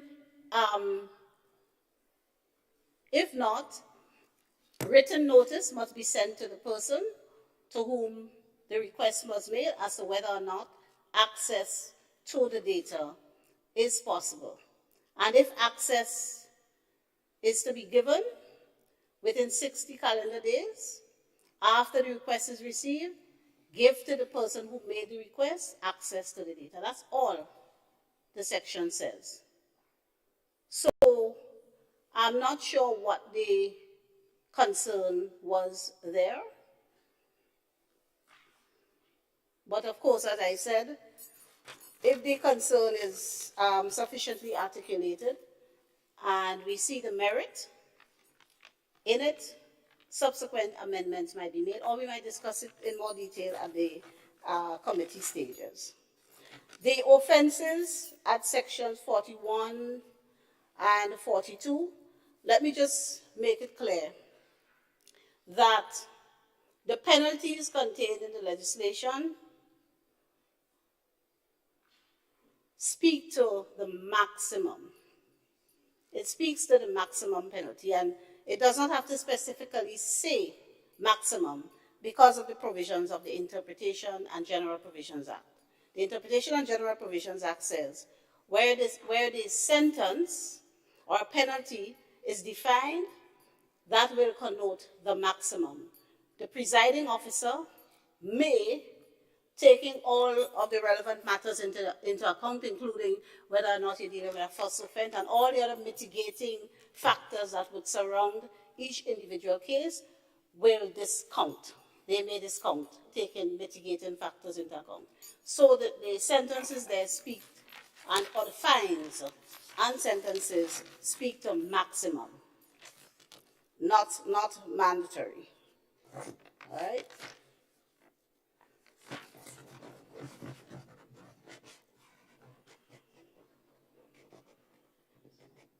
Right? Madam President, through you, I would just like to let the good senator from the Sister Isle know that the other 4 bills were passed in 2013 because the administration that had just been voted out had done all the work.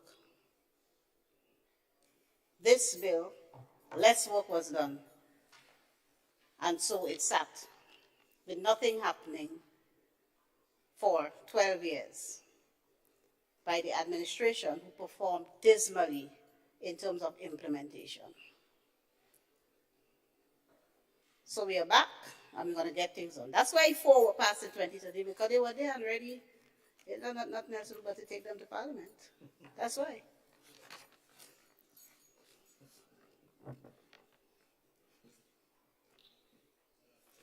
So, let me just...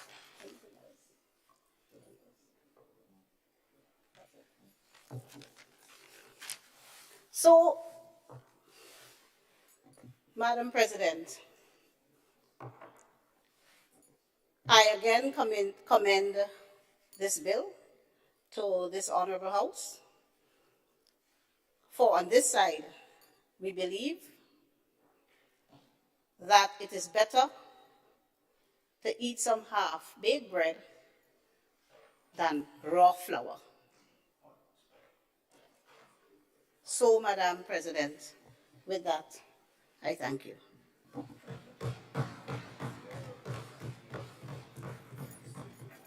I thank the Senator Joseph and welcome you into the Society of Beakers that comprise this Senate. Senator Cox. Madam President, I stand on a point of order, and I think it's important that due process is followed. And I did speak before, but I want to refer more specifically to the standing orders. In terms of the breach of the standing orders, I refer to standing orders 34, the right to reply, 34.1, and I read, the mover of a motion may reply after all the other senators present have had an opportunity of addressing the Senate, and before the question is put, after such, no other senator may speak except as provided in paragraph 2 of this order. And it speaks to being speaking on the third reading. So, Madam President, I ask this honorable House to, in order to make things right, whatever presentation was made after the mover of the bill spoke a second time should be struck from the Hansard. Madam President, I say this because it's important that we keep the order, and oftentimes from the other side, responses and interjections are made for small and meaningless stuff as of today, with a small information here, another member from the other side who read from a long report, and we didn't make no interjection to say, well, we need a copy of it. But it's important that we keep the order of the House, and this allowing a senator who is not a mover of the bill, who is not the mover of the bill, to speak twice on the bill is in breach of Standing Order 34. So my request is that those presentations be struck from the Hansard and we proceed to committee stage. Thank you. I thank the Senator, Honorable Senator, for his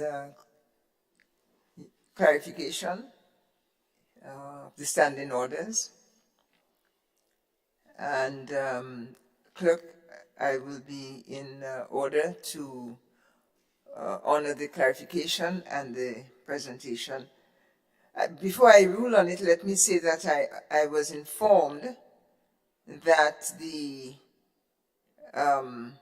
while you are correct that the bill was moved by the Leader of Government Business, it was presented by the same person who has now spoken on it, Senator Joseph. Now, you're shaking your head, and I suppose you're going to say that there is no difference, there's no reference to the presenter in the standing orders, only reference to the mover, in which case, as I said, it is so ruled.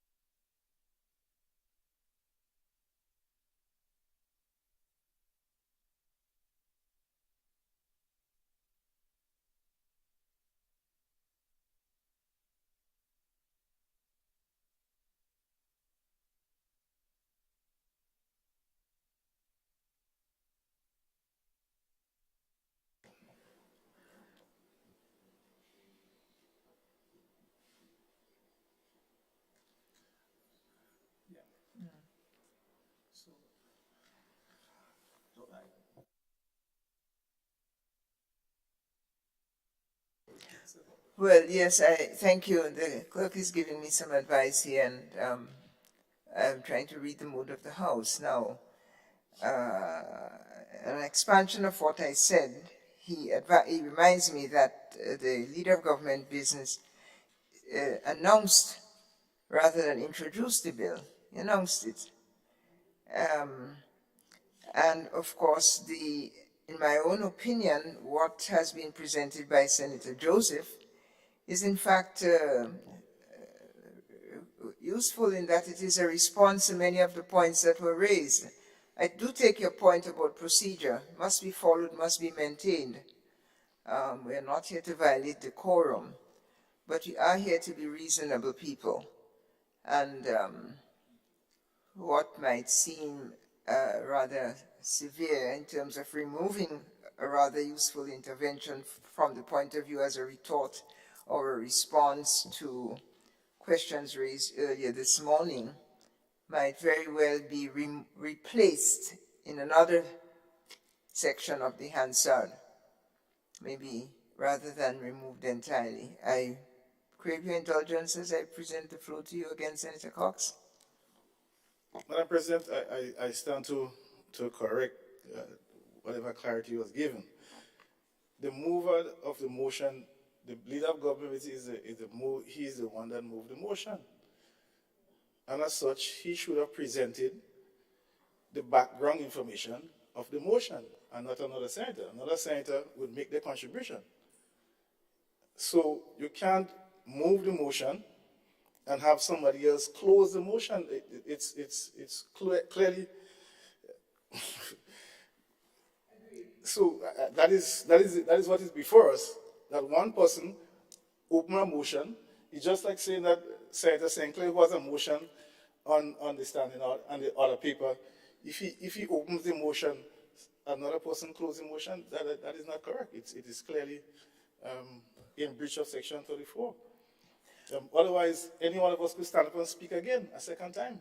Yeah. And so I think that it would just set in a recipe for chaos and in terms of the procedure of the House in terms of contributions to bills and motions. So that is my understanding. Thank you. Thank you, Senator. But so therefore, would you be willing to include the contribution in the Hansard, but not as the closing statement for the moving of the motion? I think Madam President, the appropriate thing to do is for both Senator St. Clair contribution and Senator Claudette ought not to be recorded because the mover of the motion already spoke a second time. I think it will serve as a good reminder for us to do things properly going forward. That is just my suggestion. But you are the person presiding over the chamber, and so. But I'm just offering my advice based on understanding others.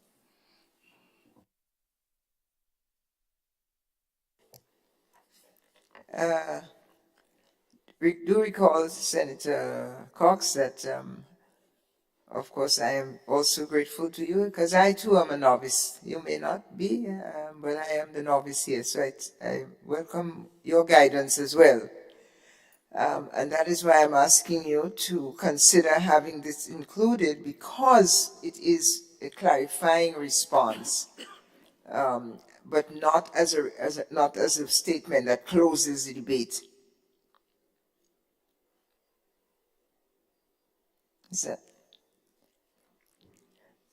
If that is acceptable as an acceptable compromise, Senator Joseph, you have the floor. Madam President, I think with his very vast experience in this House, the clerk has given some guidance, which I will implore you, Madam President, to accede to. Thank you. Thank you, Senator Joseph. Senator Cox, are you comfortable with the vast, as it's called, the vast experience of the clerk, his advice on the basis of, which is to not strike it, but in my own words, to replace and not remove, relocate? let me not press you, and thank you for your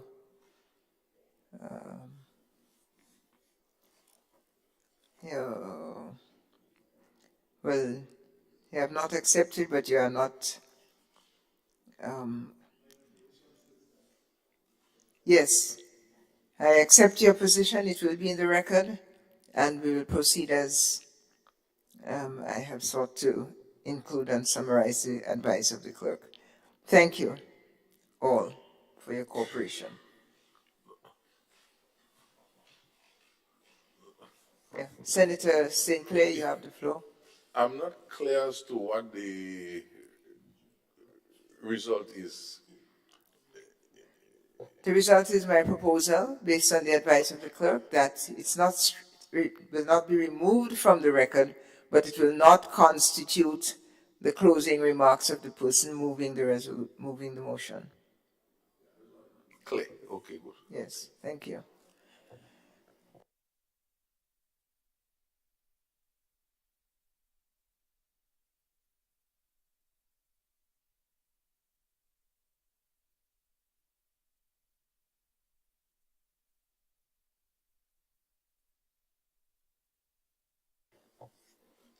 Leader of Government Business. Madam President, I beg to move that the second reading of the bill.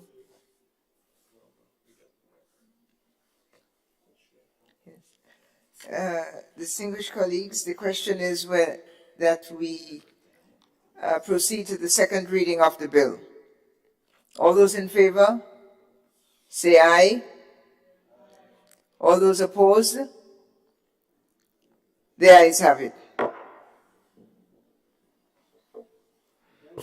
A bill for an act shortly entitled Data Protection Bill 2023.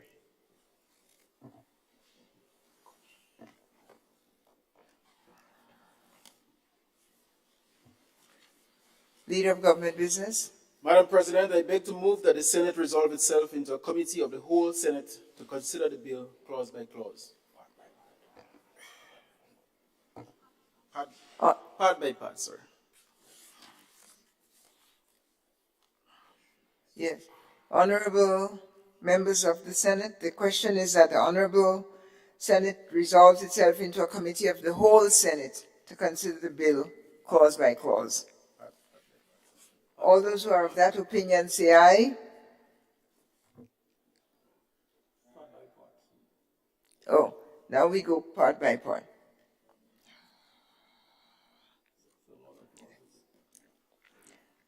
That the Committee of the whole Senate consider the bill clause by clause, part by part.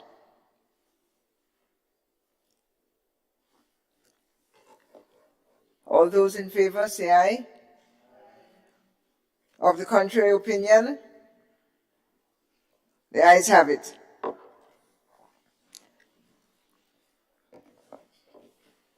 We are now in committee. Clerk. Part 2, Privacy and Data Protection Principles.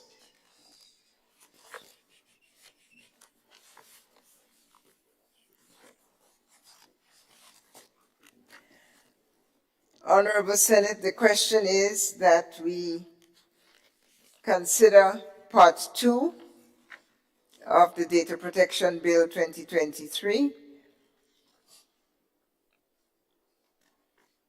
Privacy Bill.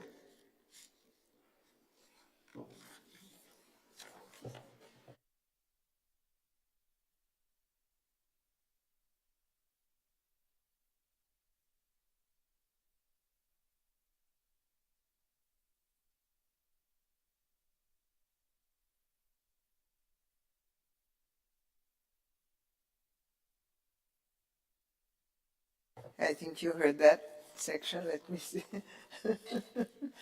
Let me say it. If there is any section within it that you wish to have specified, please so indicate. We are on Clause 2, Part 2, sorry.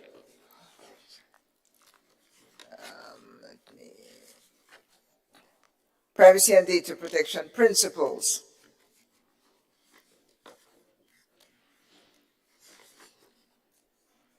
which goes up to section 14.4. Am I correct? Yes. All those in favor, say aye. All those opposed? The ayes have it. Part 3, rights of data subjects.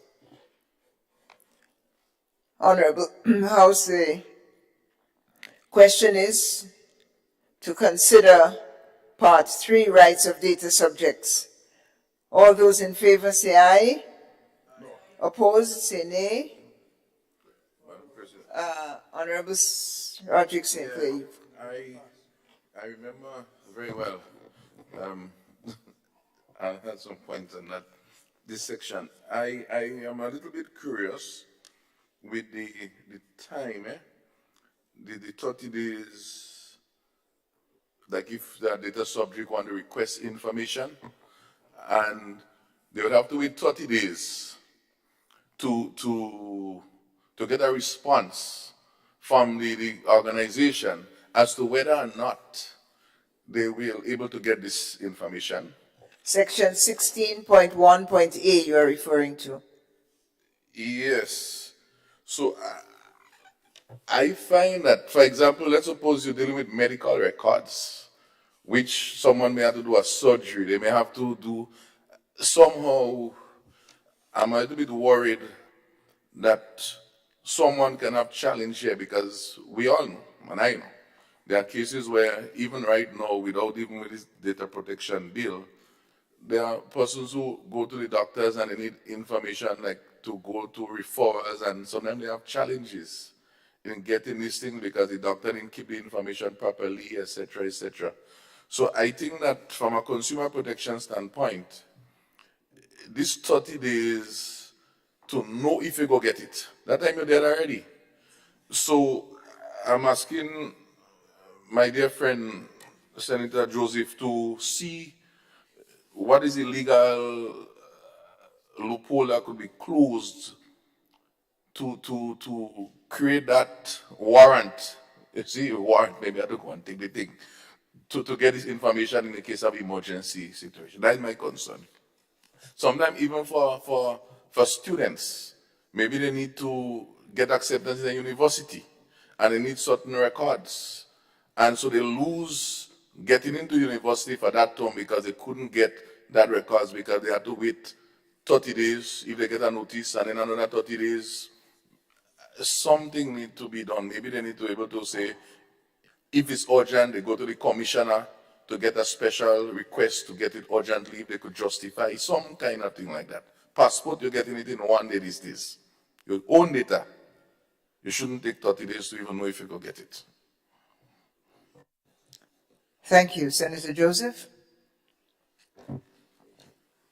Thank you, Madam President. This section here does not make a change, so to speak, in the time it would take to access data or information that is normally accessible, like transcripts, medical records, and so. It doesn't really change what obtains. If we look at the definition of data under Section 2, any record, document, correspondence, memorandum, book, plan, map, drawing, pictorial or graphic work, etc., photograph, film, or so. It really doesn't, it just gives a window. It gives a window within which it doesn't say that the data user must wait until the passage of 30 days before providing the information. It simply gives a window. If the information is readily available, there would be no need for a 30-day window.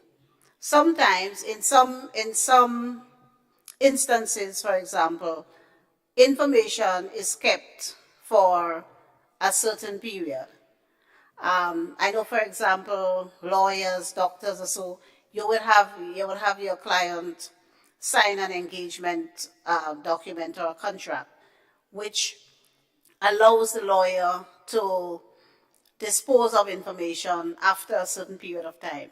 7 years for the banks, and so it might be that. But so information of that vintage may take that long to acquire, even longer. Sometimes when you make requests of commercial banks and so, it takes much longer than 30 days before they could retrieve the information, depending on the vintage of it. So if it's recent information, it doesn't mean that they would be entitled to hold on to it for 30 days. It's a window within which to supply the information. But in some instances, 30 days might well be a short time. Those of us who've had to request information of some vintage from banks and so, we know that quite well. Thank you, Senator Joseph. And Senator Sinclair, it says within 30 days, between that language and the response. You see, I'm looking at application and implementation, and I understand it's a.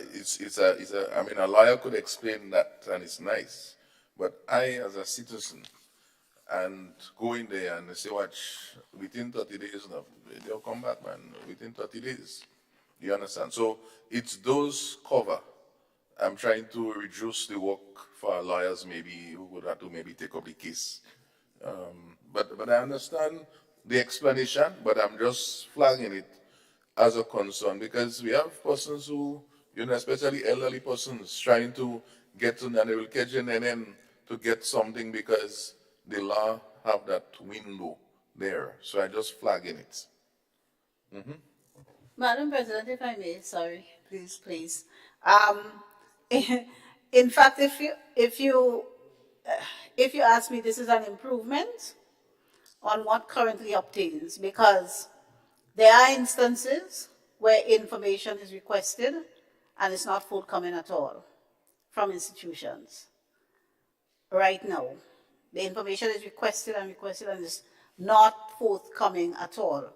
This section mandates that certain things must happen when the information is requested.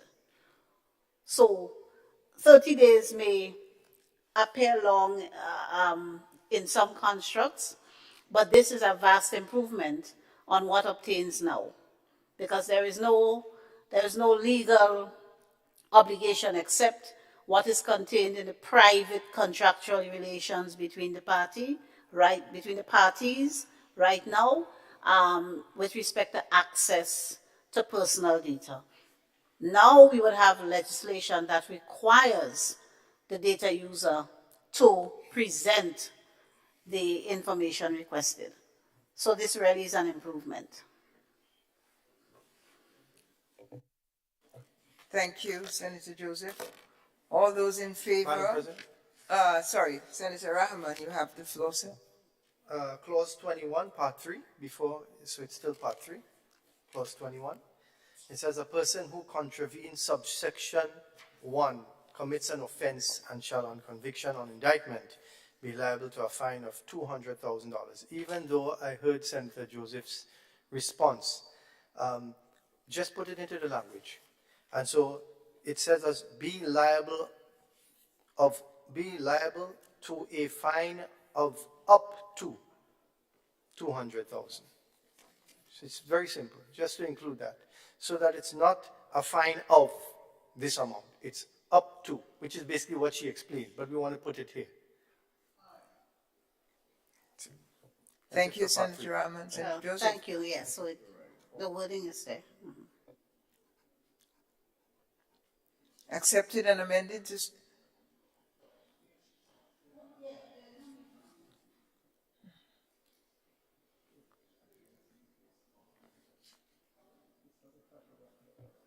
a typo?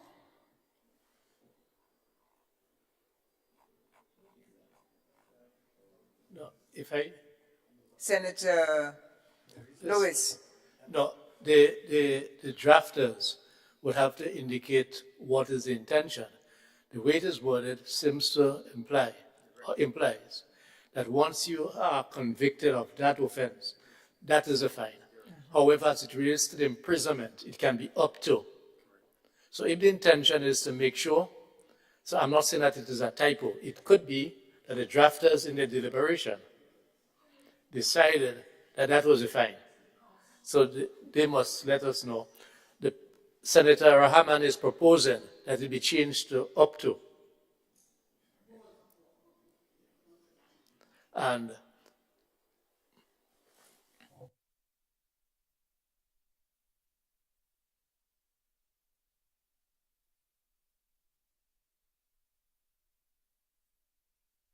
So if I may add some clarity. So it says that sentence, the second part of its sentence, when it speaks about imprisonment, it says for a term not exceeding. So that is up to.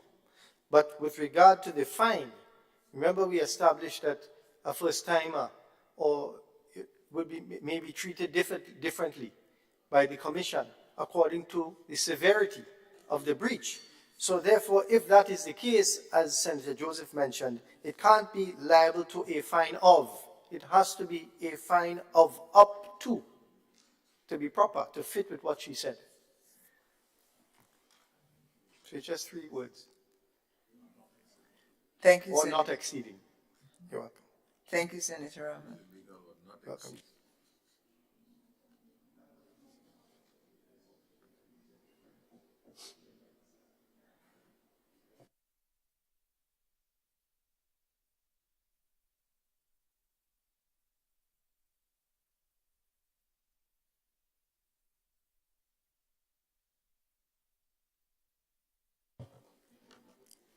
Senator Joseph, Second, Madam President, happy to wait. I think I mixed up my versions.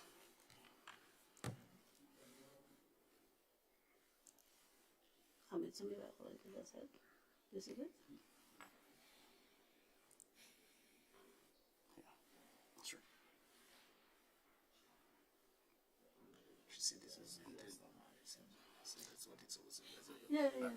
Yeah. Madam President, yeah, now that I've seen it, it is properly worded there. Let me just verify the section in the Interpretation and General Provisions Act. Yep.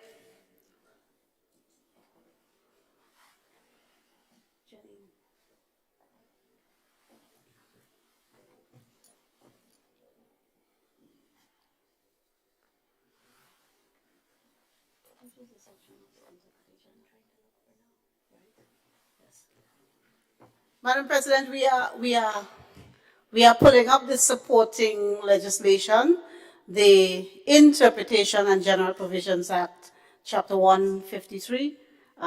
Parliamentary Council is just pulling up the relevant section. But in that legislation, it says essentially where a sentence is reflected in legislation, it will be construed as the maximum, so that you do not have to say up to. That is the interpretation that will be given to the section by the court. So what is provided for there is the maximum. It's a maximum fine. And, well, the law is the law. See you shaking your head, Senator. But Madam Chair, if I may. Senator Rahman. I was taught to speak a speech that is straight and to the point, not to have to rely on another section of the law to verify the meaning of this.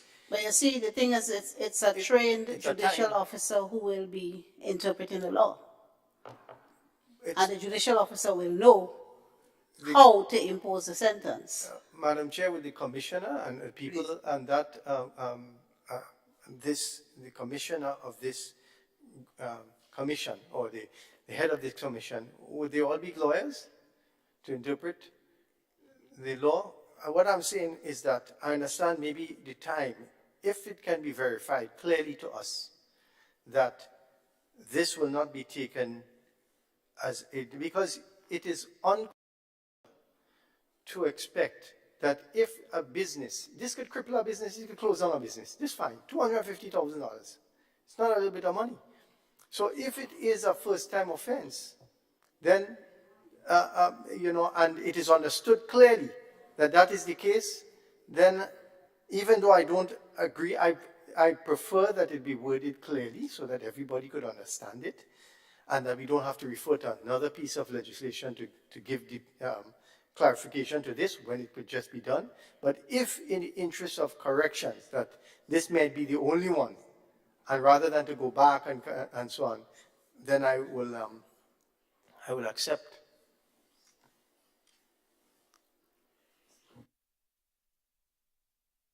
Madam President, it's section 58.1, which I am pulling up now.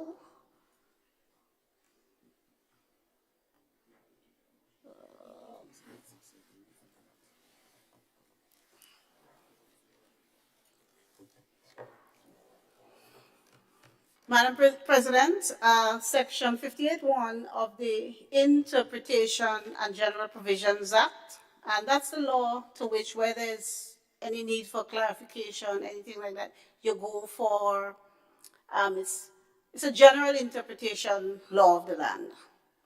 It tells you things like how to compute time, how to calculate days, and things like that. So section 58.1 says, where in any written law a penalty is prescribed for an offense, then, unless a contrary intention appears, the offense is punishable by any such penalty not exceeding the penalty prescribed.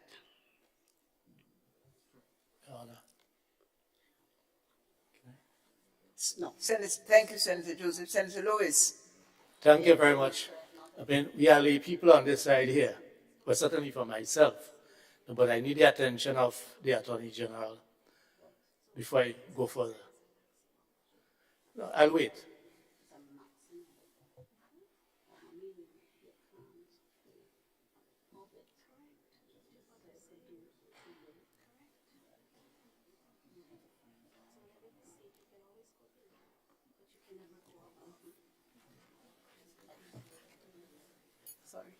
Yes, so thank you.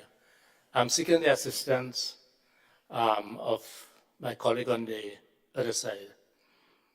Know that that law has been read, has created further doubt in my mind, because it has said that where, unless otherwise stated, whatever is stated shall be constituted to be the maximum. It should not exceed, but it doesn't say that it shall be less. It says shall not exceed.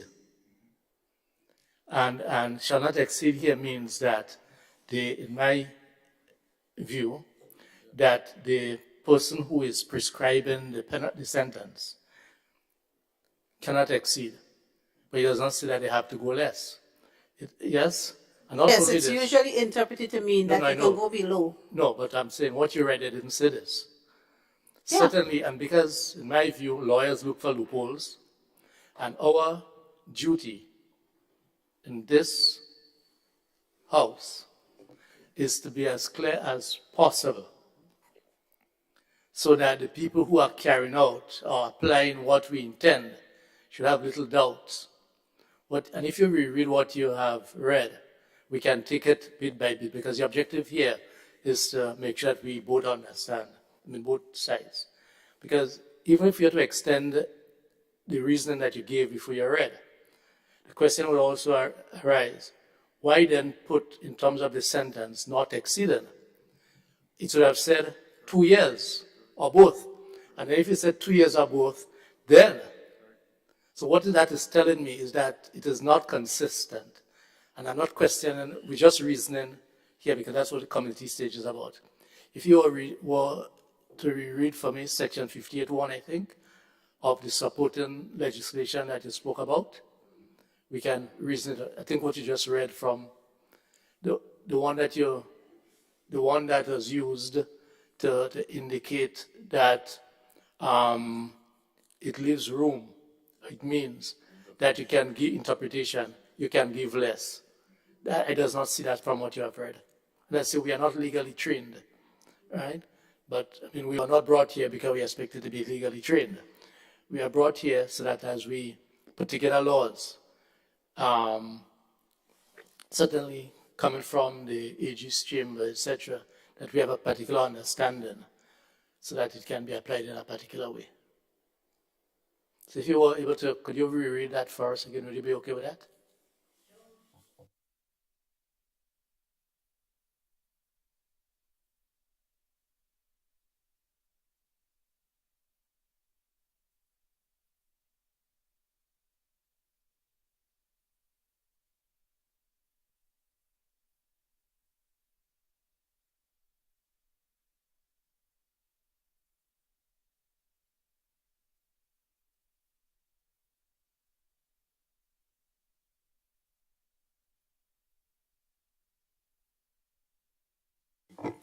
Yes, Madam President, section 58.1.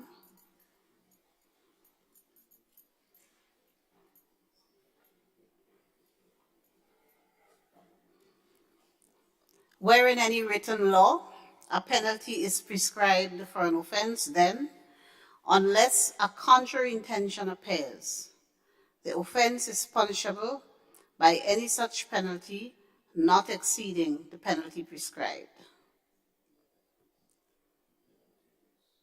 Where in any, and then subsection 2, let me see if it, where in any written law more than one penalty is prescribed for an offense, the use of the word "and" to link such penalty shall, unless a contrary intention appears, mean that the penalties may be inflicted alternatively or cumulatively. Well, in this case, section 2 doesn't apply because it's clearly one or the other. Correct. That's what I'm saying. So Right. I agree with you. After you read it, I'm seeing the provision where it can be applied graduatingly. But because it is clear, here states that liable to a fine of $200,000. So that's clear. I want you to help us here. Whereas on the second part, it So says you're saying that because it says 200,000, It is there's clear. no ambiguity yeah, there's no ambiguity there. or no contrary intention. Well, I can't speak, well, certainly one would have to interpret here. If the intention from the drafters is what you are saying, then it should leave room for that. But the way it is written here is absolutely clear. It doesn't give you either or either, if one can say so. It says here, be liable to a fine of $200,000. I'm not, Senator Rahman is making a point that it is too much in the first instance. And through you, Madam Chair, I'm just seem to be in agreement because you seem to indicate that it can be less. But based on what you have read there, says that where it is not clear, but here it is clear. No, well, what I read didn't say where it is not clear. Yeah. It says unless a contrary intention is, what's it, the exact word? Just read. Unless a contrary intention appears. Yeah, so there's no contrary. Well, you have to help me here. Yeah. So if for example, the section, if for example, the section provides a mandatory prescription of the penalty or mandatory imposition of the penalty, then the contrary intention would be that there is no wiggle room for the court. Here it just prescribes the fine, which leaves it to the interpretation that it may not be above, but it may be below. What is the harm? Or is there any harm Any- in putting in there? Is there any disadvantage in including what the senator is proposing, taking into account that where it comes to the confining side of it, it says not exceeding. So in other words, here it gives you wiggle room, which is clear. But in the first part, just from a layman's point, it does not appear. And if the intention is to give wiggle room, then could we so? I see what you're saying. Okay. Yeah, I see what you're saying. And I don't think there will be no harm in, notwithstanding our understanding of what the interpretation will be, I don't think there'll be any harm in saying up to, a fine of up to, or not exceeding. I thank Senator Joseph for accepting that suggestion, and I thank Senator Rahman for raising, Lewis for seeking the clarification. So the language is now including up to. Would Senator Joseph, are you still in the chair? Thank you. Would you please, therefore, a consultation? You need some consultation time. I'm happy to let you have it. Yes, please, Madam President. Quickly. Are we haven't moved to 4 yet, no? Okay.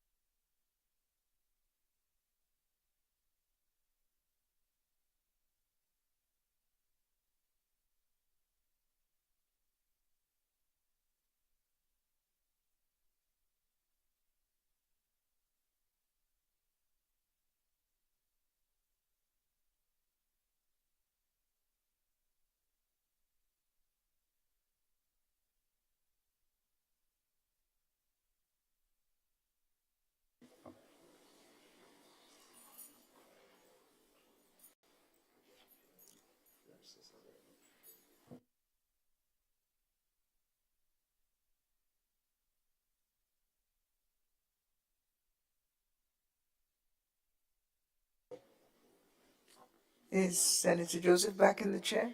I give the floor to the Leader of Government Business. Madam President, I begged for short adjournment for a couple of minutes. 5 minutes, sir. 6 will be appropriate. Thank you.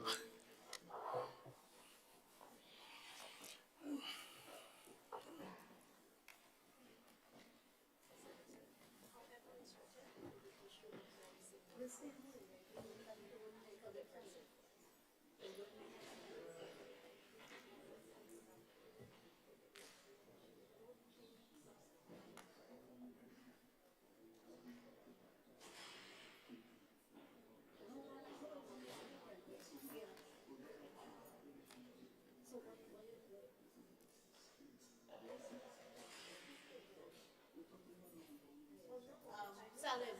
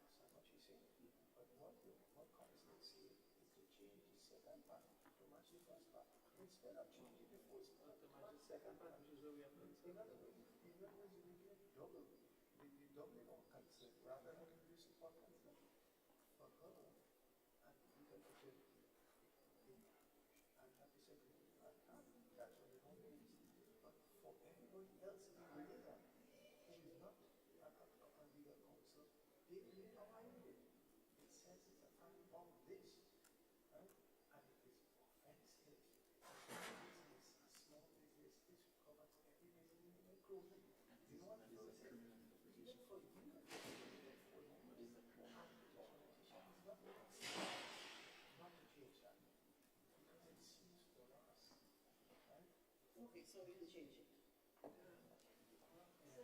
So we're gonna change it, sorry? Not exceeding.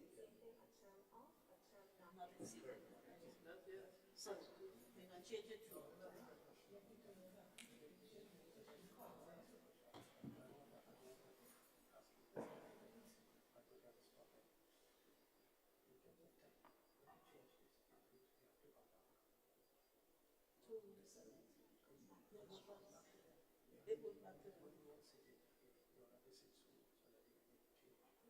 Yeah, there's a certain.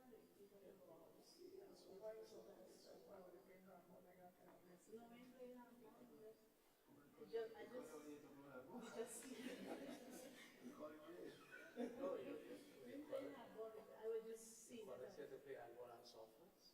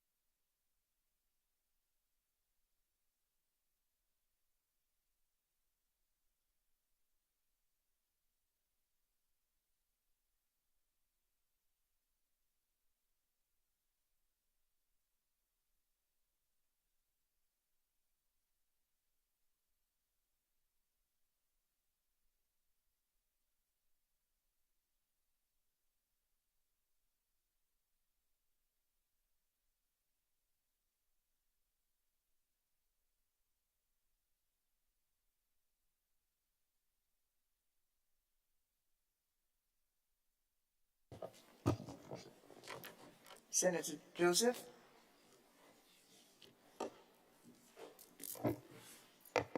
Madam President, we've had discussions with our esteemed colleagues for the business community and the unions. And I am sure our opposition colleagues would also be in agreement that we would make a small amendment to section 21(3)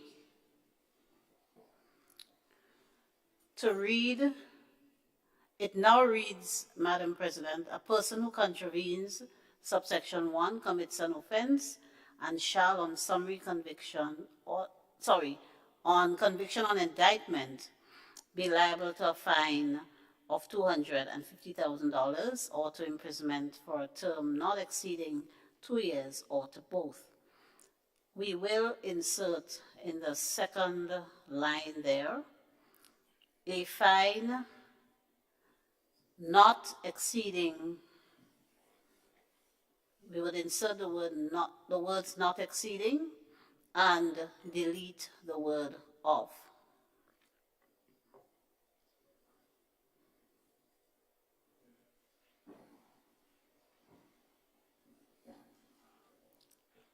Madam President, as we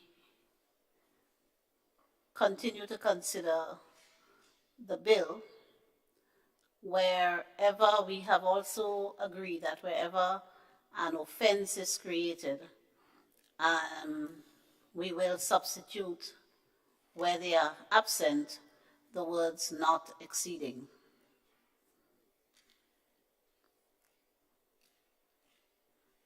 And delete of.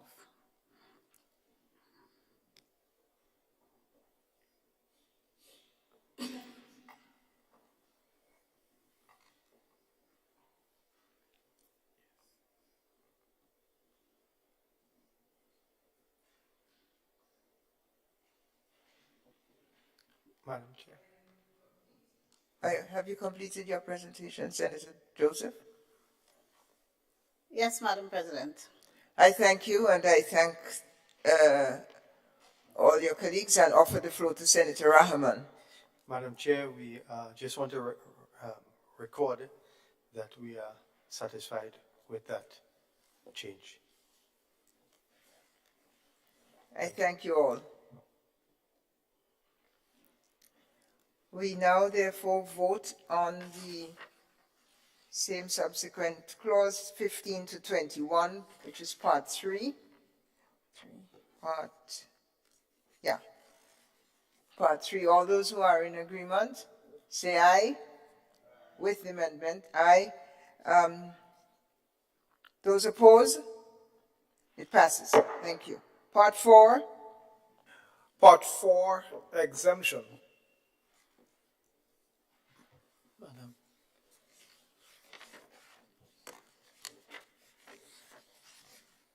Part 4, exemption. The question is, Honorable House, that Part 4 that forms part of the bill.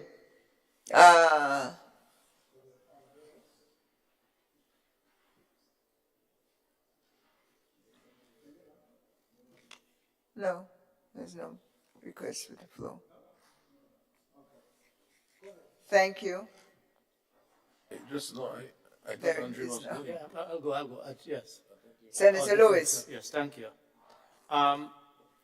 Madam Chair, I'm asking for your indulgence and that of Senator Joseph. I'm not sure which part this one that I'm about to raise falls. I had noted in her response a particular concern, and because we did not identify this section, and with your permission, I'll just raise a concern. When Senator Joseph had indicated that private individuals or if a worker is working from at home, they do not have to worry about the warrants to be able to come to their premises because data is stored on the cloud or there's two things, on a server, but data is also stored on a device. Because if, for instance, if one was to take the reasoning advanced by the senator, then the authorized officer and the police does not necessarily have to go to the company location. Because if the data is stored on the cloud, then yes, it is stored on a cloud, but if that's just a limitation, you can access that information elsewhere. And so the concern that we have, that through you, Madam Chair, I would like to hear that response to give some sort of comfort. Because in this period, we have a number of workers, and this is not about unionized workers and all, this is about all workers. We speak on behalf, as a matter of fact, all people, all persons. So this is a concern because if the reasoning is that we do not have to worry because the information is stored on the cloud or on a device, on a server, I'm saying that there's also the high possibility, because remember, there'll only be, in our view, the need for the authorized officer to seek to get information if there is an alleged breach. And if there is an alleged breach, one would need to examine all of the possible location that that data can be stored. And certainly, a device, so if I'm working with company A, and I'm operating from my home, then it is likely that if I am accused of or suspected of creating a breach, because my base is in my domestic space, then it is very likely that my domestic space may be treated similar to the company's, what you call, mortar and brick location. So that's what I would like to have, because we're in committee stage, a sort of cross discussion on, to sort of get some reassurances. Because if you may permit me, one of the things that we are confronted with right now, the question of insurance, for instance. I mean, you are going home with company equipment to do their job. If there's a fire in your house while you are working, if there's an injury on the job while you are working, while you're at home. So we have now found that the workspace or workplace has now moved out of the traditional locations into the domestic space.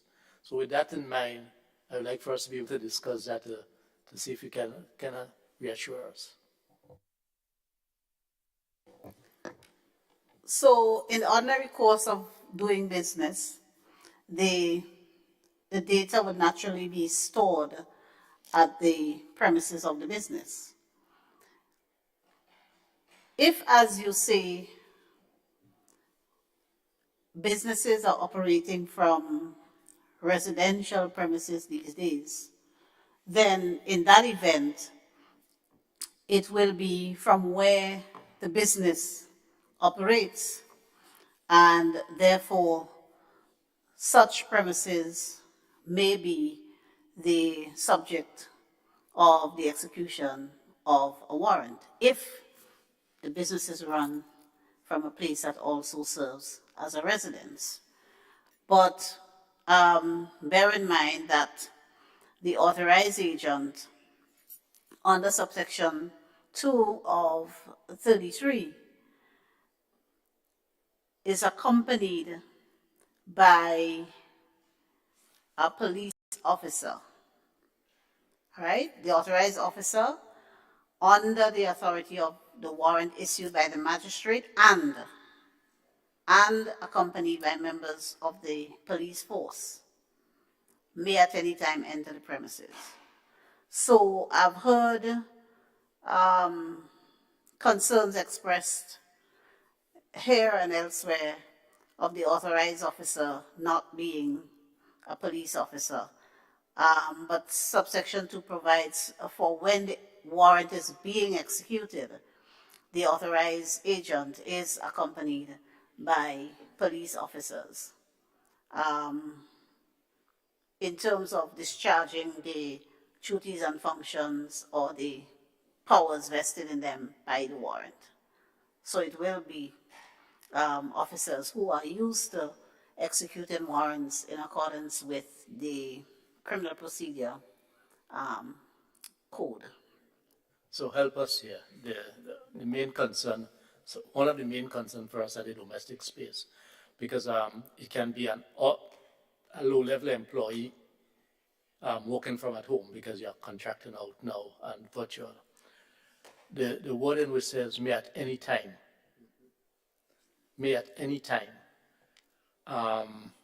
And I know one may say they may be reasonable people, and therefore you may not want to go to someone's house before 6 a.m. or 5 a.m. But you can find, and you may very well have found, that person's domestic space may have been entered to look for certain information or certain items on what one will call very early in the morning, probably after 3, 4. And because we need to, as much as possible, keep a human side to this while we protect, as we try to marry these different challenges that we are now confronting, one would like to see as much safeguards as is possible, especially in a context where this is not a case where it is a business location, so there is no one on the premise certain times, and you get a warrant because you may want to stop something. I mean, I don't know, but this is a home. Because of the new norm, nature of work, we have a concern about the warden we say at any time. In a context where you might be at home, your kids, the elderly, the trauma, that is possible to occur. So these are the concerns from that end. And the fact that it is accepted that once you are performing company operations or business operations, because it doesn't have to be a company, partnership or whatever business operations from your domestic space, then this aspect will be applicable to your location. I would like some discussion on this matter to see how we can do this to limit the anytime. Thank you, Senator Lewis. Before you respond, Senator Joseph, would you indicate, Senator Lewis, exactly which clause you're referring to? Or It's 33. We did not reach there, but because Senator Joseph brought that section, because I had asked a generalized question in terms of her response. So I do not want to be accused of running ahead of your guidance by reaching to 33.2. But I'm explaining. Hello? Yes. Continue, Senator. Thank you very much. Yes, so it's 33.2. Section 33.2. But under part 6, and we have not yet reached there. No, we have not reached there. Mm-hmm. Thank you. We proceed in order then. Thank you. We'll come to that. All right. We've concluded part 3. Senator Rahman? No, it's me. Oh, Sinclair. Yeah. Sorry. I raised earlier the issue of churches, and I'm not too sure. I'm just looking at 22.1, which speaks about there shall be exemption from the provision of this act, personal data processed by an individual only for the purpose of that individual's personal, family, household affair, including recreational purposes. I'm concerned based on what I see in the EU and these other organizations, they need some kind of comfort as to whether or not they're excluded or whether they are in. Of course, I know there is a section that would have mentioned that the minister may, at any time in the regulation, bring in other organizations under the radar. So I'm not too sure what consideration is given within that space based on bearing in mind this concern. Maybe wording edit, but overread it. It's incorporated. Thank you. 21.2A.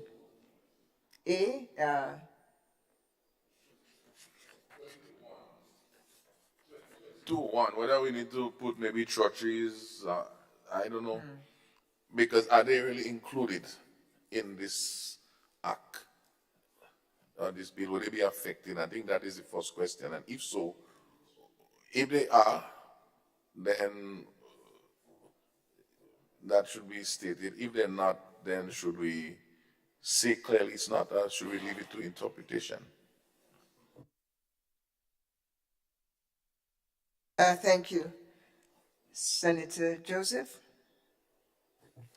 With respect, Madam President, I'm not following what the good 22.1 senator is saying. in the current version. Yes, I know it's 22.1, but I'm not following why the reference to churches. I'm not getting. I reference the churches because when I look at the EU regulations for data protection. European Union? EU? Yeah, European Union, yes. 2018, their data protection specifically speaks to churches being covered and affected by the data bill. And it's included, it's spelled out. It was not done before. So all I'm asking our churches, which are significant organizations in this country, which have a lot of personal data, are they covered or are they not covered? Maybe that should be the first question, and then I want to have a follow-up question. Thank you for your clarification. I'm just trying to clarify. Do you mean that to ask whether churches may be subject to the provisions of the act, or? Correct.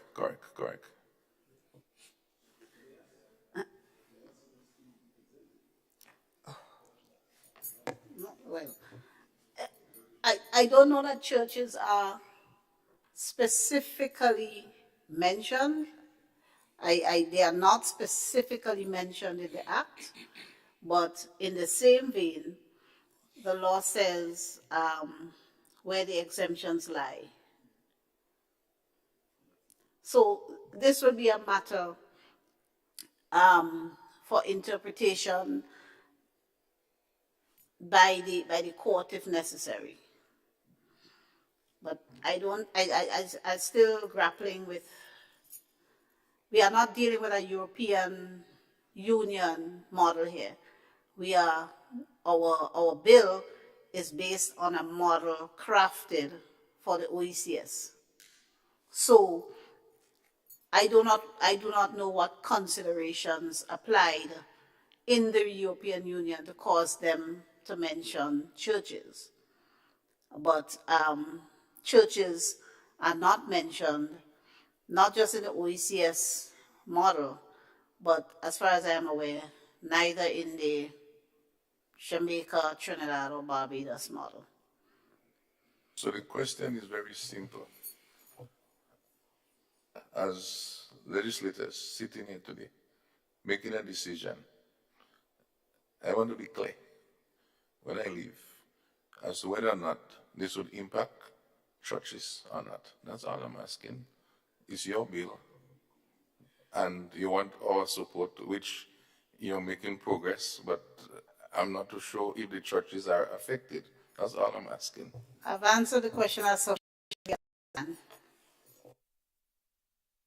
Thank you, Senators.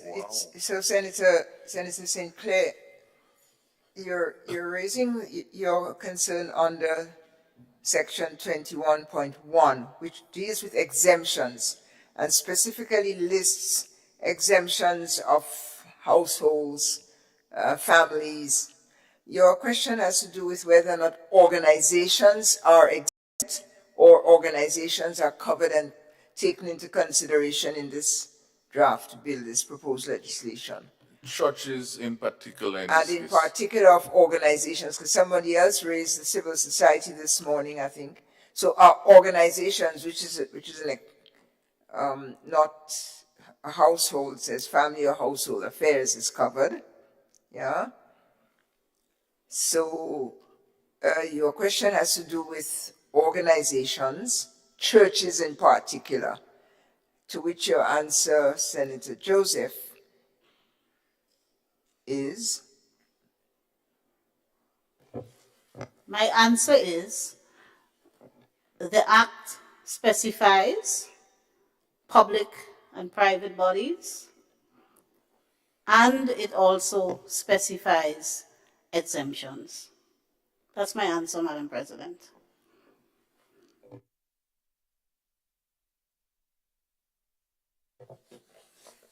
Thank you, Senator St. Clair. There is a list, I think it's on number 2,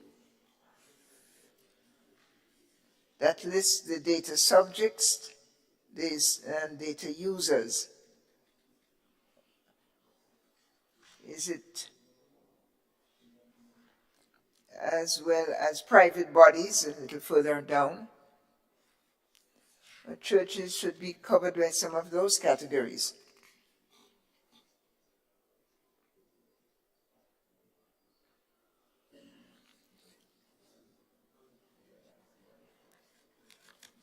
Senator St. Clair? The jury is out on this one still, so I wouldn't hold up the process, but the jury is out on that until it's proven. Yeah. Because, yeah, it's been... Not the jury, All right, thank you. We proceed. Section 4, therefore, 21.1, all the way to 23 is now before the committee. All those in favor say aye. Those opposed say nay. Ayes have it. Part 5, Information Commission. Honorable members, the question is clause 5 on Information Commission, submitted to you for your consideration.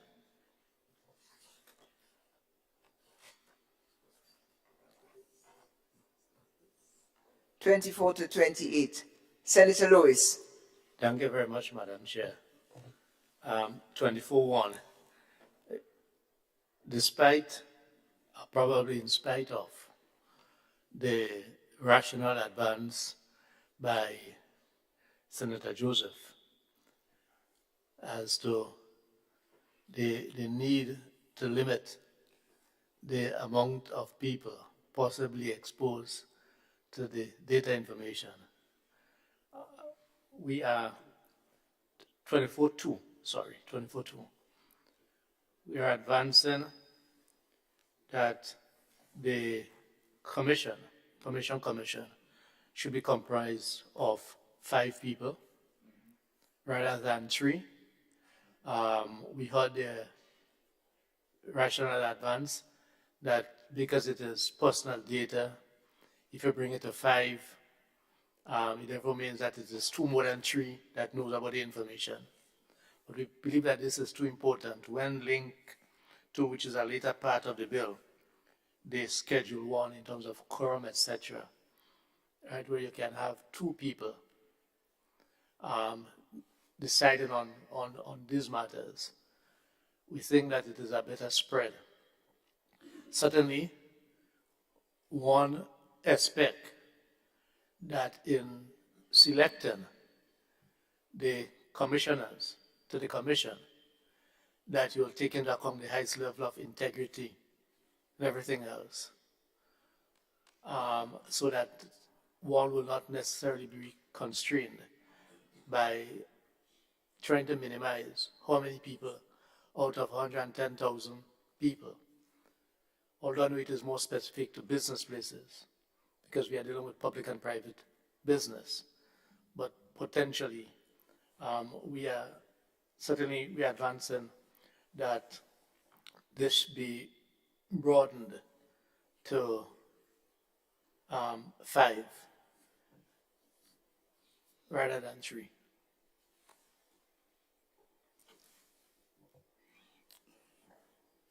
Thank you, Senator Lewis. Madam Senator President, Thomas? Madam President, I'd just like to ask Senator Andrew Lewis, where are you suggesting the expertise come from? Because it's quite clear where the law is suggesting. Sure. If we agree on 5, I can also extend my mind to in other words, because it says here, it gives you 3 possible areas, A, B, and C, but it is not limited to this. It says here, information communication technology, data protection, privacy. You can have this skill set even from the private sector, even from within the law profession or anything, because you have lawyers who have understanding of technology.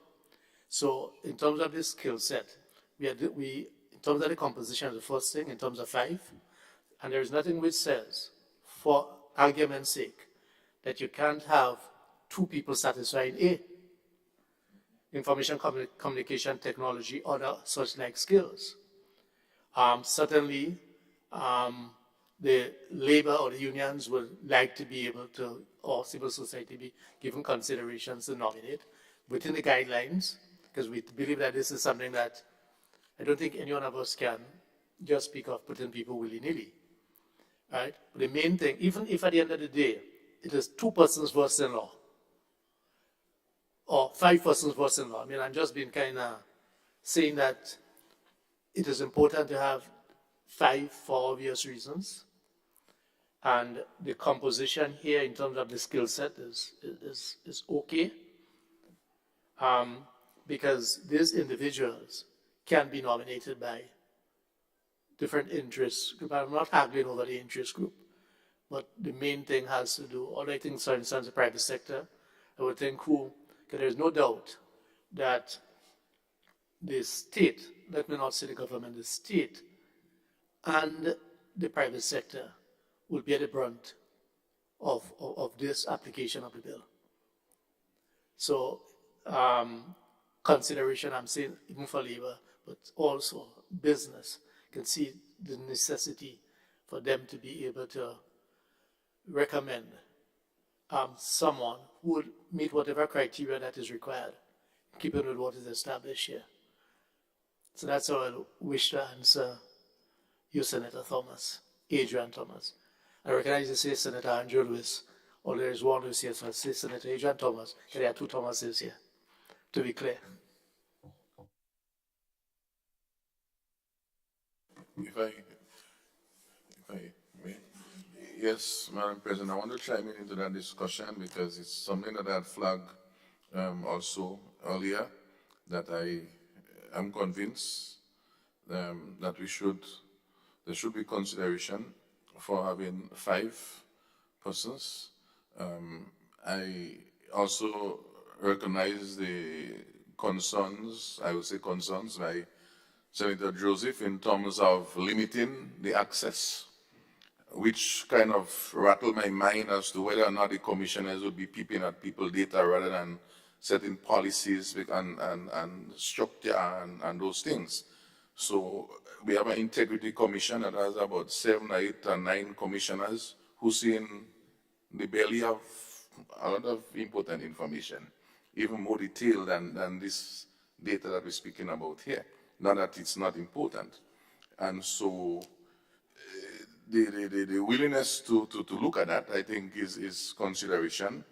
And in light of that, the issue of civil society in that whole space, I think, and of course the issue of the business community, which is a major stakeholder, I think has some voice in that contribution of I would say the other two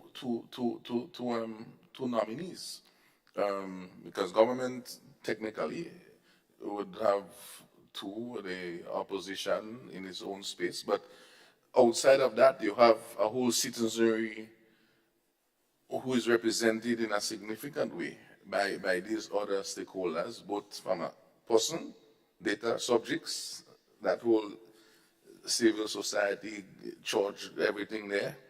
And then you have the business community, which is a major stakeholder in ensuring that the data is managed and protected of the individuals. And so in that regards, I think that they really should have some person, because a commission is like a watchdog of justice, gatekeeper, safekeeper.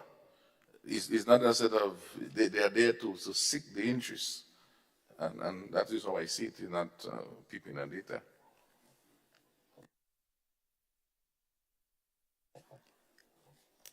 Thank you, Senator Sinclair. Senator Rahman. Madam Chair, if I may. Thank you. The title is the Information Commission. And while I agree with the A, B, and C under point 2, the skills that they have to have, as Senator Lewis made mention, two minds are better than one. Two lawyers are indeed better than one. And if you have a commission, in the same way that we have the Senate, and we have significant minds and significant representation, different representation, this is where I believe Senator Lewis is coming from. And it makes sense. Because even if you were to have a clergy member on this committee, because we're dealing with reason and fines and punishment and holding people to account. So 3 people are good, but 5 qualified people would be better. And we don't want it so big that it becomes cumbersome for them to meet or for them to arrive at decisions. But you see, the challenge is when they go into a quorum. When they go into a quorum, it's only 2 people, 2 minds, that are deciding on these important issues. And if they had a committee of 5, but a quorum of 3, that one extra person could make a difference. It's an extra mind. And when you have different qualifications, I think that 5 to us sounds like a more robust team, commission, and then to handle the work as well. Because you're talking about an information commission that data is not decreasing. The collection of data is not going to decrease. It is only going to increase. These 3 people are going to be up to their ears in work.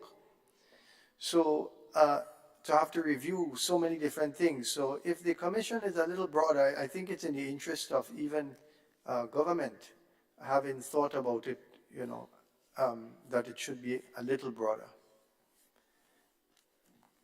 Thank you. I thank you, Senator Rahman. Senator David Andrew. Thank you, Madam President. Now, I am listening to the worthwhile suggestions being put forward for the expansion of the Commission. I beg to differ, though. As a person coming from a background in studies in human behavior, and when I consider that this is meant to deal with people's privacy and private information, I think the spirit of having constructed it with 3 is well positioned. The fewer persons you get involved in matters that relate to people's inner and most private matters, the better. The greater the psychological comfort, the greater the emotional security. If we want to suggest that the person with information technology must come from the private sector, the business sector, I have no problems with that. Or if you want to have a caveat that suggests the data person must come from labor or whatever it is, so that we capture the concerns there. But the fewer the persons we engage in people's private lives and people's private business under such an investigation, serving the interest of the people whose businesses we are going to investigate and collect information about. Thank you. Can I, before you comment? Thank you, Senator Andrew. Senator Lacrette, you have the floor, sir. Madam President, I was just concurring with the professional counselor. Thank you for your brevity. Senator Lewis. Thank you very much, my dear Senator Andrew and Lacrette.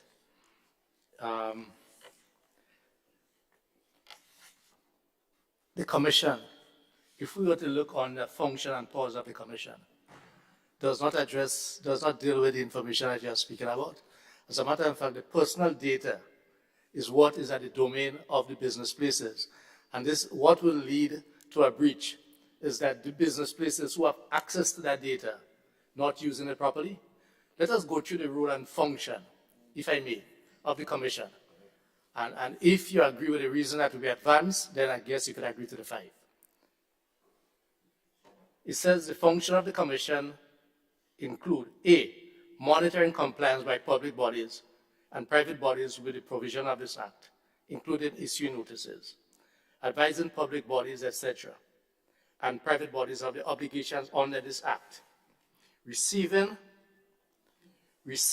and investigating complaints about alleged violations of the data protection principles of data subjects and in respect thereof, make reports to complainants. In other words, so remember, if your concern is that these 5 people, moving from 3 to 5, therefore mean that 2 additional people will have personal data on the citizenry, the business. That's not the case. Where we have to be concerned, to be quite frank, if I may use that word inside here, is to ensure that the private sector, the businesses, and the government, the people that they give access to processing personal data are at a caliber and at a level that will protect the data. The Commission is not dealing with personal data.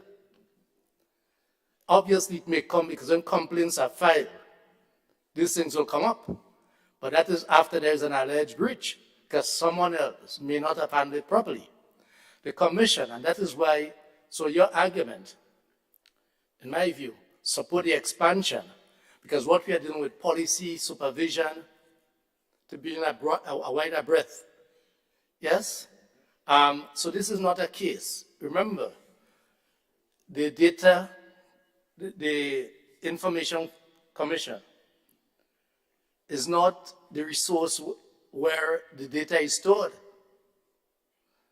The data that this bill is seeking to protect, which is long overdue, to use your words this morning, which I totally agree with, does not rely on the domain of the commissioners, but it relies at the center of the businesses, be it private sector or public sector, that gathers those information, or who may come across this information through interaction.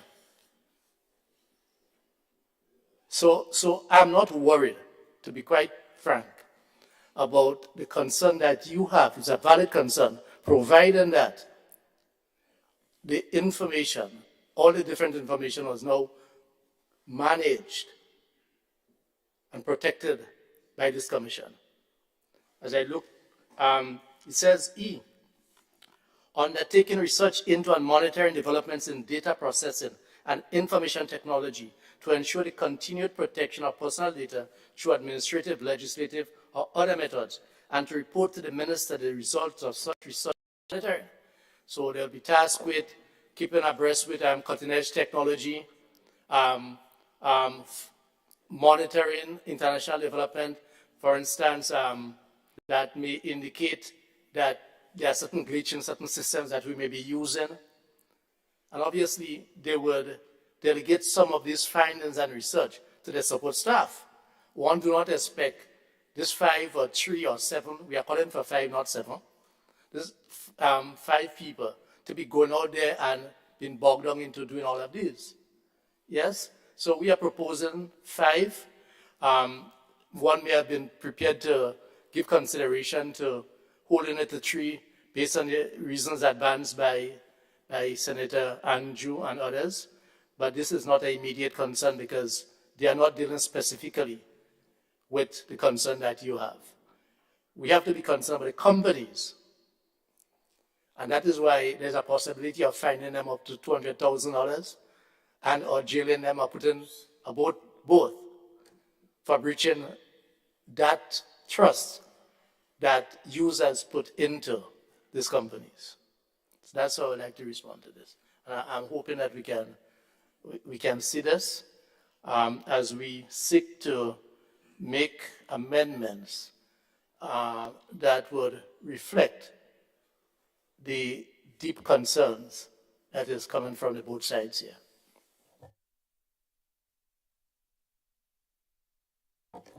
Thank you, Senator Lewis.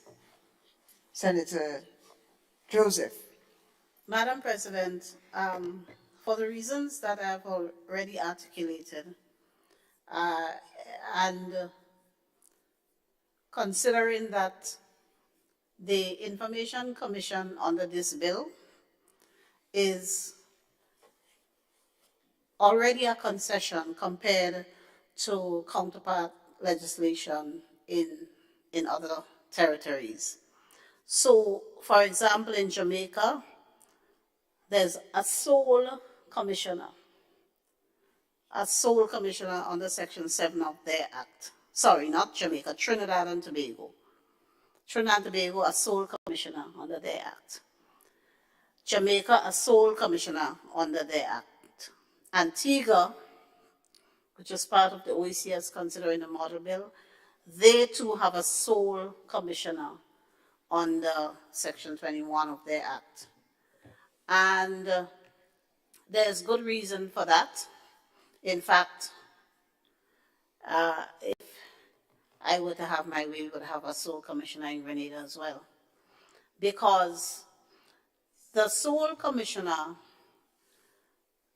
monitors compliance by public bodies, kind of similar to our labor commissioner, right? And we have one. Yes, we have an acting labor commissioner. Yes, right?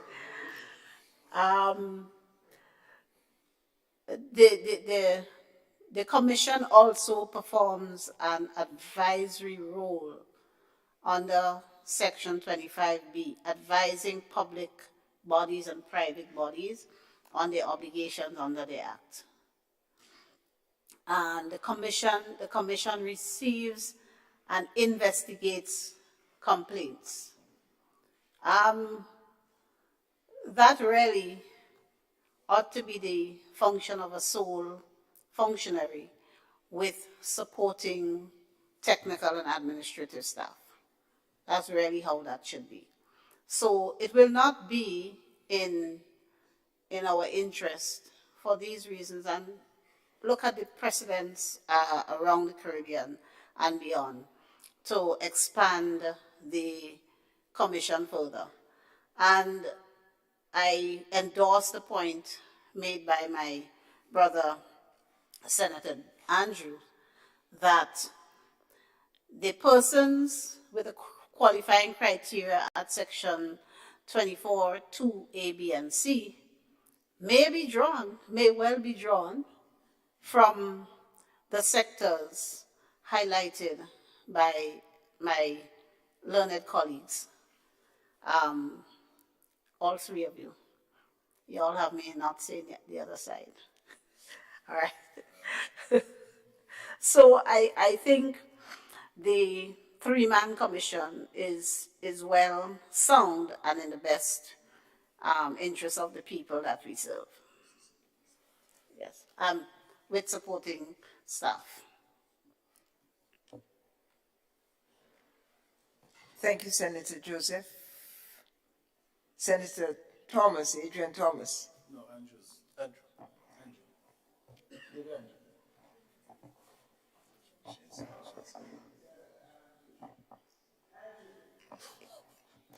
Thank you. Madam President, I mean, I'm happy for the exchange, but I'm looking that the commissioners would still have a staff. So, I mean, it was being suggested by Senator Andre that all of this work has to be done, but the Act makes provision for, or Senator Rahman, I beg your pardon, or probably both, I'm not sure. The Act in Section 26 makes allowance for the appointment of a staff of the Commission. And it says, 26(1), the Commission shall appoint staff of the Commission comprising of A, information officers, B, information technology technicians, C, the Secretary to the Commission, D, administrative officers, and such other staff as may be necessary to give effect to this Act. So the commissioners who would overlook what the operation would be served by a staff, and as such I don't think it's necessary, and I stand on the ground with the AG and those of us on this side that suggest that a three-man commissioner team is well set and well apt. Thank you, Senator Andrew. Senator Rahman. Thank you. Thank you for that reminder, Senator, with regard to what pertains in other islands. That being said, if that is the case that is in the other islands, then I could accept that a three-man committee. The question is now, would you be opposed to having a quorum of all three rather than just two? Because you already have a three-man committee, and you've explained what the standard is in other places. And so it means that, in my mind, three is better than one. As I mentioned before, two is better than one, two minds are better than one. So three that you've come up with is better than one. So why not have a quorum being those three? Because it's not difficult for three people to meet. And so it's just a suggestion. Thank you. The risk in that is that if there are genuine reasons, health, family, other pressing matters, the work of the commission would be halted or stymied. Even death would require the speedy appointment of a third commissioner so that the commission may function.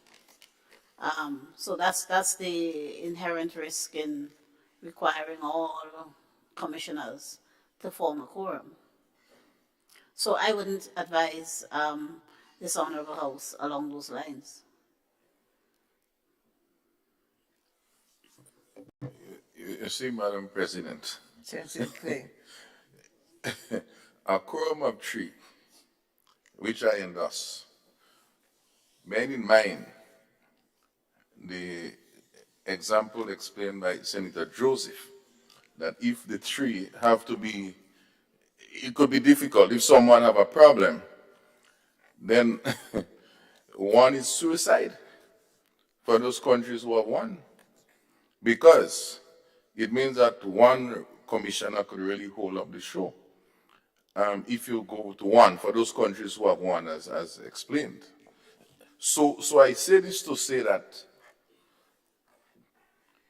three, to me, is still equal to one in this maths. Yeah, and three is the option that will bring justice.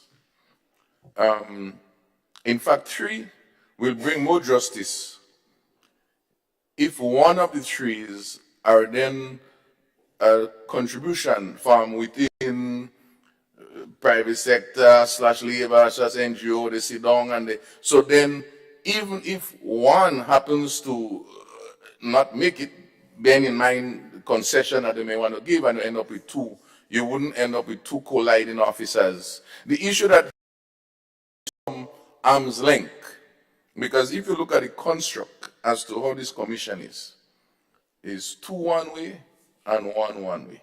And that has been the concern that two persons nominated by the same master technically can collude. Despite what we think, as we say, it must appear.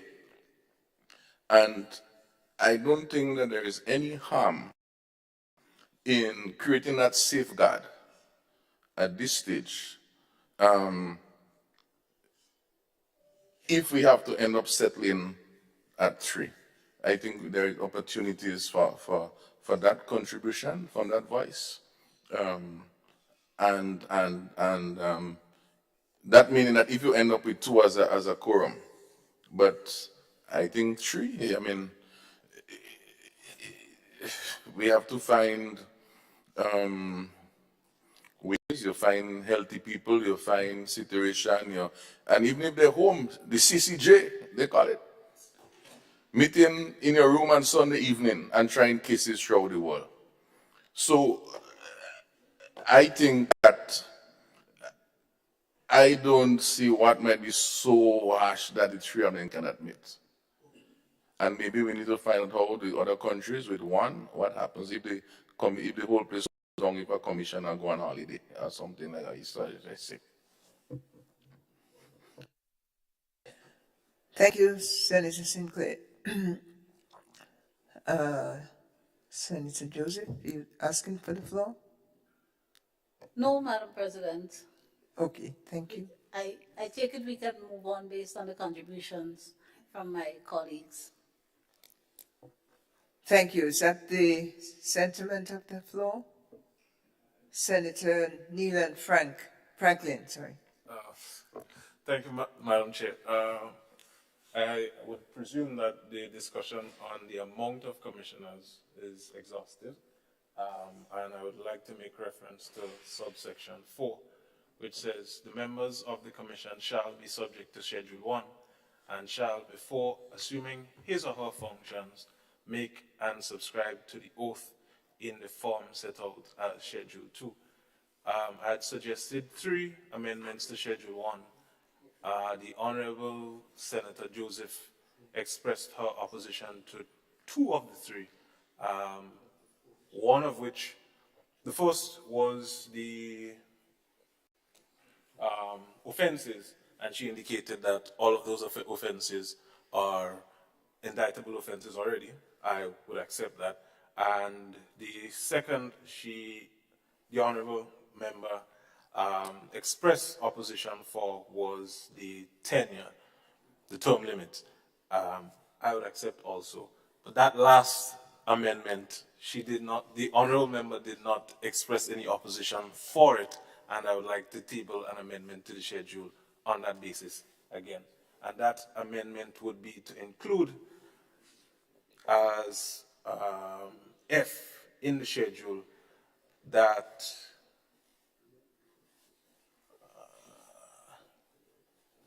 let me just get the schedule so it would read. So it would read, a person shall not become or continue to be appointed as a member of the commission if the person holds office in or is an employee of a political party or a political activist. So I'd like to table that amendment to the schedule. Thank you. Thank you, Senator Franklin. For clarification, this is proposed under Schedule 1.1 to a new section which would follow Section E and become Section F. Am I correct? Yes, Madam Chair. Thank you.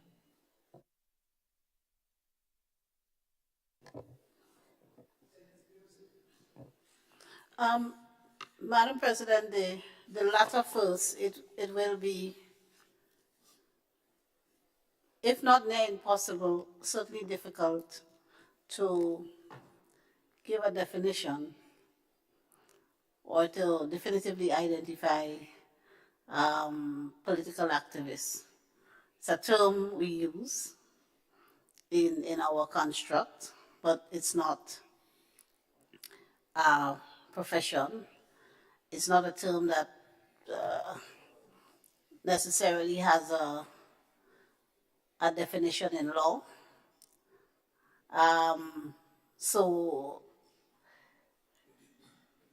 And that is why in these types of legislation, the insulation from political influence is usually styled in such a way as to preclude members of parliament, or as in this case, persons nominated for elections to the House of Representatives.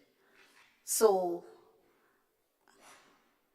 I don't know that there would be much utility in widening that that definition.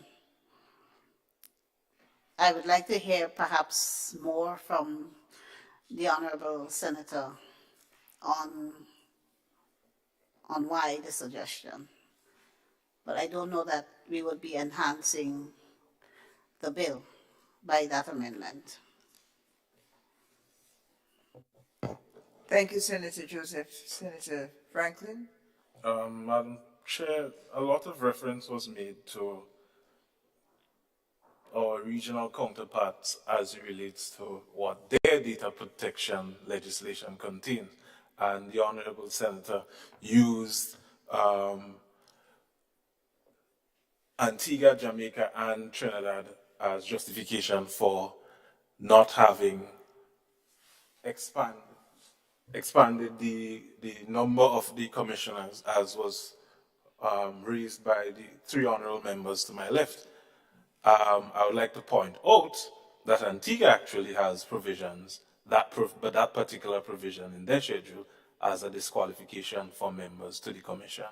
So it is just a suggestion to eliminate any form of political bias that may occur on the commission, given the sensitivity of the information that the commission would preside over and the requirements that would be needed to be put in place for the data users and data processors to follow by the commission. It is innocent. If the honorable members are opposed to it, then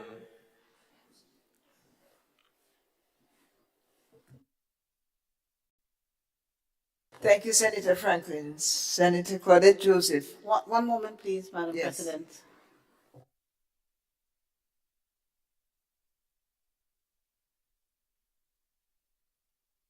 I mean, Madam Chair, if I may oblige, there is nothing to be lost here unless the honorable members opposite see it differently. I think you have proposed and they are deliberating. We wait. Thank you.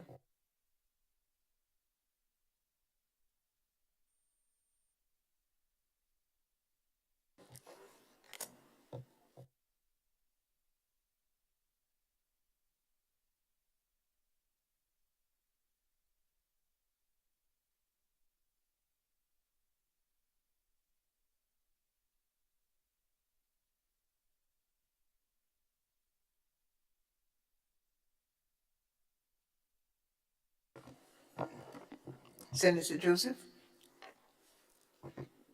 Or Senator Thomas? Thank you. Madam President, thank you very much. Senator Franklin, having listened to you and the suggestion that you made, and the fact that Antigua has entertained such in the law,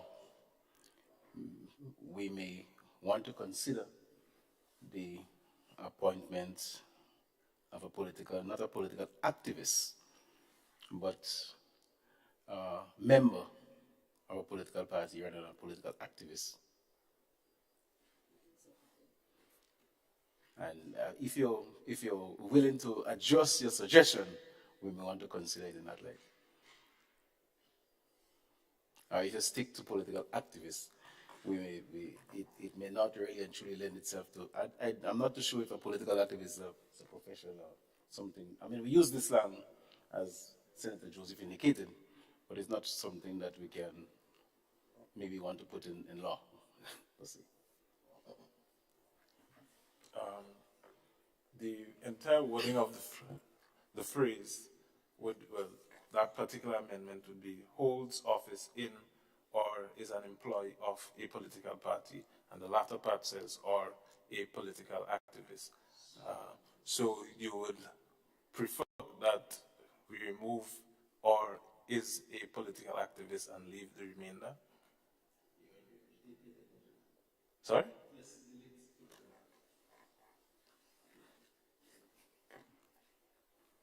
I'm willing to accept that concession, Madam Chair. I thank Mr. Senator Franklin.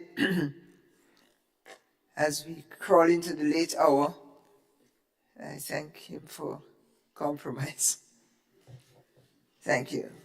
Now, does that create an addition to number to the Schedule 1? We now have an F, is that correct? Can you read it again, please? So F would read, holds office in or is an employee of a political party.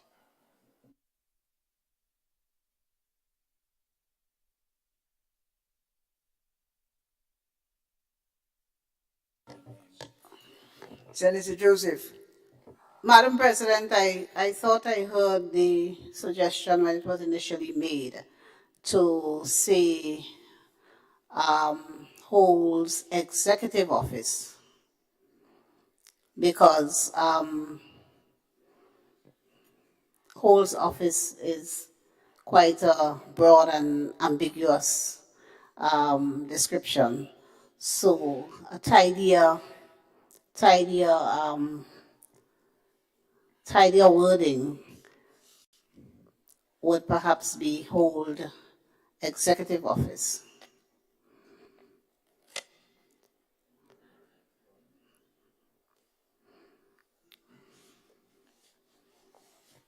Honorable Franklin.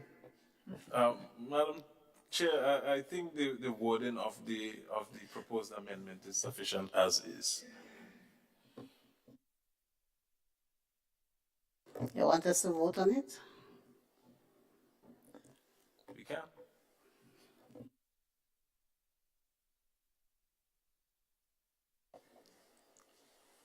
But, Madam President, the employed by a political party really and truly may not be maybe the most appropriate either. So I would suggest that we vote on it and take the suggestion that Senator Joseph indicated, the executive.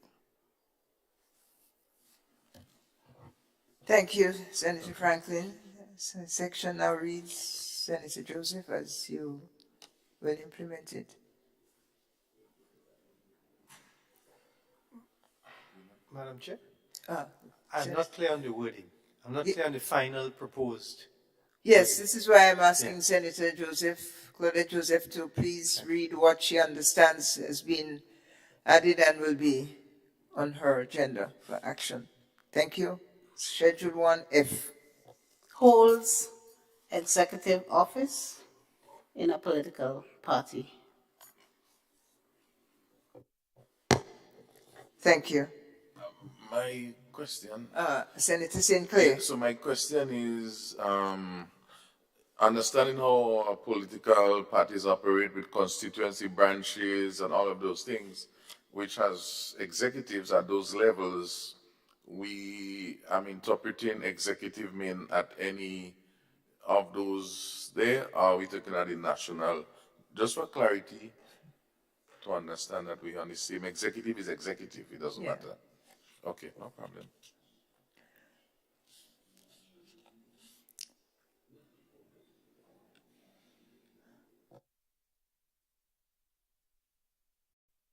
Thank you. Holds executive office in a political party.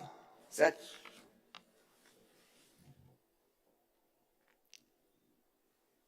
Is there another meeting over there?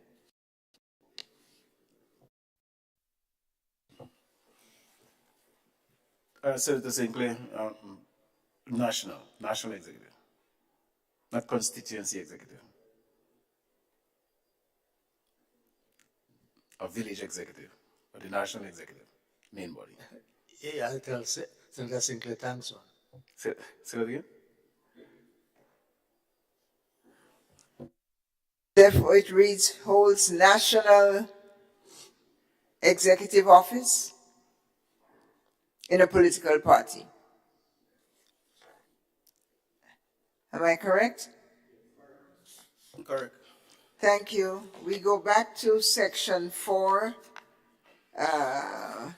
Section 4 on exemptions. We have this before the committee. All those in favor, say aye. Aye. All those opposed, say nay. Ayes have it. Section 5. Oh, Information Commission. All right, we finished with 5. I beg your indulgence. Section 6. Part 6, enforcement. Part 6 on enforcement covers paras 29 to 38. It is now placed before the committee for approval. All those in favor say aye. Aye. Opposed?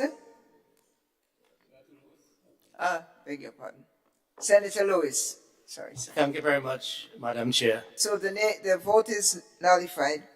Yes, because Proceed. that is where I was asked, rather than running ahead full steam, to wait my turn until we get to 33-2. And I wish to repeat the concern here at the second line. But I'll just read the whole thing. The authorized officer, upon the authority of a warrant issued by a magistrate, and we would like to see that as a judge, as we said before, I'm just saying, and accompanied by members of the police force, may at any time enter any premises. And that's the concern that we have, may at any time. There should be some, and our legal friends on the other side may be able to assist us by taking into account the concerns that we have, that will take into account what is a reasonable time of day, not before the hours or X or Y, however it is constructed, taking into account that we have already established that that once an individual is operating from their home, then that home now will be subjected to. So along that line, we're asking for your assistance to sort of help us. So the principle is that they should not be able to just go there at any time, any day or time. Thank you, Senator Lewis. Senator Joseph. Ordinarily, a warrant is not issued at any time. This section will be supported by the regulations that will come, that will give details of what would be contained in the warrant, the parameters, and those parameters would normally include the time within which a warrant is to be executed. So, for example, under the Criminal Procedure Code, that's the other bit of legislation I could think of that gives the power of officers is to execute a warrant. It says, I think between 6 a.m. and 6 p.m. In that is usually the window. Added to that, we had to assume the reasonableness of our judicial officers. So when the regulations are fleshed out, we have to expect the details in there. So this wording is good as is. Because if you notice the section doesn't give a lot of details as to the limitations and parameters of the executing officers and so. That will be in the regulation. No, that is comforting, so I could walk along with that on the provision that the state, through Senator Joseph, who is the Attorney General,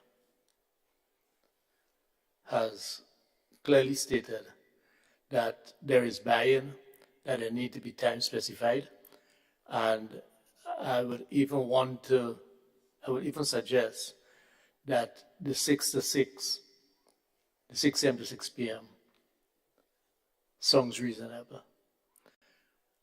Because we need to, especially in the context, remember this context has to do with the private domain, let's say domestic domain.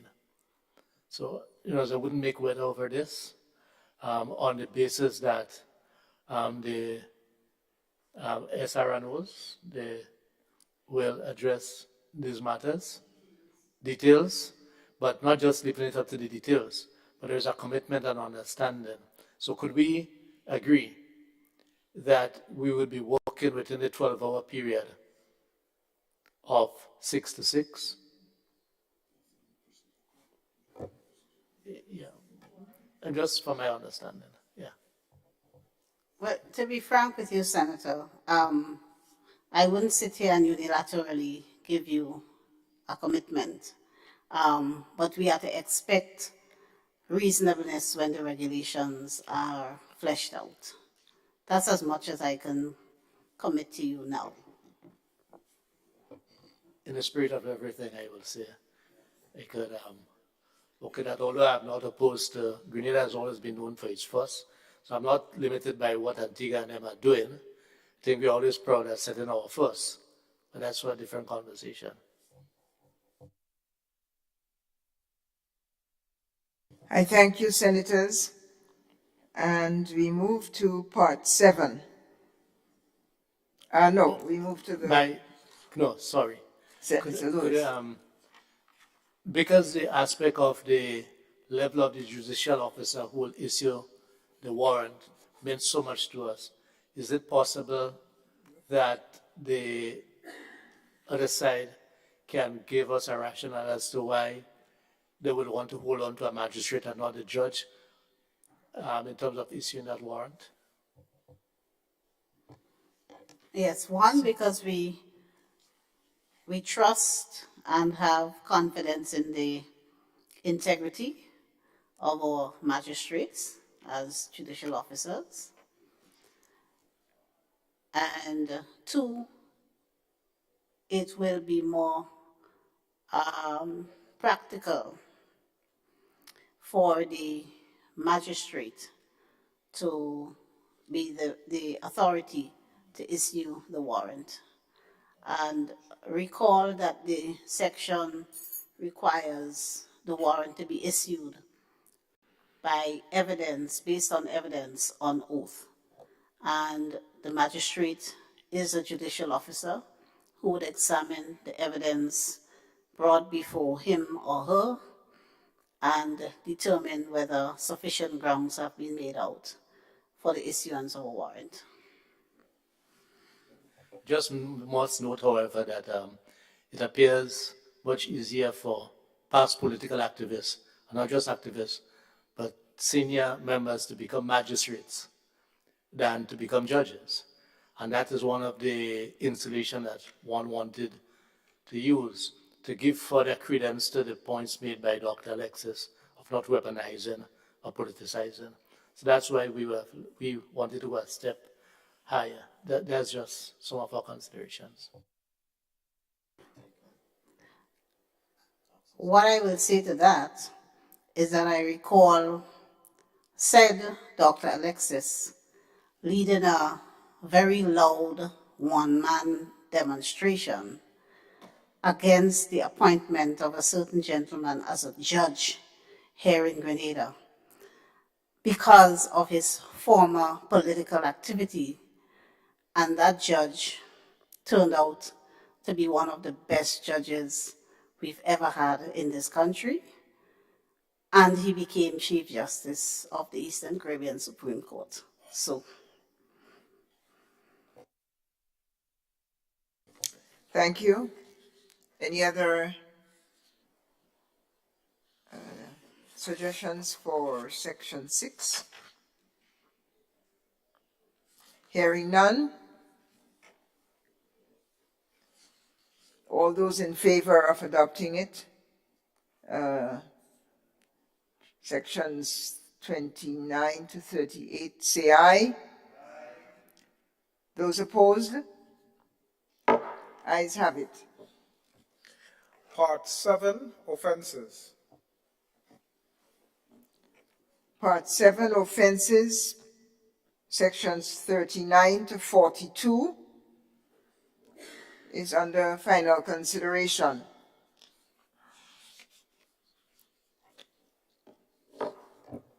Madam President, I think that's the section in relation to which we already made an amendment. Clarify. To say at section 42.1a, a fine not exceeding. So we insert the words not exceeding after fine and deleting the word of. And then in B, a fine not exceeding $100,000, and we delete the word of. Subsection 2, yeah, we did that one already.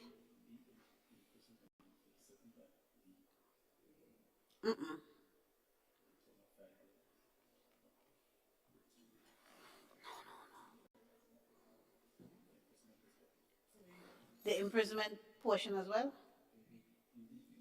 In B, okay. A and B, subsection 2A and B. Yeah, and for a term not exceeding. 42.1A and B. So, Madam President, if you could take it back to a fine not exceeding $50,000 or to imprisonment for a term not exceeding 3 years, delete of. And then in subsection B, B2, there's B as well, 1B. Imprisonment for a term or a term not exceeding 5 years. And then 42.2A,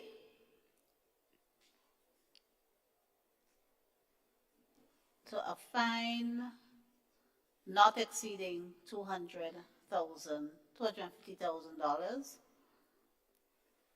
and then 42.2B, a fine not exceeding $500,000.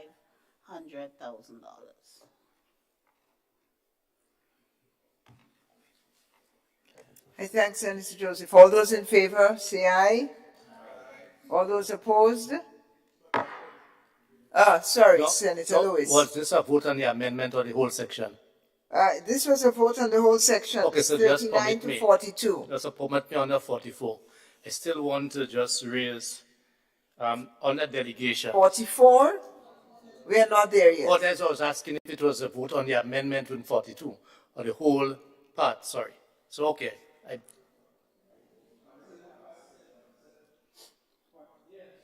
It's 7, yeah. 7, okay, sorry.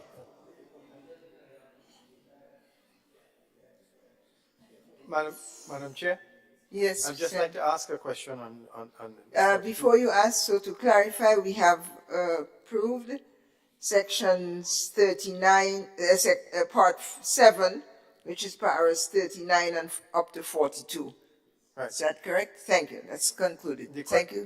The question was with regard to the amount of the fines, that they go up to $500,000, and if that is found in other legislation in the OECS. Okay. Thank you.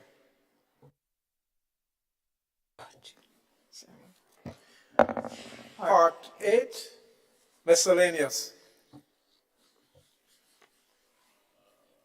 Part 8, miscellaneous, sections 43, paras 33 to 43 to 49. Am I right? 43 to 49. Thank you. Senator Lewis. Thank you very much, Madam Chair. And through you, my jump to 44 is not a sign of tiredness, but it's a sign of functioning efficiently and a maximum well-oiled. Yes? Nothing to do with eagerness. We are in that zone where we are paying particular attention. We are negotiating. And yes, so that is why on the delegations, the Chief Executive Officer or the Commission may delegate any power or function under this Act to an authorized officer. And that is why we have concern. We're trying to narrow down what is an authorized, who would be an authorized officer. And I'm asking again from this side to give due consideration to this, because we are speaking here that it is not just a commission, but the Chief Executive Officer can delegate and call, and we want to ensure that at the end of the day, we have done justice from the side here, that we have limited as much as possible as to who may be allowed to perform that role as an authorized officer. So that's the earlier pronouncements that we have made. And one, we had proposed for discussion that the authorized officer should at least be a police officer. I went so far as to say probably at the rank of, I don't think you have Lance Corporal these days. I think you go from corporal. So you're either a private, corporal, or a sergeant. And I know it was advanced that the authorized officer will be accompanied by a police officer. And therefore the question will be, what is the power of the authorized officer? Why is it necessary to have a police officer accompanying that authorized officer, and why not probably have the police as the authorized officer? Just in terms of my understanding. Remember the Thank you, Senator. authorized, Madam President, Please. sorry. Remember the authorized officer would be someone with the requisite technical qualification to retrieve whatever data or equipment that is necessary to form the evidence that the data subject's information has been improperly disclosed to third parties. And so the authorized officer will have to be someone with that special knowledge and skill. And that's why it's not locked in as a police officer, but that the police officer would accompany the authorized officer in executing the warrant. And the There was another point I was going to make. Yes, the other point is this. The details of the qualifications and so of the authorized officer and the remit of the authorized officer in the execution of his duties, those details will again be contained in the regulations to the Act. That sounds reasonable in terms of the explanation, with the rider that the regulations will specify that this authorized officer will have to have certain background, technicalities, not be an employee of probably one of the somebody requisite training and qualification. So I must admit that that explanation has shed some more light. I still have a little concern, but it is not as great as when I just came.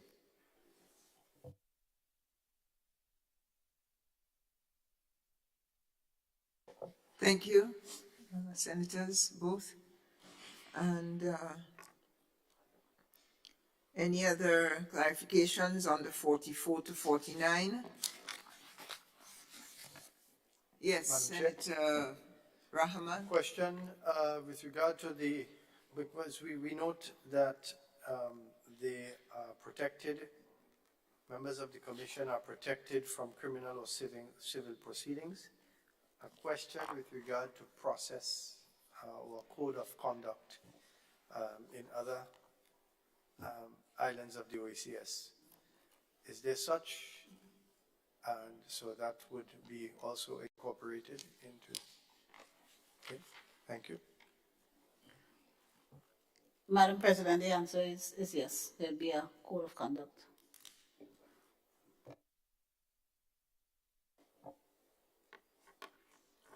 Code of conduct in the regulations, I take it. Thank you. Yes, Madam President. Any other? Senator Franklin, did you? Yes, Madam Chair. Just to revert to Section 44, the Honorable Senator indicated some of the authorities of the authorized officer, expressing that they would have the powers to assess or technical capacity, so to speak. I would like some guidance as to where in the legislation exactly that's referenced. I indicated, Senator, that will be in the regulations to the Act. And of course, regulations are incorporated and form part of the Act once they are published in the Gazette under the hand of the line minister. Okay, just for clarity, the regulation which will follow will establish the functions and who would be an authorized officer. I'm asking for clarity. The details of the qualifications and the mode of operation of the authorized officer will, as would ordinarily obtain in these types of legislation, be contained in the regulations, which will be gazetted as an SRNO.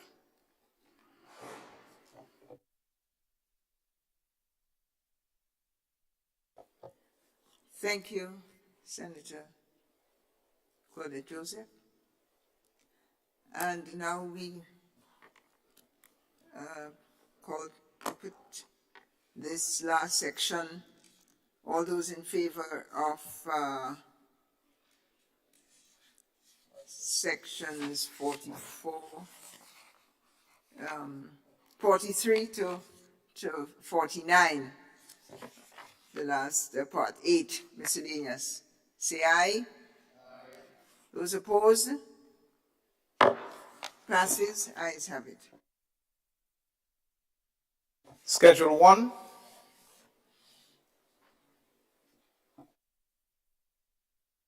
Schedule 1, Constitution of the Information Commission. Schedule 1, the Constitution of the Information Commission. We have had one amendment to an addition of 1.e. Any other matters? Or can we take it that 1 to 10 in Schedule 1 is acceptable to the Honorable Committee of the Senate? Madam Chair, Senator Rahman. I would just like to mention one more time for their consideration and not to ask for an answer on it, the quorum that they should consider, that perhaps it can be 3 instead of 2 when they, well, actually, it would have to be decided now because it's okay. I'll take back that comment.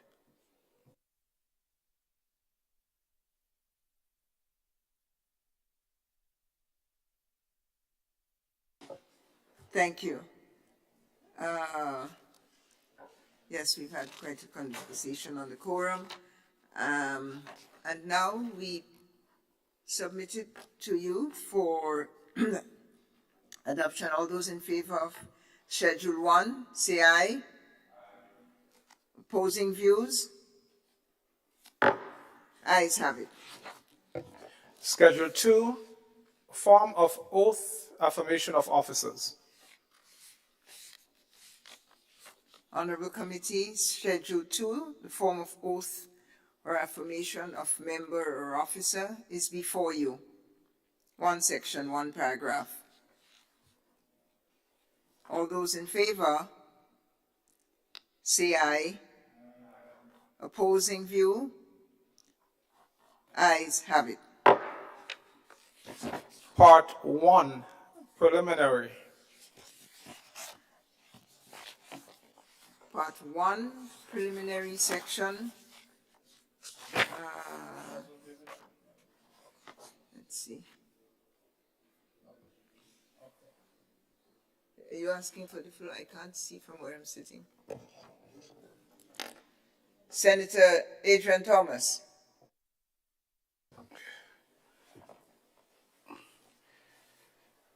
Madam President, I beg to move that the Senate resumes and the chair of committee reports progress on the bill.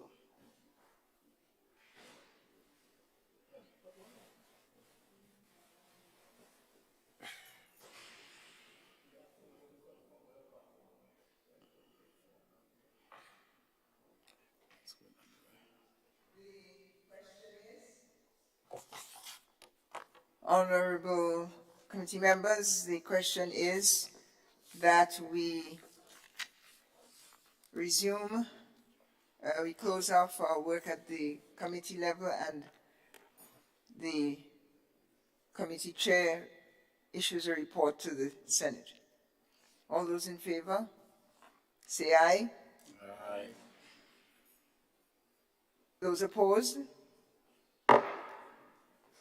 Committee is concluded, committee work is concluded, committee is closed, and we're back in Senate.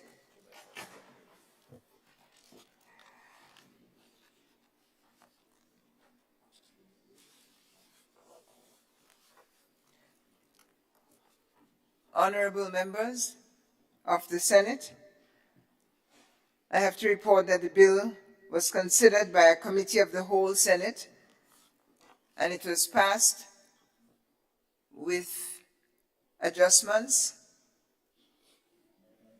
amendments.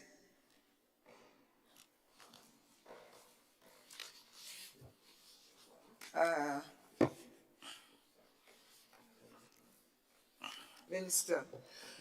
Madam President, I beg to move that the chair's report be adopted.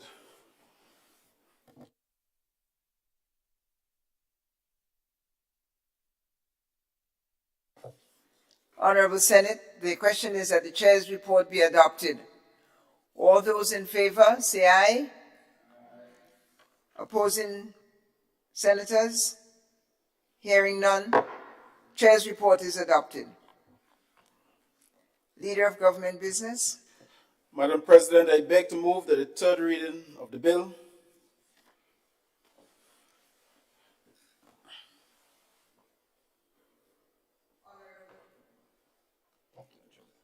Honorable Senators, The question is that the bill be read a third time.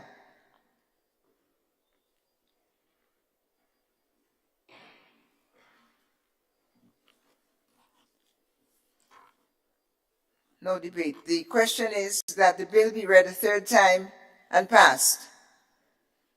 As many as are of that opinion, say aye. Of the contrary opinion, say no. The ayes have it. Bill for an act is passed. Bill for an act entitled Data Protection Bill 2023.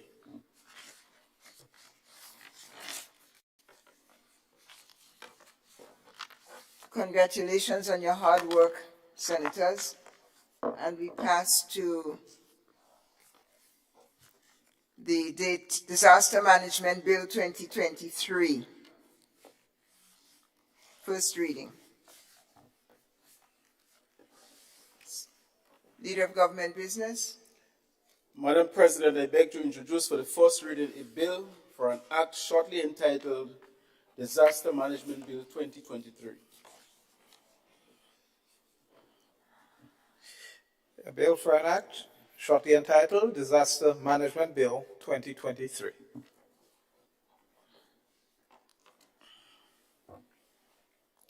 Leader of Government Business. Madam President,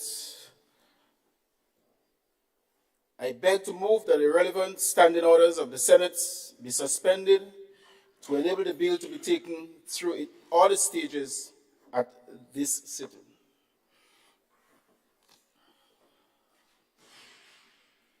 Honorable members, the question is that the bill be, that the relevant standing orders of the Senate be suspended to enable the bill to be taken through all its stages at this sitting. All those in favor say aye. Aye. Opposed? Passes. Madam President, I beg to move that the first reading of the bill, the second reading of the bill, sorry.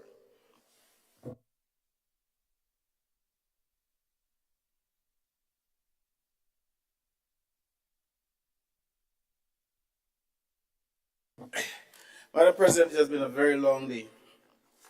And I guess when you're dealing with the people's business and important matters, you'll have to make the sacrifice.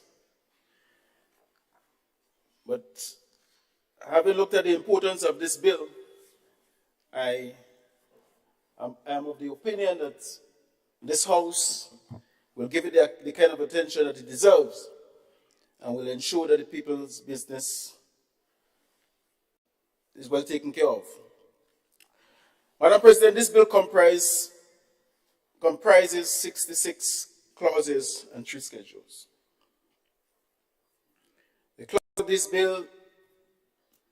The clauses of this bill are organized into 9 parts, namely Part 1 to Part 9.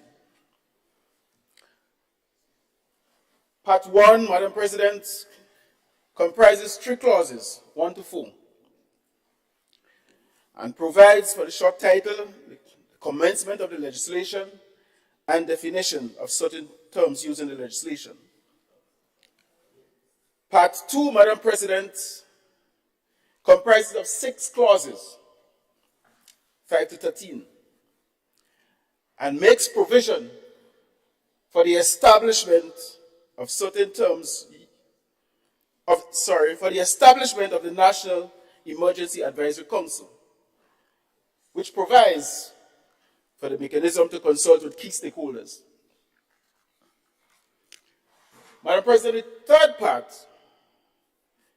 contains 21 clauses, 14 to 35. And basically, it addresses the establishment, the function, and other matters relating to the management and administration of the National Disaster Management Agency. And this body, Madam President, provides for policy direction to be given to the director. It empowers the director to establish communication links for those involved in disaster management. It provides for function and operation of a national emergency operations center, and where necessary, supplementary emergency operation centers. Madam President, it also provides for shelter and inspection of registered premises and also volunteers. Fellow colleagues, Madam President, this part also makes provision for employees to assist in emergency situations.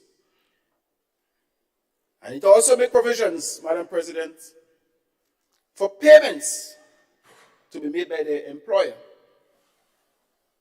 but not exceeding a period of 2 weeks. Part 4 of the bill, Madam President, contains 3 clauses from 36 to 39, and provides for the establishment, the functions, and powers of district disaster management committees. Part 5 of the bill, Madam President, comprises of 3 clauses, 40 to 43, and deals with vulnerable areas and the safeguard mechanism to be followed. Basically, Madam President, it empowers the cabinet to designate an area as vulnerable to a disaster. Madam President, Part 6, one clause, clause 44, which provides for various financial instruments in place to finance disaster management and response. Madam President, Part 7 contains 7 clauses, 45 to 52, and it addresses the obligations of persons involved in disaster management.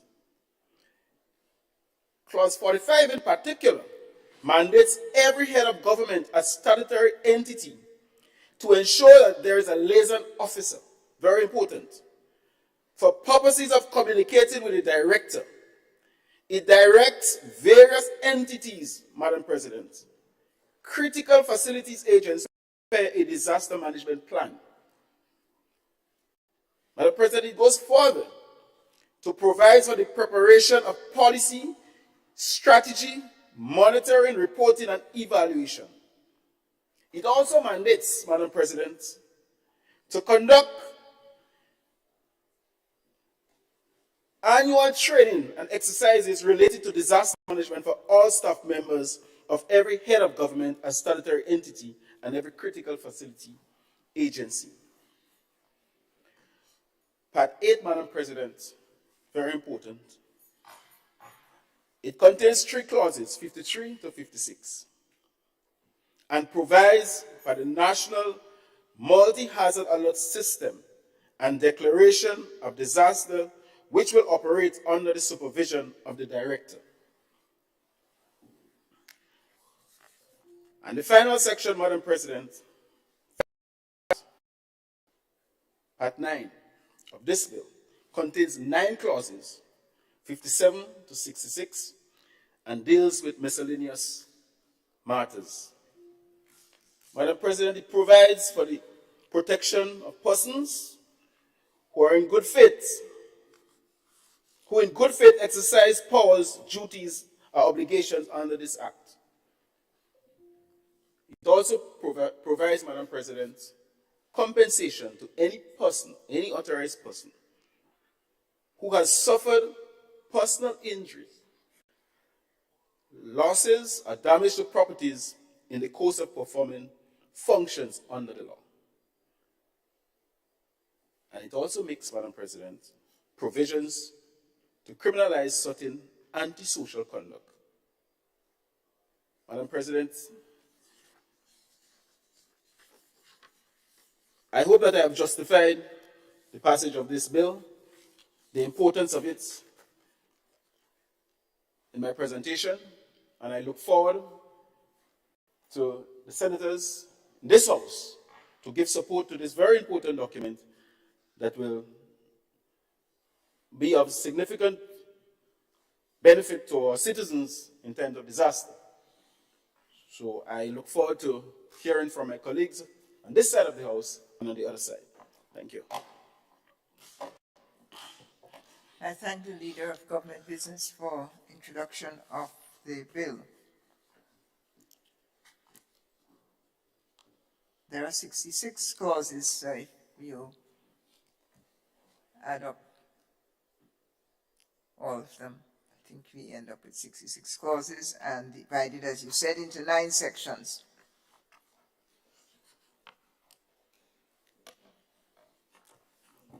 We commence the debate under the second reading.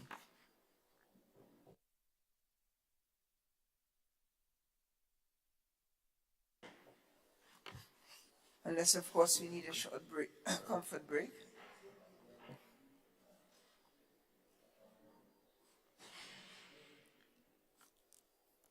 No comfort break. I could speak. I'll speak still. Okay. Yeah, I will lead off on this side still pertaining to the bill.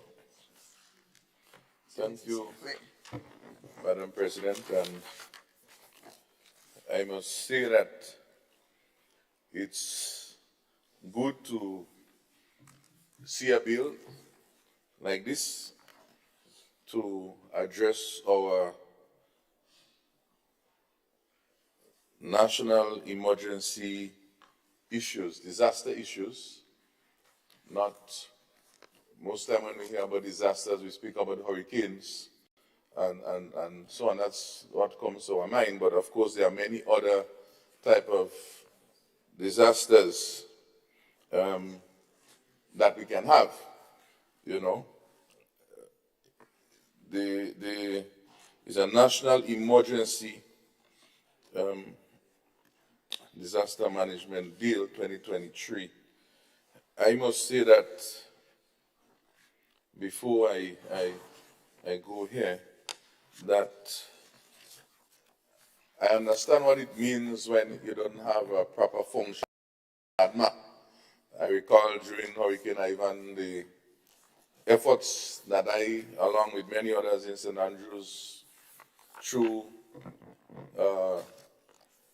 organization that we had to create called CERO, St. Andrews Relief Organization, to augment and provide support within the community. You yourself, Madam President, would have in some way aided our existence and support in various ways, so you would understand where I'm coming from, and many of those who would have given their services. And part of the reason then was because I would say that that whole NADMA was not fully functional, wasn't fully resourced. And of course, Hurricane Ivan was a very devastating hurricane. And to be prepared for that, you have to do a lot of work. I must say that through the years, though, I would have seen significant improvement with that agency. In fact, in the aftermath of this Hurricane Ivan, and what I would have been part of a team working along with the Salvation Army and so on, what was interesting is that I found myself being one of the communication officers for the St. Andrews. That will be south, I think it's not east. I think it's either not east or southwest. One of them, I can't remember exactly which one, but it was the one based in the area. I had my fair share of participating at that sort of level. So this is not far away from me. So I want to commend this bill coming here so that the agency can have its own freedom, as we know when you have it away from the central government system, and so that it can access many other things. In fact, I smile when I see this. the answers given this morning by Senator Thomas, leader of government business, pertaining to the meteorological organization. And I say, you know, here is a good time that in the budget of this new organization, it's approximately $40,000, they can already put it in, because whatever information, weather information that NADMA would give out, then, and I trust with this bill, it has to improve information. And the challenge that Grenada faces is that we always have to be waiting on Trinidad and the Miami, because they are the official data source. So even if we may have the capacity, because we're not an official data source, we still cannot give the announcement. And so we tend to be lagging in time in terms of our warning system. So I trust that with this bill, we can see some action there.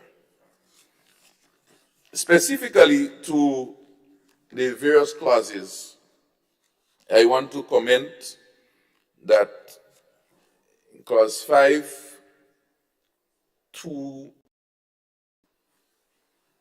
F,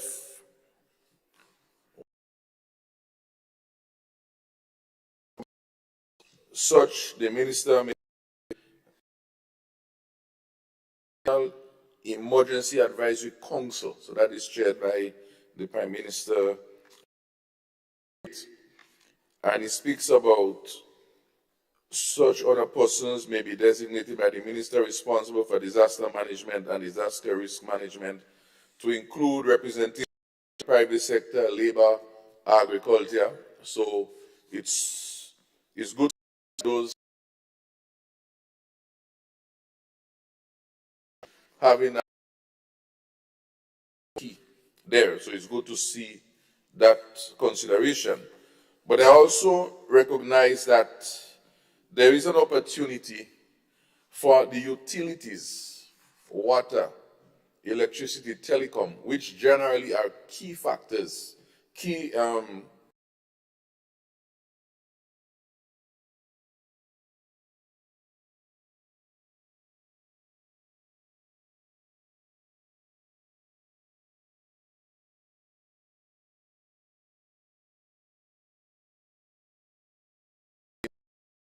such. Clause H speaks about other persons can be co-opted, but I think these institutions are significant enough in any disaster management system that it should be spelled out somewhere along that line. As I go further, functions and powers of the agency, that's clause 17. I'm concerned in J3, it speaks of ensuring that disaster risk reduction and climate change measures are gender responsive and gender inclusive, or ensuring that actions are taken to prevent and respond to violence against women and girls during disasters. And this is good to see that there is a specific statement in those areas. However, Madam President, it would be remiss of me to stand here and not also speak to the need to have the elderly recognized in this here. So I think there is consideration to have the elderly spelled out, because a lot of time in disasters, in emergencies, the elderly, sometimes, and even the sick, the critical considerations. I recall during Hurricane Ivan, in the aftermath, because I was closely involved with people like Dr. Buckmeyer, who's a pharmacist in Grenville, had to secure some way get icing somehow to secure the insulin and those sort of things, because we need to make sure that the elderly is catered for, you know, and also the people like with diabetes and so on, in particular, sugar, as you call it. And so I think that somewhere we could look at some wording to make sure that those are significant, because in any disaster, I recall us having to visit many of the shelters, and we are more concerned about children and the elderly and safeguarding their lives. At the same time, of course, recognizing the need for the gender context and the safety against violence and so on, which was also through the police present. So I want to flag that. I want to also flag M under that same section, M, 17M, which is very good. We speak about to plan, coordinate specialized training programs for persons involved in disaster management, disaster risk management, and including volunteers. Because I myself, when I went in the volunteering trying to see how we can assist, I was operating based on my own knowledge that I've gained through the years. In fact, after that, I went and take Red Cross training and all those different things because I wanted to prepare myself for the future. So the fact that the issue of training is provided, and that is part of it, is very good. Not only for the different community disaster groups, but for volunteers, which is adequately represented here. And of course, the issue of registration of volunteers, because sometimes, not just volunteers, but key persons within communities, it's important to know there is a nurse there is a doctor there, there is someone who knows how to use a chainsaw to cut some tree if the road. All of these assets are very critical in the case of emergencies. And so volunteers, I know, is a broad word that would speak to the specifics, but the fact that is recognized there, this is complementary. Of course, on the N, in that same section, that's 17N, it speaks to provide advice, so not mine,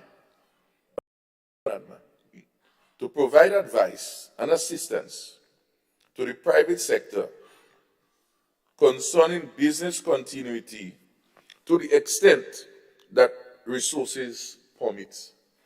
Now, my whole farming community, whilst we might be small in individual, collectively, we are part of that whole community, as Mr. Rahman and his colleagues at the business community. But I say this to say,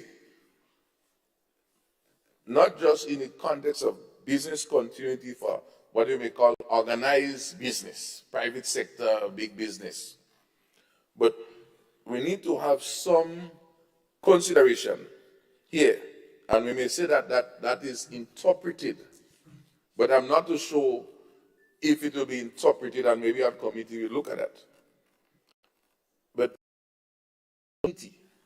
for our agriculture sector, hurricane passes, what happened to our drum plant? How do we start back planting? Where do we have a seed bank somewhere sitting that we can go and get material, both locally or have it strategically connected to other countries? So you can get some Tanya plant and get some dashing plant, or you have a few containers where you have storage, or even storing in the ground. So just before the hurricane, you would plant, use hurricane in this case because that's maybe our greatest, disaster that would affect us. You have certain crops planted, certain strategies, right? So the fisher folks, how do they operate? Because if we are out of food, that's one issue, but how do we start back? So business continuity, and we know that there are thousands of farmers and fishermen folks. So it's a lot of logistical organizing. Of course, that would be done in collaboration with the Ministry of Agriculture and, of course, myself providing collaborative support. But having that being recognized as part of there, such that there can be an agriculture disaster plan that would connect with all of these things, seed bank, where we go get seeds, where we go get this, where we go get that, who knows how to plant what, etc. Which land could be used to fast track to get back on speed. Because it's not just about the food, but it's about income, income. Under 20, so the issue of seed bank.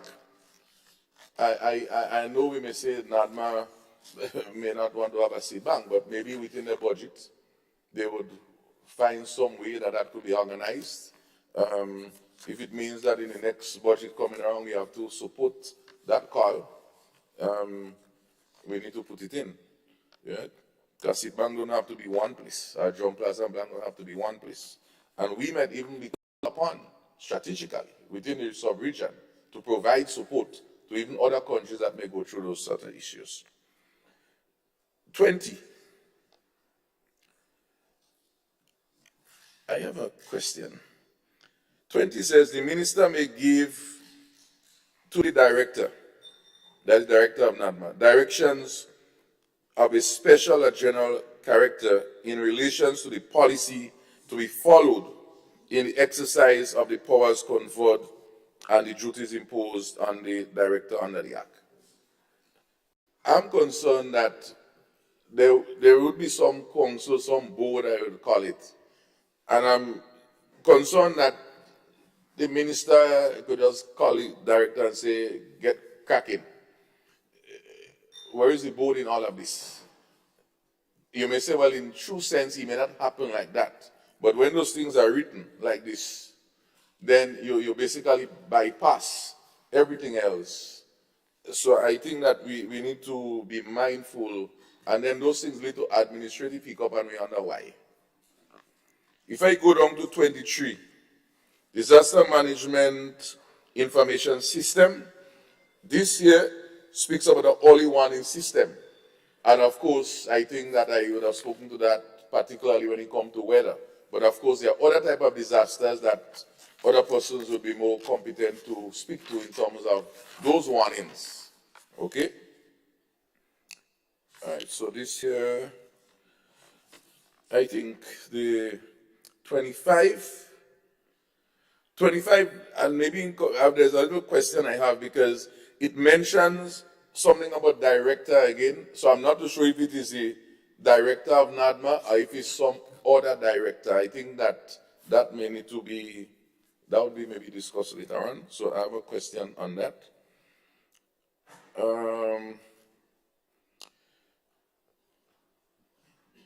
National Emergency Operations Center to keep the public informed. So this is right. I have a, this is okay. Sign up to the right. So this is okay. The volunteers, I spoke about that already. And of course, I know that all the volunteers' data will be protected under the Data Protection Bill because NADMA is part of a statutory body, will be eventually. So this is okay.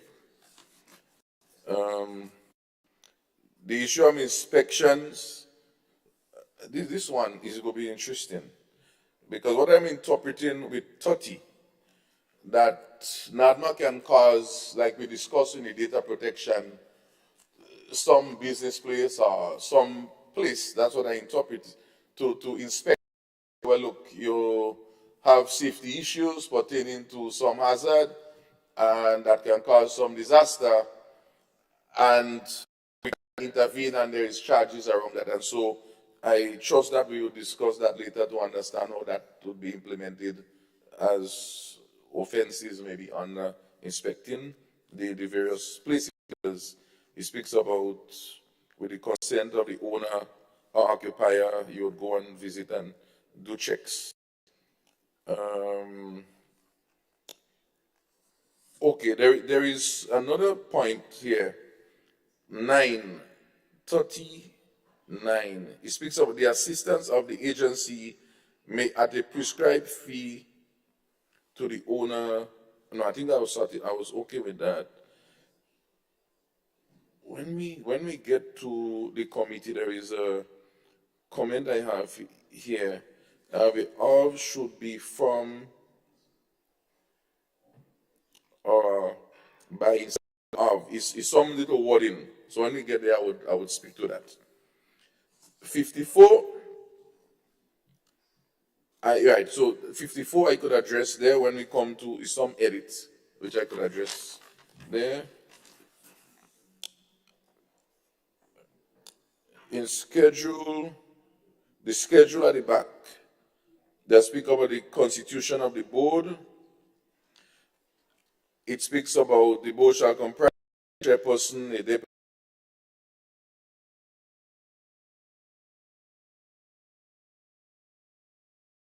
members as the Prime Minister may see fit.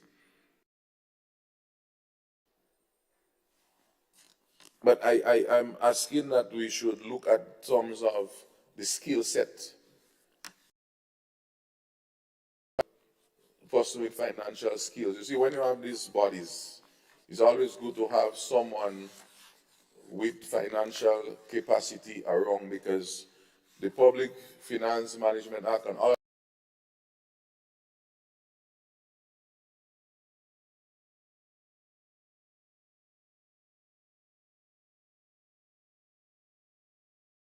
to challenges. That is the best way I would put it. So this is my last consideration in terms of the composition of the board. So these are my points, and I look forward to hear the contribution of other members, but it's a good start. I thank you, Senator Sinclair, for your deep reading and commentary, and ask you for one clarification on Clause 23. I'm not sure what your proposal is there, or query. Yes, you mentioned it, but it doesn't seem that I captured what you intended to have clarified there. Well, yes, you recall this morning that we spoke about one of the questions that Senator Thomas would have responded to, showing the importance of the World Meteorological Organization, to which he would have researched and provided the data as to what it would cost us to join, such that this organization would be able to give us access to more ready information and eventually get us certified as our own official source. So we don't have to wait on Trinidad or wait on Miami. And that is why a lot of Grenadians will listen to Trinidad and listen Miami and see, oh, that is what the weather is. And then we say, no, you cannot do that, because NADMA has to provide the official information. But if we, for $40,000, we could avoid all of this sort of traffic, you know. And as you raise this, there was a point I want to also raise.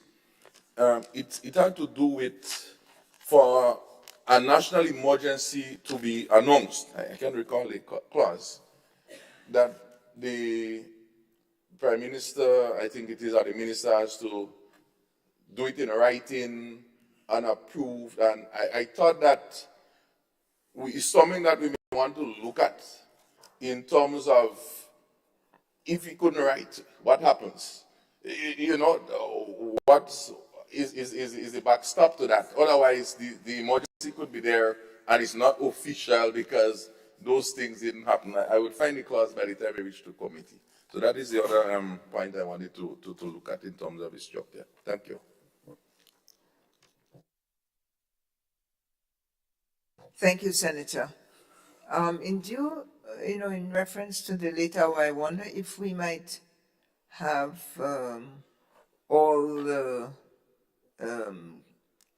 responses, queries from this side put forward, so that when the other side responds, maybe they could take it all at the same time without breaking protocol or setting any precedent here.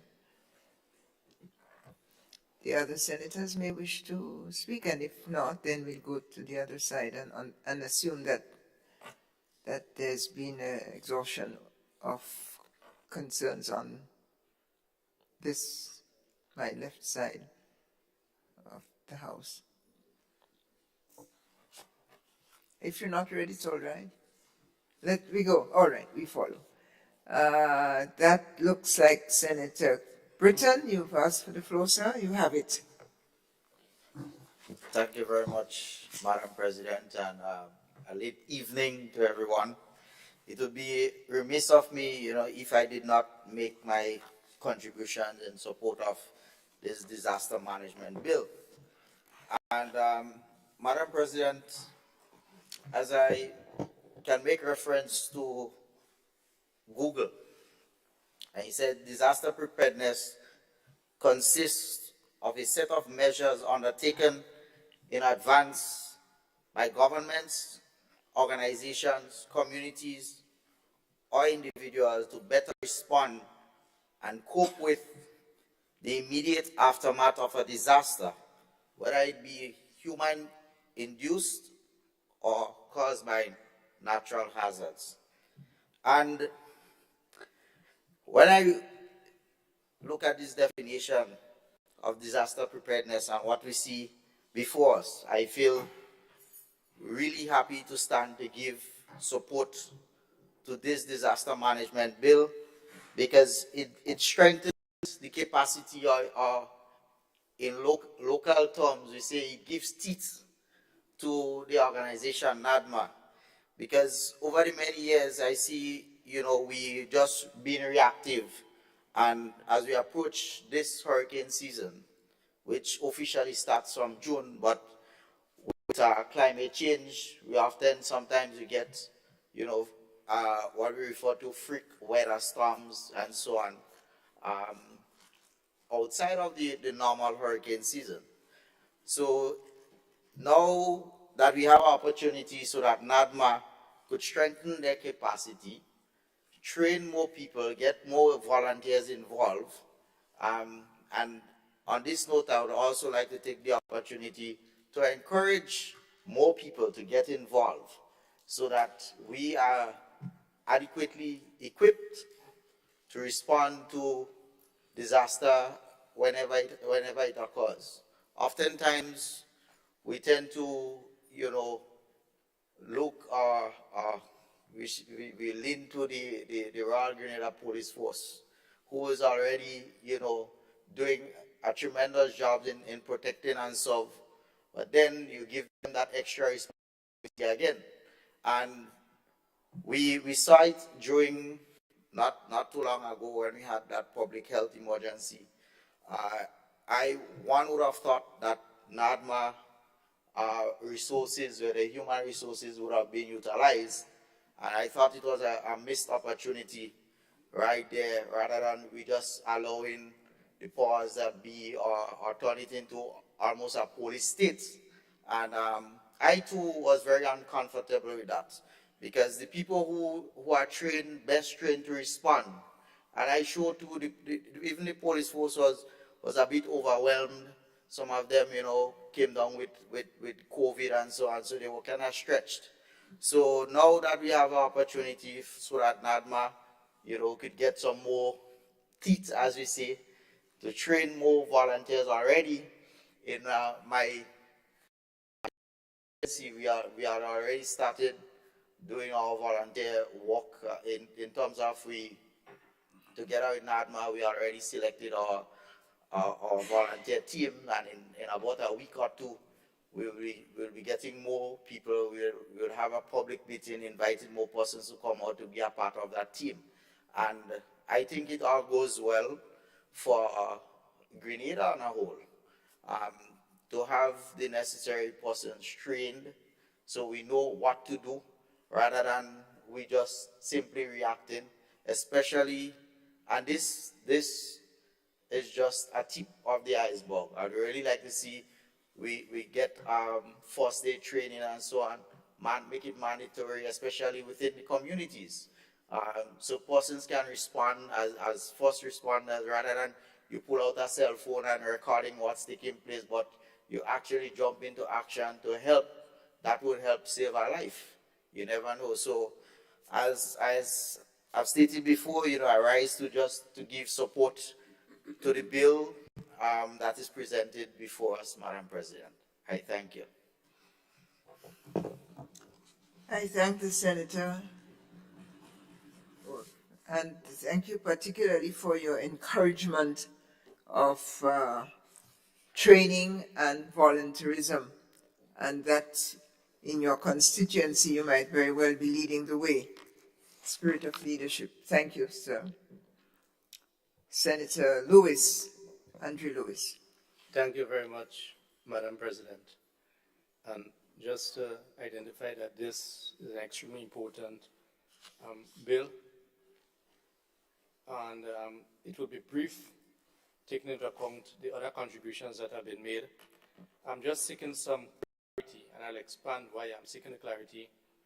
On the interpretation, on the gender inclusive, it reads as follow. Please cite the number so it can... No, it doesn't. That is on the interpretation 2, on 2.1, but it is in definition, and it goes alphabetically.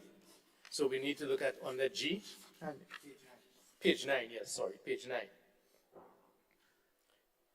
Gender inclusive in relation to disaster management means the equal participation of women and men in the disaster management processes, decision-making and programs. I think I understand what it means to say, but I don't think it means that you're speaking about a numerical value. You're speaking about opportunities and allowing, yes, and it can be a bit. So I just wanted to clarify this in terms of my understanding, which I totally support. As a matter of fact, you may even find in most of these circumstances that the gender balance in terms of participation outweighs even the male section. So I wanted to make sure that we was not just limiting ourselves. I didn't think so, but I wanted to address that. If we go to section 33, section 33,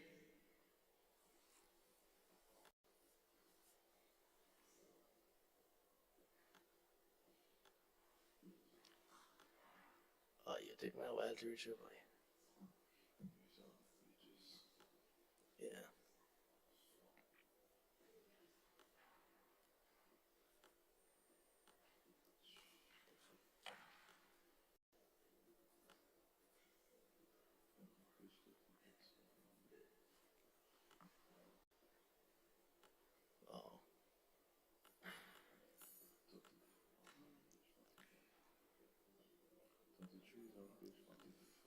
Page 45? Right, yes. Yes. Huh? Page 44. Yeah, page 44. That addresses employees who assist in emergency situation. That's a welcome development, but I have a further question. I know it addresses the issue of, it says it shall not be beyond 2 weeks.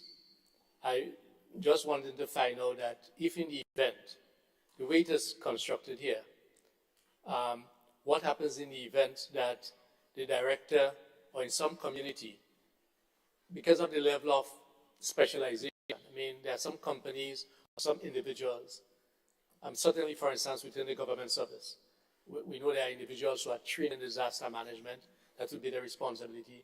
And taking into account that government is an employer, right? Government is the largest employer. I want to ensure that there is no ambiguity and creating problems. What happens if someone is required, based on the exigencies of the situation at the moment, to stay beyond 2 weeks because of my training, because of what is happening in that community, in that shelter, for instance? What if, as an employee, I'm the manager of a shelter, and we know that these resources, human resources, may be limited? The intention is good. I commend the intention, but I want consideration to be given to this. One would expect, if you ask me, I would expect employers to be reasonable in situations like this. Once the director certified that employee B or employee C actually provided services for 3 weeks, 2.5 weeks, a month, because we do not know. And coming out of Ivan, in a number of communities where the community centers had to be utilized. You had people there who this place almost turned into their homes because the homes were completely destroyed. And coming out of that experience, the management of the shelter is extremely important. And it's therefore important to have responsible people who will be able to supervise in a very stringent way the operations, the business, whatever is conducted in those shelters. Because we have to ensure that the vulnerable is protected.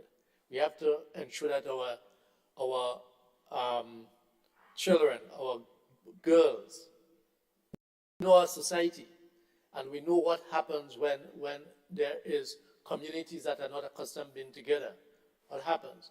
And therefore, I'm asking for that consideration, and I know that was not designed to prevent this, but to bear that in mind.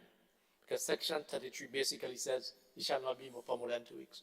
I know you want to ensure that you give guidance as much as possible, that you don't have a case where people just willy-nilly stay in shelters to manage and then get paid. But I am confident that our directors will be in a position, or ought to be in a position,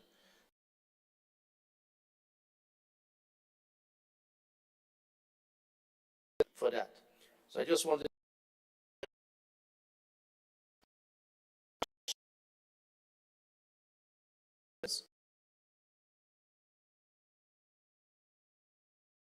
as much we should set out for the disasters to ensure that the shelters are adequate.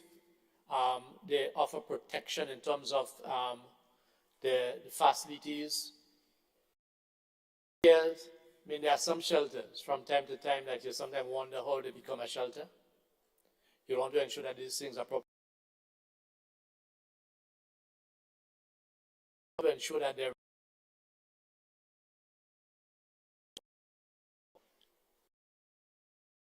people with disabilities. Provision to be made to be friendly and accommodating to the vulnerable, including, and I don't say those who have disabilities, they're not necessarily vulnerable because some of them are better organized than us. And one particular individual, whose name I will not call, but he will know who I'm speaking of, has clearly demonstrated his ability to take care of himself, but all that he requires for the disabled is the necessary facilities. So as we continue to develop, not just on the administrative section side, but in terms of the physical structures that are required, these are some of the considerations I would like to see. But this is a welcome move.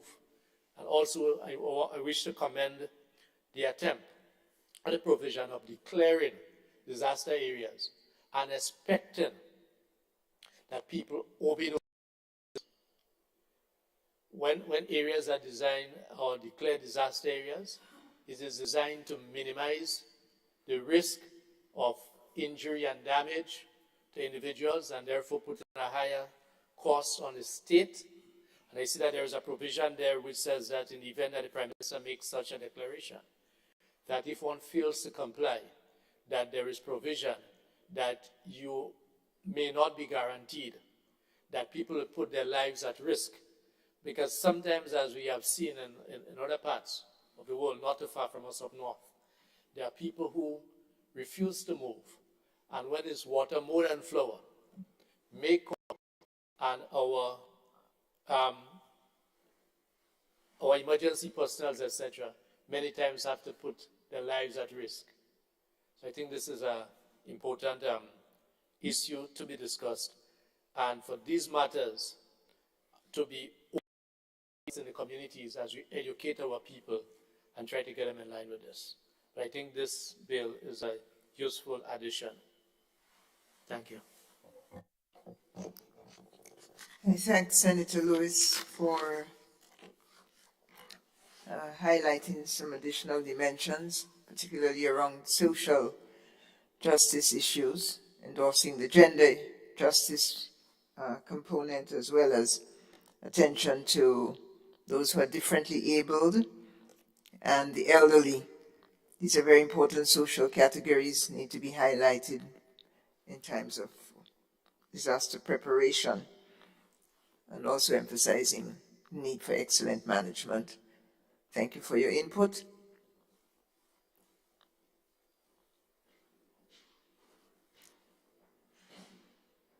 Senator Salim Rahman. Madam President, I will be brief.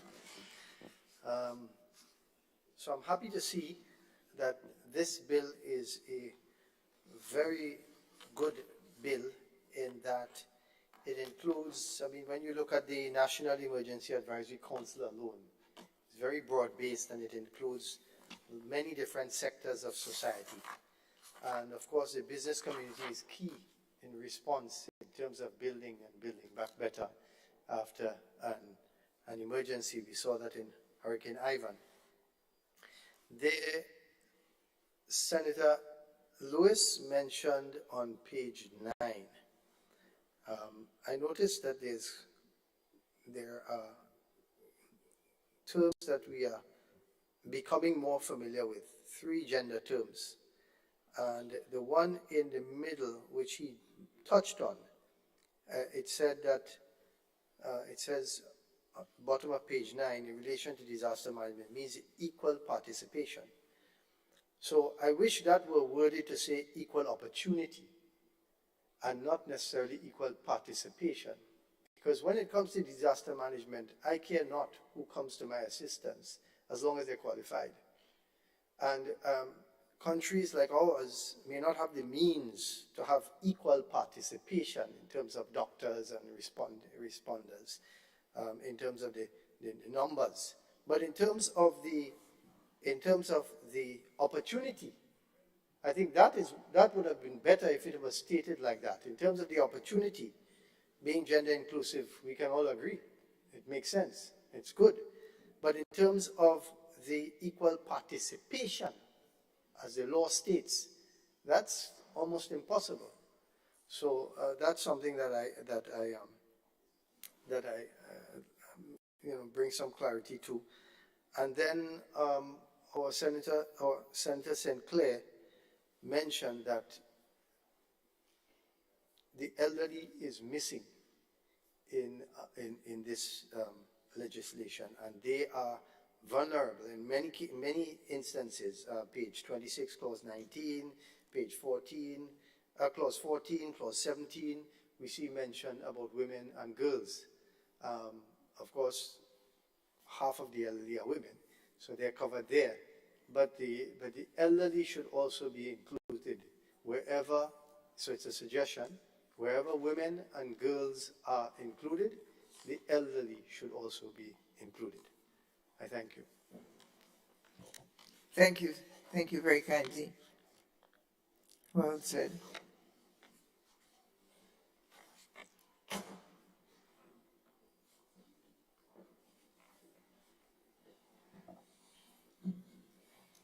Senator David Evelyn Andrew. Thank you, Madam President. I rise to give support to this very, very important bill.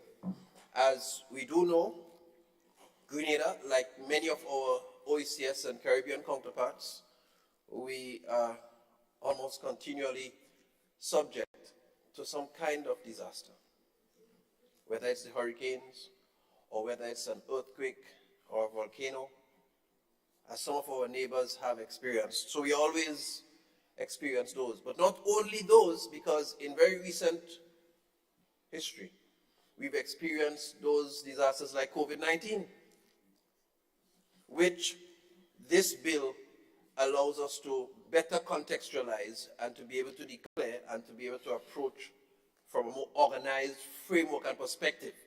And so it's very timely, a bill, and so I stand to give unequivocal support to this disaster management bill. I just wanted to mention, I think Senator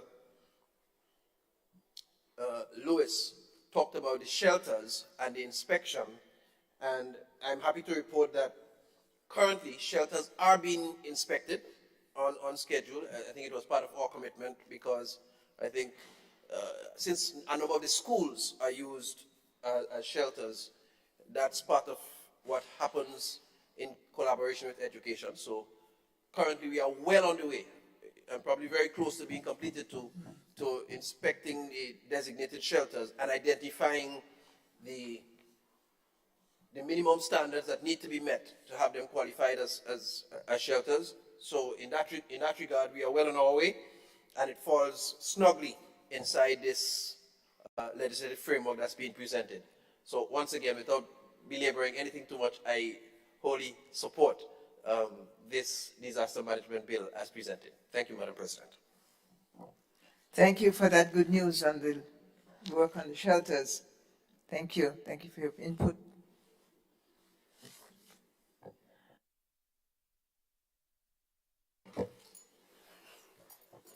Madam President. Senator Claudette Joseph, yes. I call you before you. My apologies. You know, in court is the other way round. You get up on your button and you object and everything. So I have to get used to behaving and being recognized before I speak.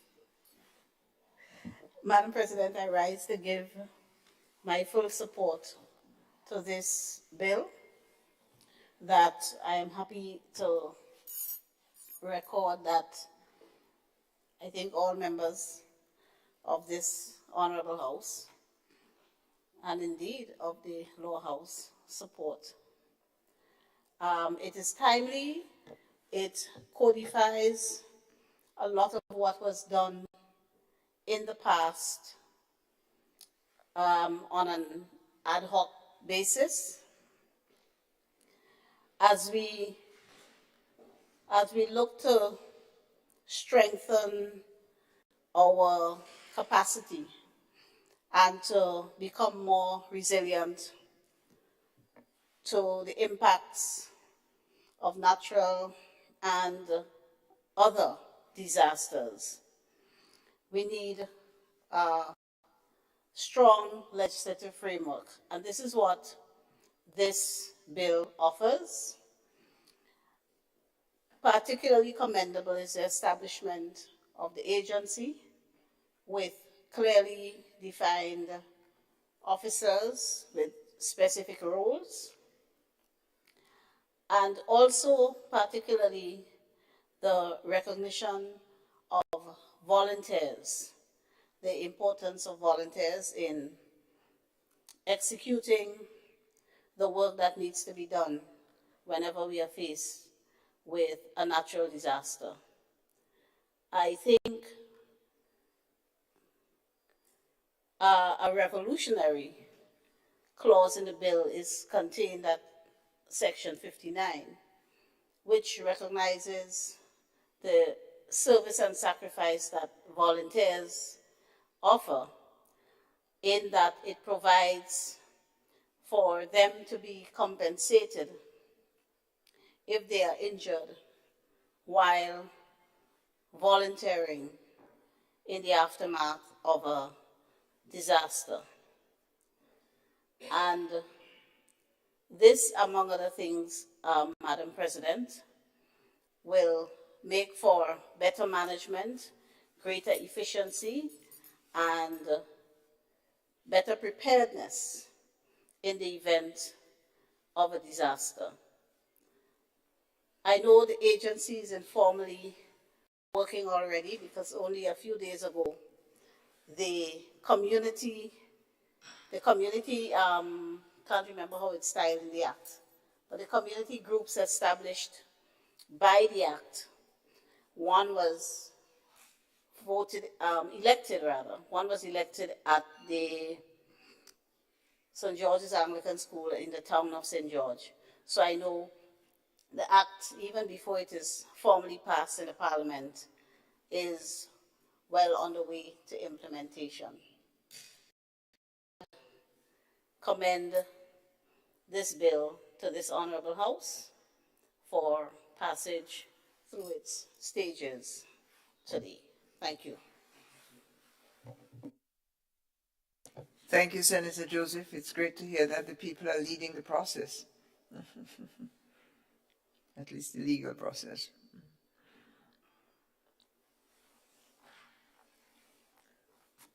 Any other contributions? Seeing no request for the, yes, there is a request for the floor. The Honorable Leader of Government Business, Senator Adrian Thomas.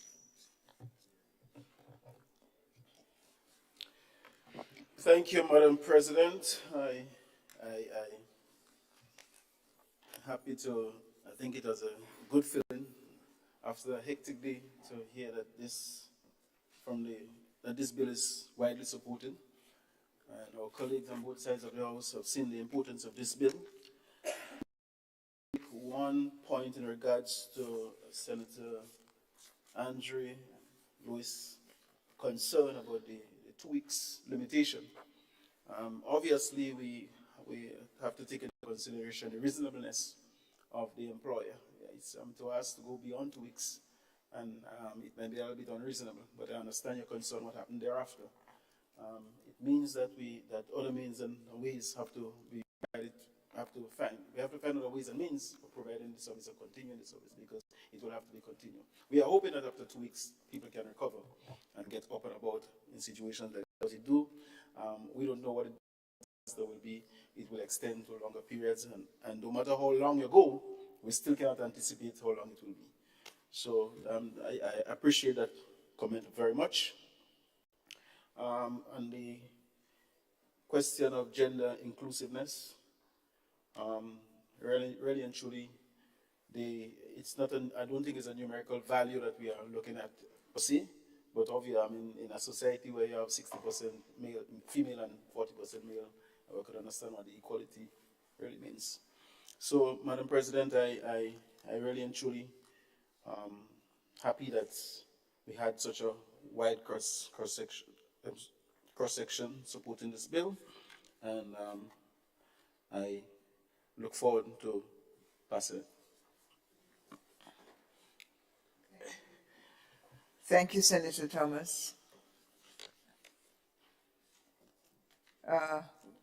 This closes the debate on the second reading.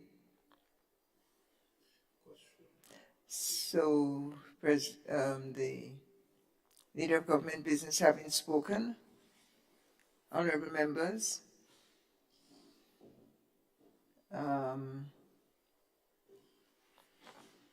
the question proposes that the bill be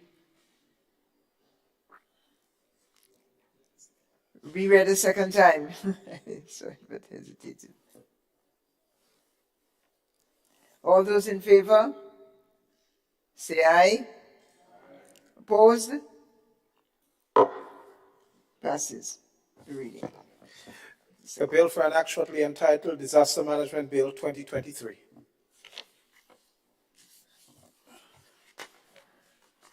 Leader of Government Business. Madam President, I beg to move that the Senate resolve itself into a committee of the whole Senate to consider the bill part by part. Honorable members, the proposal is that the Senate dissolves itself and resolves itself into a committee of the whole Senate to consider the bill part by part. All those in favor, say aye. Aye. Opposed? Committee is closed. Senate resumes.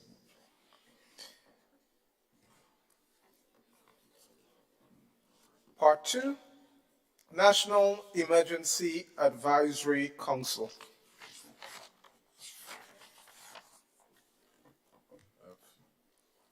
Members. Yeah. Senator Sinclair is on. Leader of Government Business, Senator Thomas.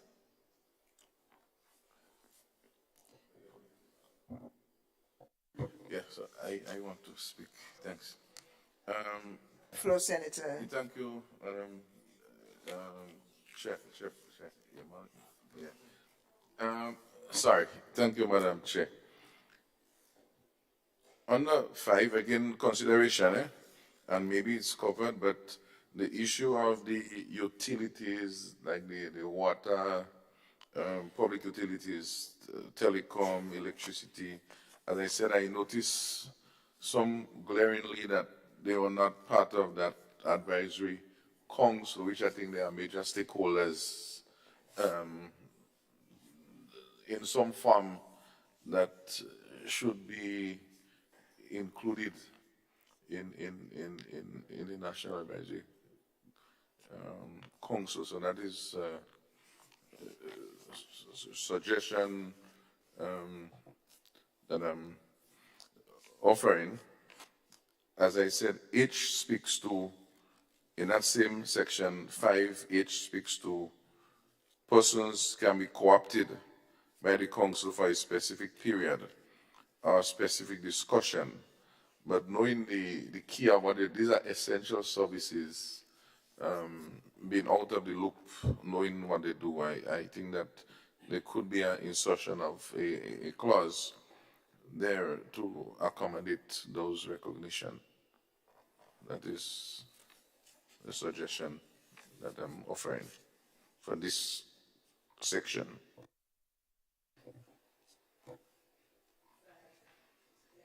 Thank you, Senator. 5H, is it? No.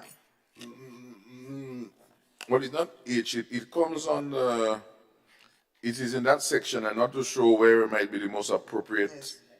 Yeah, it could come under F, like F1, and there's a sort of, yeah, there's, for example, there is the private sector, labor, agriculture, as one of those sectors.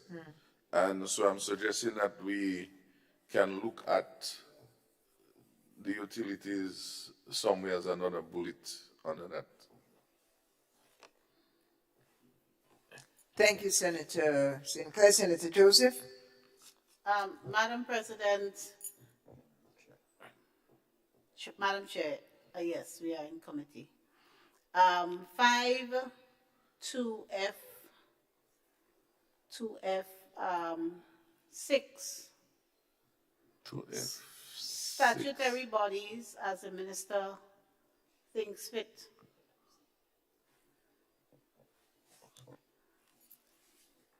This is where the relevant statutory bodies would be incorporated. NAWASA, etc.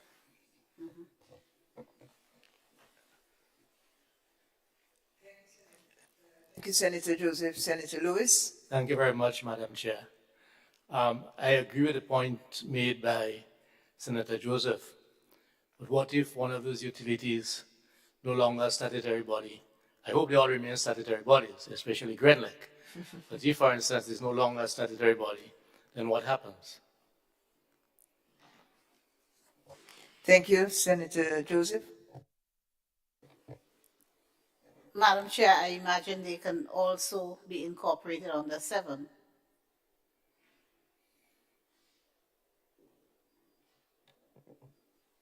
Thank you. Such other persons or organizations as the minister thinks fit. Use your reference, yes?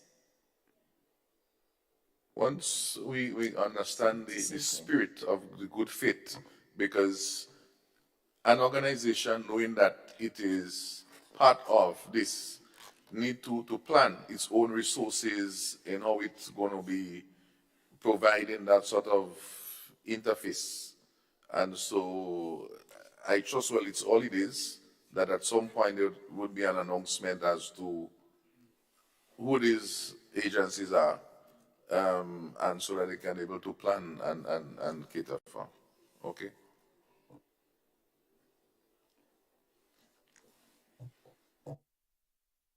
Thank you, Senator Sinclair.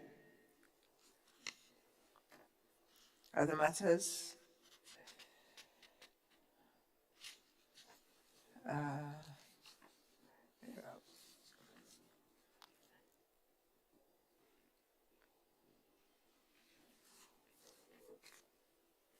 Hearing none.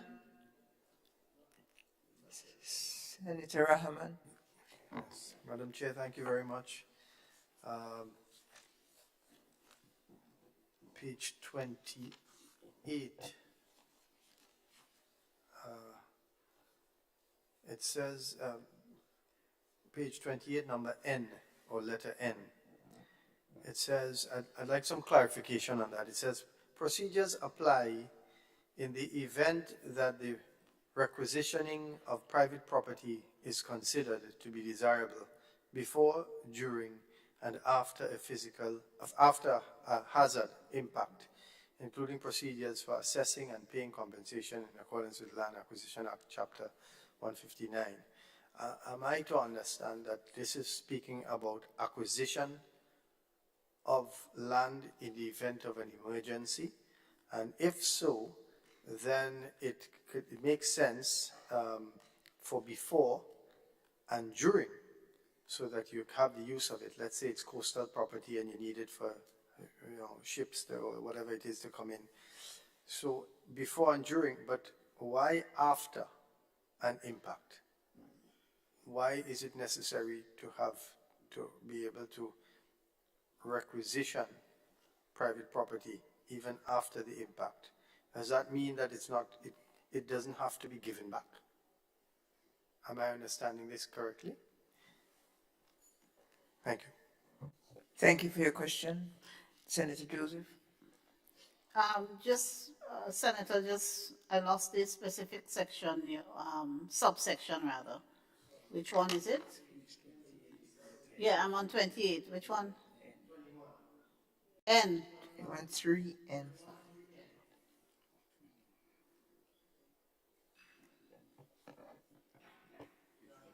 Before, during, and after the hazard impact.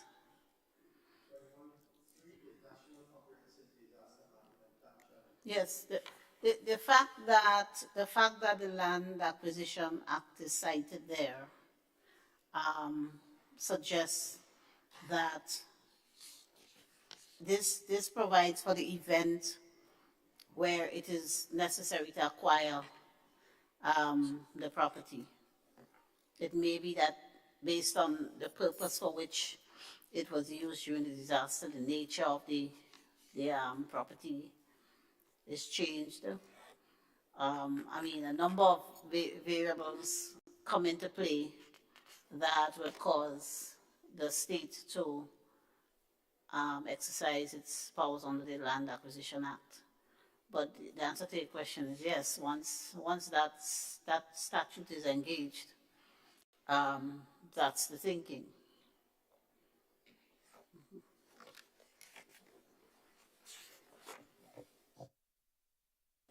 I thank Senator Joseph.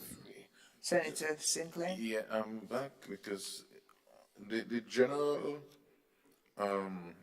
sentiment of the elderly, able, and we show up in various sections.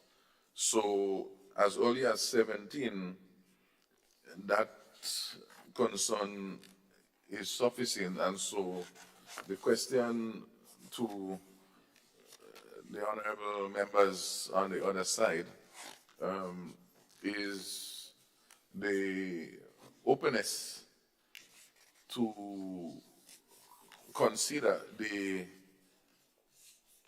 importance of recognizing the elderly, these other able, as you mentioned, as some wording that can be included. I know they may have to go many places to find it, but the agreement that is something that will be incorporated. I think that is the broad statement I wanted to get for that. As part of this vulnerable group, yeah. Yes. Yeah. So maybe it could be a definition issue that could just handle all of these things rather than going and find them all about because it's a big document. So that could be another way of handling it. I'm not too sure what might be the best approach for the consideration. So this is a request, Senator Sinclair, that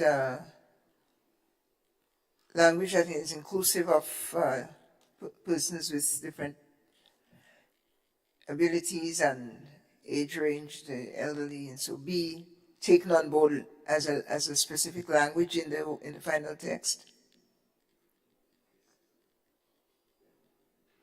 Yes, you said yes. All right. Thank you. Senator Rahman? Yes, thank you, Madam Chair. Basically, the same point that I was making, wherever it refers to women and girls, it should refer to the elderly because they are considered as vulnerable. So it's just a matter of including it wherever it obtains. Oh, and otherwise able as well. Yeah. And otherwise able. Thank you.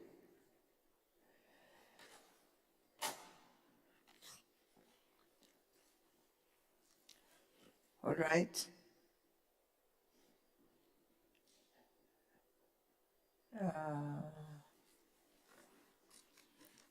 We proceed with the clause by clause.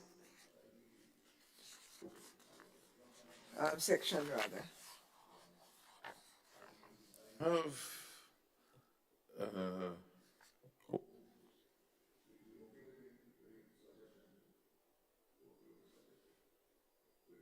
Back. I didn't hear feedback on this suggestion. Or that would come later. Senator Joseph, would you like Well, to respond? Madam Chair, we are examining the bill clause by clause. So, part by part, rather. And I'm kind of at a loss to figure out what's to ask. Additional language. Because all over the place. Well, I can't agree to that without being specifically directed. Let me ask Senator Rahman to clarify, specify. Thank you. If you look at page 14, for example, which is clause 4, number 2, let me see if I wrote it down, so let me just go to it as well. There is one like in 17, for example. Okay. 17, J3 and 4, for example. Okay, so let's go to clause, sorry, so let's go to page 22, clause 17.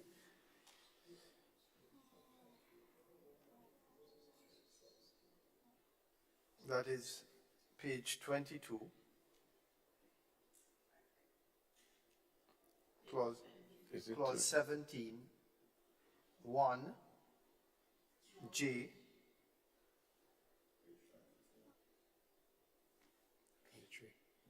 23. 23, okay. No. Is clause 17. No, please, page 22. Yeah. J, 3, and 4. Yeah, so it speaks about especially for ensuring that actions are taken to prevent and respond to violence against women and girls during disasters. We just want wherever women and girls are mentioned. Page 22. 22. Page 22, Yeah. 1J4. Page 22, 1J4. Yeah, ensuring that actions are taken to prevent and respond to violence against women and girls during disasters. So that's an example, and that's repeated. It's right on top of 22. In similar language throughout in other places.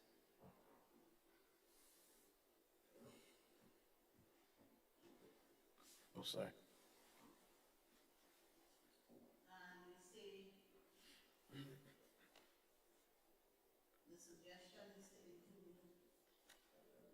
Elderly and differently able.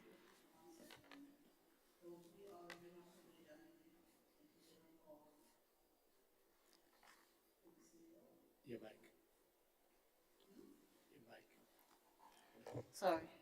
No, I'm checking. I believe we already have provision in the bill for the disabled, the differently able, as we politically correctly say.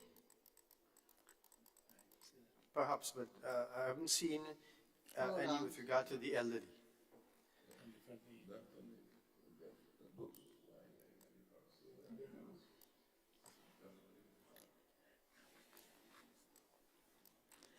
So would it be satisfactory to you if Senator Joseph considers adding, where, for example, it says in subsection 4, ensuring that actions are taken to prevent and respond to violence against women and girls during disasters, as well as the elderly? Because I think these gender dimensions are rather to be specified, and it's an additional, is my understanding you're proposing, as well as. Or Yes, for sure, yes. Senator Joseph? I am expressing reluctance, Madam Chair, because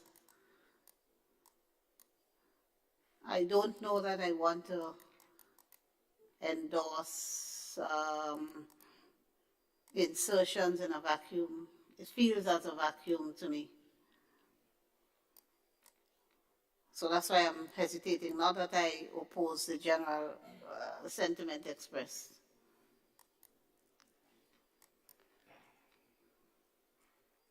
Thank you. I shouldn't get into debate, but let me just say, for example, on page 9, under section definitions, I imagine. I was just checking the definition section. 9, page 9, it should be subsection 2.1.b.2. 2B2. Financial year gender analysis, gender inclusive, and gender responsive. Now, I think that these are very specific to gender, so perhaps not to. Madam President, there's a specific mischief intended to be cured in the Act, where women and girls are specifically mentioned. And it is in the context of violence against women and girls. Yes, but perhaps in this context, if you look at the definition there. So that's why I'm hesitating. Understandably so, may I suggest, sorry to intervene here, that however, on 17.1 J4, 17.1 J4, where the headline is not on a gender category per se, but it is a gender inclusion there, calling for the reduction and measures to be gender responsive, gender inclusive, women and girls, ensuring that actions are taken to prevent and respond to violence against women and girls, as well as, because violence sometimes will be visited upon the elderly. So I think the senators on the other side is suggesting that those other vulnerable categories, since the intent here is to take measures to prevent violence, that it could be inclusive. So this is my suggestion. Madam President, given the comprehensive nature of this bill, I would rather take note of the suggested amendments at this time and return to the Parliament with amendments if needed after studying and considering the suggestions. Senators, you find that acceptable? I am okay with that because in a disaster, I mean, I look in just even at hurricanes, a lot of elderly living by themselves. If you look at the history of a lot of some of those crimes that have happened, is to the elderly that happened during those times that they are more prone. If you look at even right now, some of the crimes that are taking place, is a lot of against the elderly, farmers in the farm, people in the house, and the list could go on and on. So it would be remiss of us. But I understand very well the senator position, because just putting in something there changed the picture. So in good faith, we really would like you to do this one for the elderly. See how it can be accommodated, maybe in definition only, to look at it so that they are protected under this and they feel safe and not exposed to some disaster. Of course, I'm not too sure if we have to wait. I think we are open for consultation outside of a meeting. If there is suggestions you have, you want to email to the clerk and we could take a look and give feedback. We are open to that. Thank you.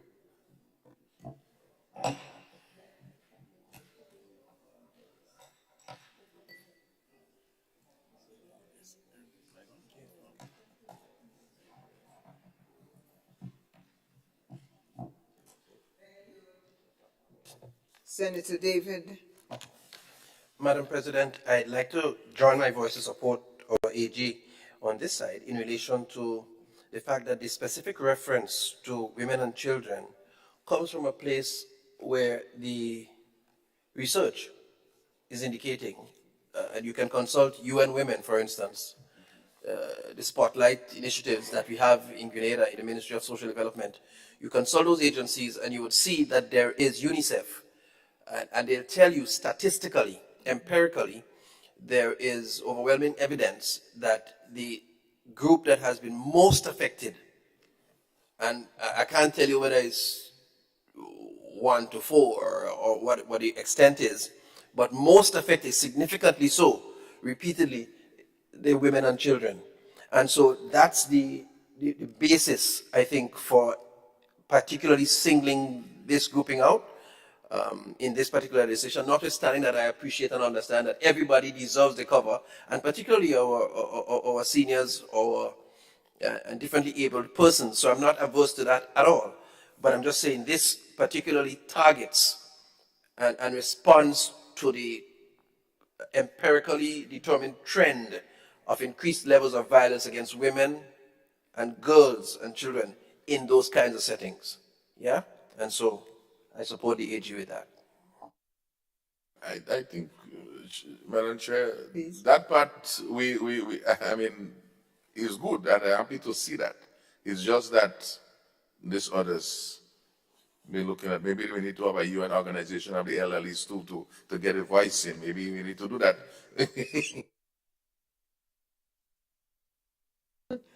We have, but they're not as advocates. And perhaps we could realize that women can be elderly women, and women and girls can also be disabled persons. But this is not to ignore the point so ably made on the other side. Is 30 under that same section? The section we under? No. Yes, 30 is under Part 3. However, dear colleagues, we have not voted on Part 2. So we have sort of raced along. But if you do clause 30. Under 39. 39 is way forward. Yeah. Is 30 under that same part? No. 30 is under Part 3, yes. You may proceed on 30, up to 35. Okay, so clause 9, I think is a wording.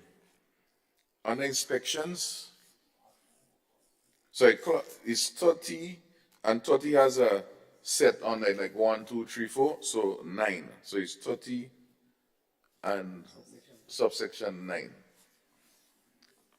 It reads, the assistance of the agency may be at a prescribed fee to the owner to be specified by the director. I'm trying, I think there might be a typo inside of this. Maybe I could be wrong, but somehow I'm thinking the of should be like either from or by. I think it doesn't sound. The assistance of the agency is 30, subsection 9. The assistance of the agency may be at the prescribed fee to the owner to be specified by the director. Something. The assistance to? And I don't even want to interpret what it may be saying. The assistance of the agency. That's it, yeah. May at a prescribed fee. So I'm lost. Well, if you just read 9, it just this sentence, those song in. Huh?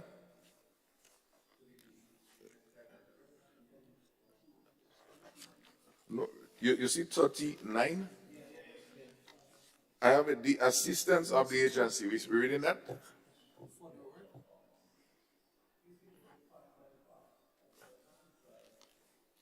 Are we seeing are we seeing this thing wrong? 39, Andrea, you see it?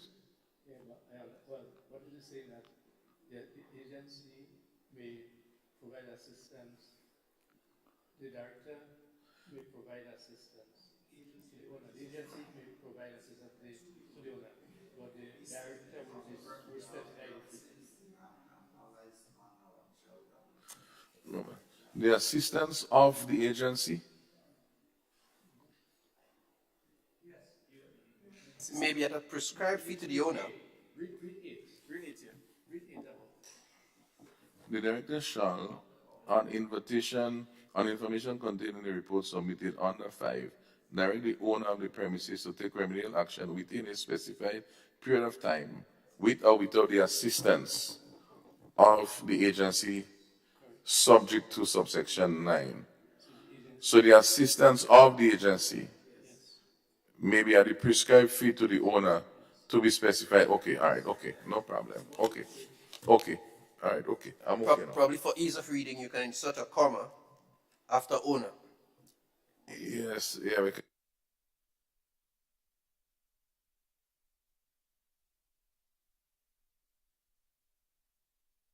Okay, my next comment is in 54, so I would wait till we reach there.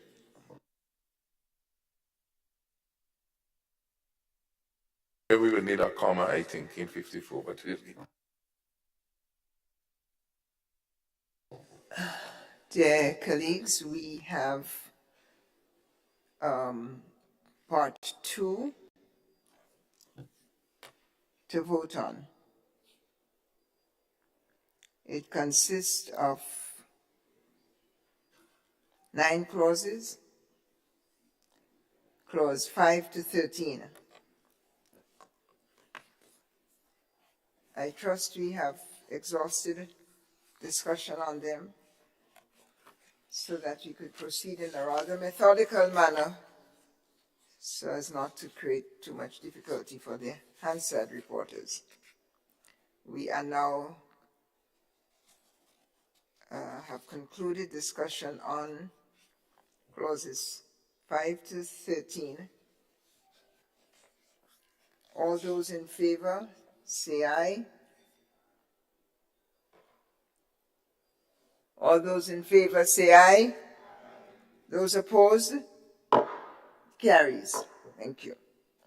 Part 3, National Disaster Management Agency.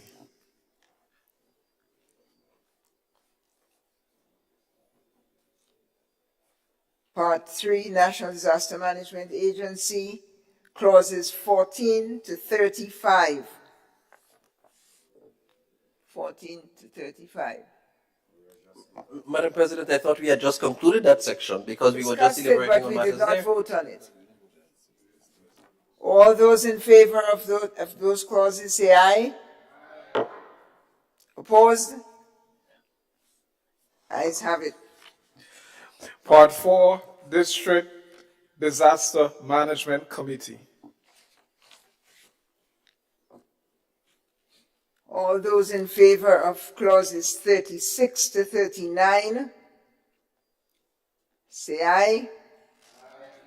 Opposed? Carries. Part 5, Especially Vulnerable Areas.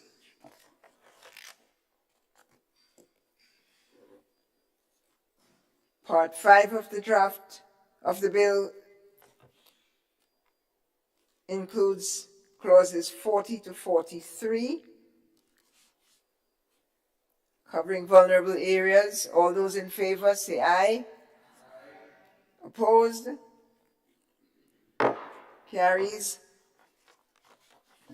Part 6, Disaster Risk Financing.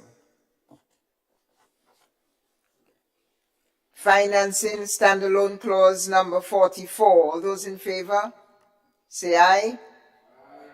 Opposed? Carries.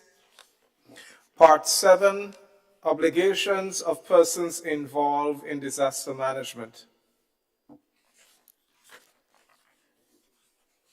Part 7, Obligations. 7 clauses. All those in favor say aye. Opposed? Carries. Part 8, National Multi-Hazard Alert System and Declaration of Disasters. I have comments. It's just a clarity, maybe more than anything else, Madam Chair. 54, National Emergency Broadcast System, 54, subsection 3. It speaks of an announcement shall be broadcast on the National Emergency Broadcast System. Announcement shall not be broadcast on the National Emergency Broadcast System unless it is in writing and approved and signed by the Prime Minister or Minister acting in consultation with the Director. I just wanted to get some sort of clarity in terms of the execution of these 3 items, writing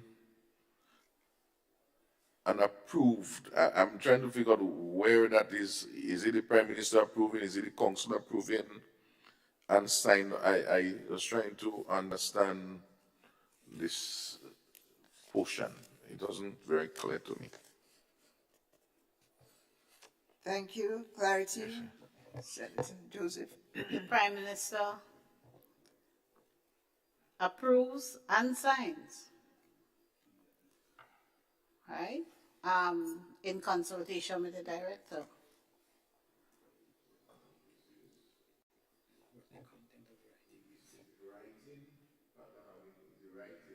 What's wrong with the writing?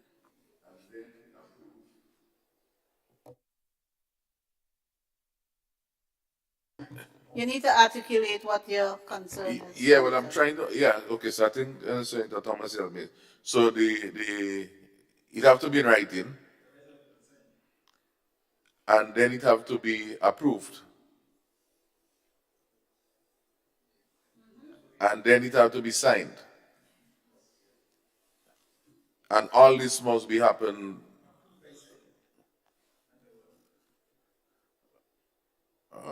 Must be basically approved and signed. You see, that is why I keep asking this question. Is if it's approved by signing. No, I'm not saying yes or no. I'm just trying to get the sequence, because sometimes certain things may look simple, but it's not simple administratively. You know. I think that one is though. Sorry. Yeah, see, I'm not interpreting for myself. We are here. We know when we'll get to the other place. Meaning not the other side, but in the open, interpretations vary. So I want to get that clear. So if there's any issues, I could come back here to the Hansard as use that as the baseline for judgment later on.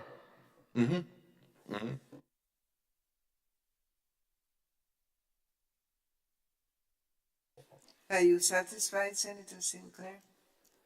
Yeah, once I get the explanation, I understand what it's the supposed to happen, but it's whether or not what is written will enable it to happen in the way that we want it to happen. And that's all, because it's easy to say one thing, easy to write something, but when it comes to implementing it, you may realize there is a hiccup. And then you see those things that were signed after the declaration was taking place. Thank you. Thank you. And so we return to the package of clauses 53 to 56 it's before you for your approval. Focusing on the alert system. All those in agreement, say aye. Opposing views, say no. Carries. Part 9, miscellaneous. Yes. Yeah, just one second. Thank you, Senator Lewis. Thank you very much, Madam Chair. The AG may be able to hear me, help me here. I may have missed it, but critical facility agency, is there any guidelines for this? I'm just trying to, because when I look on that definition, interpreted definition, it just refers me back to 57. It says the minister may by regulation designate a public or private entity as a critical facility agency. Is there any particular definition of this or understanding of this? Just a quick understanding I'm trying to, because I guess once it is declared as critical facility, then there are certain restrictions in terms of control that the state will have. Just, yeah. Yeah, please.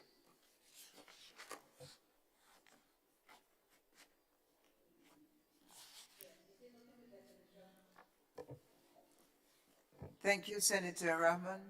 Senator Joseph?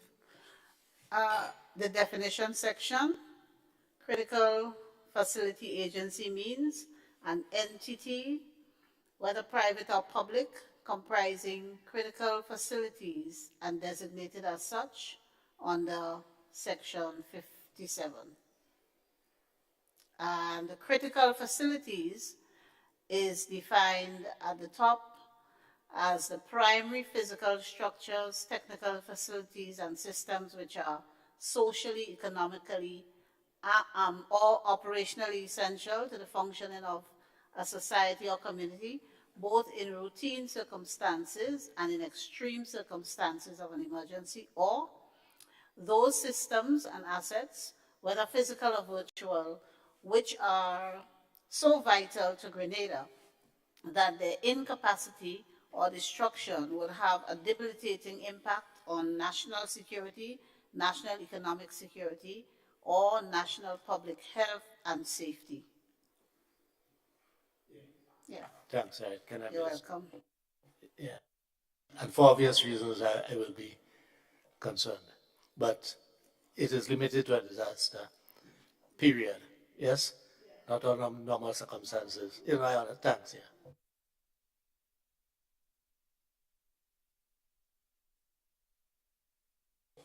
The schedule will be taken separately under this segment. We will take it under this segment. Thank you for your response, Senator Joseph. And we close out part 9. We have to now vote on it, all section 10 clauses. No. Schedule comes Schedule, after. yeah, I just wanted to record my concern. I know that it may not be necessarily, but it's a consideration. As I say, in terms of the composition of the board, the issue of having someone with financial skills, I think as especially public bodies, we should in fact, all public bodies, we should ensure that they have adequate financial expertise on the board of directors or whatever that policy board is. That should be almost a fixture, watching over the public purse in those institutions. And I not saying it wouldn't happen here, but I'm airing it because it's not really highlighted. And when something is not highlighted, it lives up to good fit. So I want to record that because I think it could be a best practice to have that. And it saves us holding our heads later on. Thank you. Thank you, Senator Sinclair. That's under the schedule. We vote now on the miscellaneous, part 9. 10 clauses. We've debated, we've discussed clause 57 on critical facilities. All those who are in favor of this section of the bill, say aye. Those opposed? Carries, ayes have it. And the schedule finally. Schedule, Constitution and Procedures of the National Disaster Management Agency Board.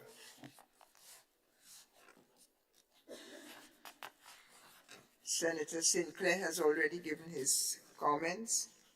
Any other? Hearing none. It's placed before you for your approval. All those in agreement, say aye. All those opposed, say nay. The schedule carries. Part 1, Preliminary Provisions. Part 1, 4 clauses on preliminary provisions are presented to you, members of the committee, and we have had already some discussion on it. Hearing none else, we place it before you for your approval. And all those in agreement with Part 1, all the preliminary provisions of the bill, say aye. Those opposed? It carries.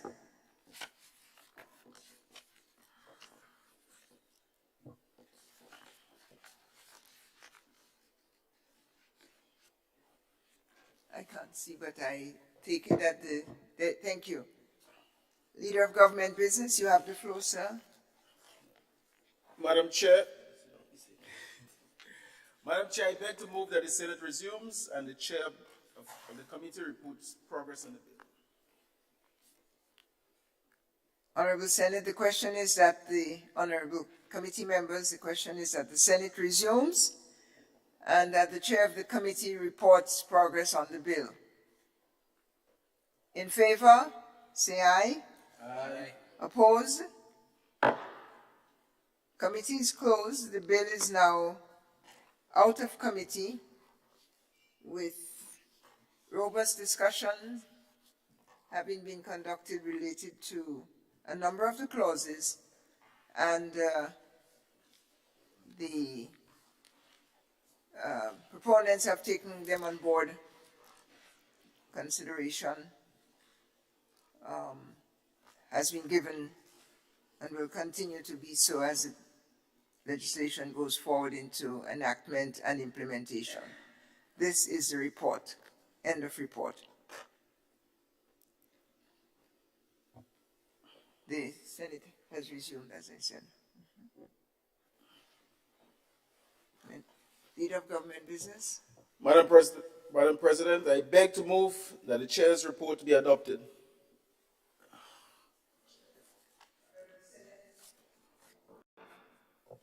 Honorable Senate, the question is that the Chair's report be adopted. Those in agreement, say aye. Aye. Honorable Senators opposed, say no. Ayes have it. Leader of Government Business. Madam President, I beg to move that the third reading of the bill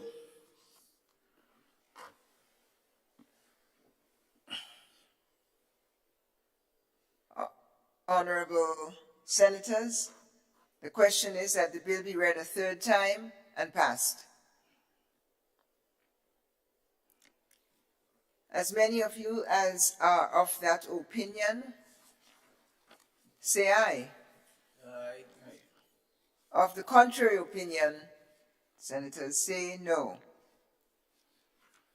The ayes have it. The bill has been read a third time and passed. A bill for an act shortly entitled Disaster Management Bill 2023.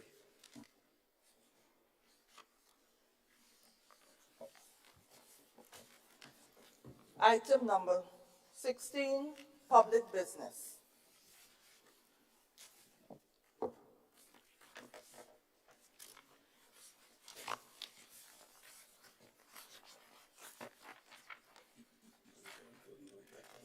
Public.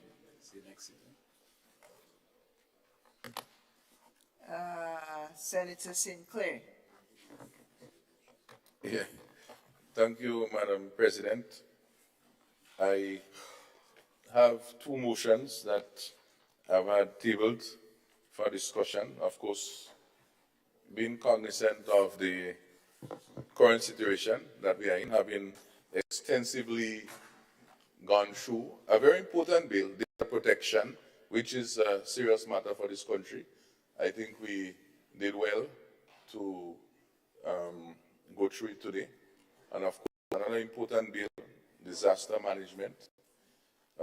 I'm bearing in mind my discussion with the leader of government business, having agreed also to treat me with snacks and other things. We wouldn't have a motion on that part. I would comment to this House, to this Senate, that I will discuss those motions on behalf of my constituents, and I trust that they would understand the two motions to deal with looking at how do the government put some more emphasis on pre-last senior as a whole, and how do we look at the issue with the license for the age of the younger farmers to be able to drive the pickup to get to the land. So those issues we would address in the next forthcoming sessions. Of course, I hope we don't have some long bills again to have us there. Otherwise, that time, they say once shy, twice beaten. Once bitten, once bitten, twice shy. Yeah.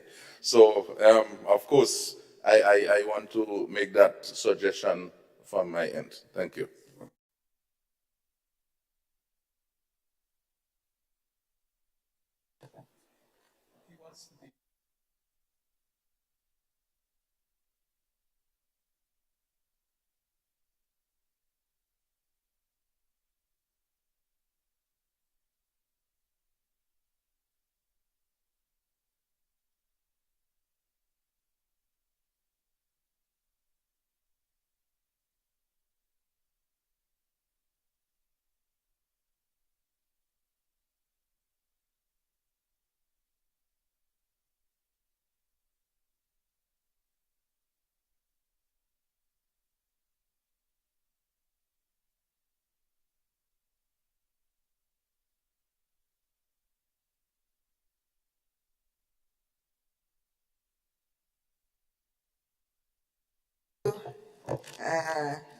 Dear Senators, this is why we have a watchman, otherwise known as a clerk, who I'll come to that, but let me first take the proposal for a deferral.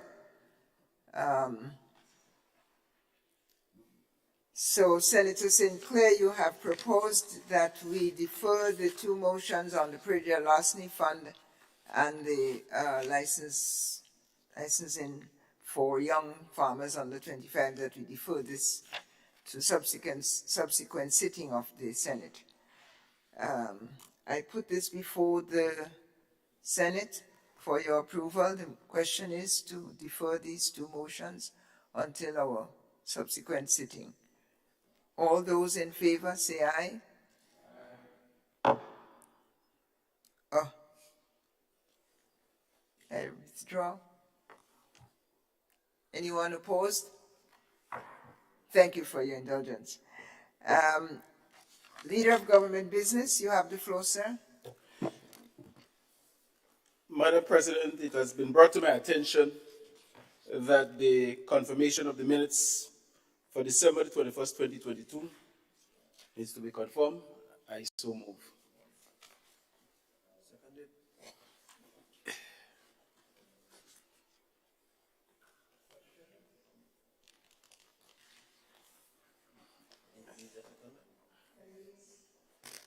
Dear colleagues, you have had the minutes circulated to you. And the question is that the minutes of December 21st be approved, December 21st, 2022, relating to the debate on the budget. The minutes be approved.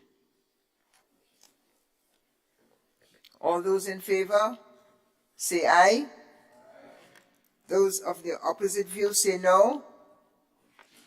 The ayes have it. The minutes of December 21st, 2022 regarding the budget is approved. Item number 17, adjournment. Are there any closing comments prior to adjournment? Leader of Government Business, you have the floor, sir. Madam President, I move the motion that this Honorable House meeting be adjourned. Sign the die. May I thank you all for a long and fruitful day and wish you all a productive working under the two bills passed today and a happy Easter. Honorable Senators, the question is that the meeting be adjourned sine die. All those in favor, Senators, say aye if you are. If you are opposed, say no and remain here.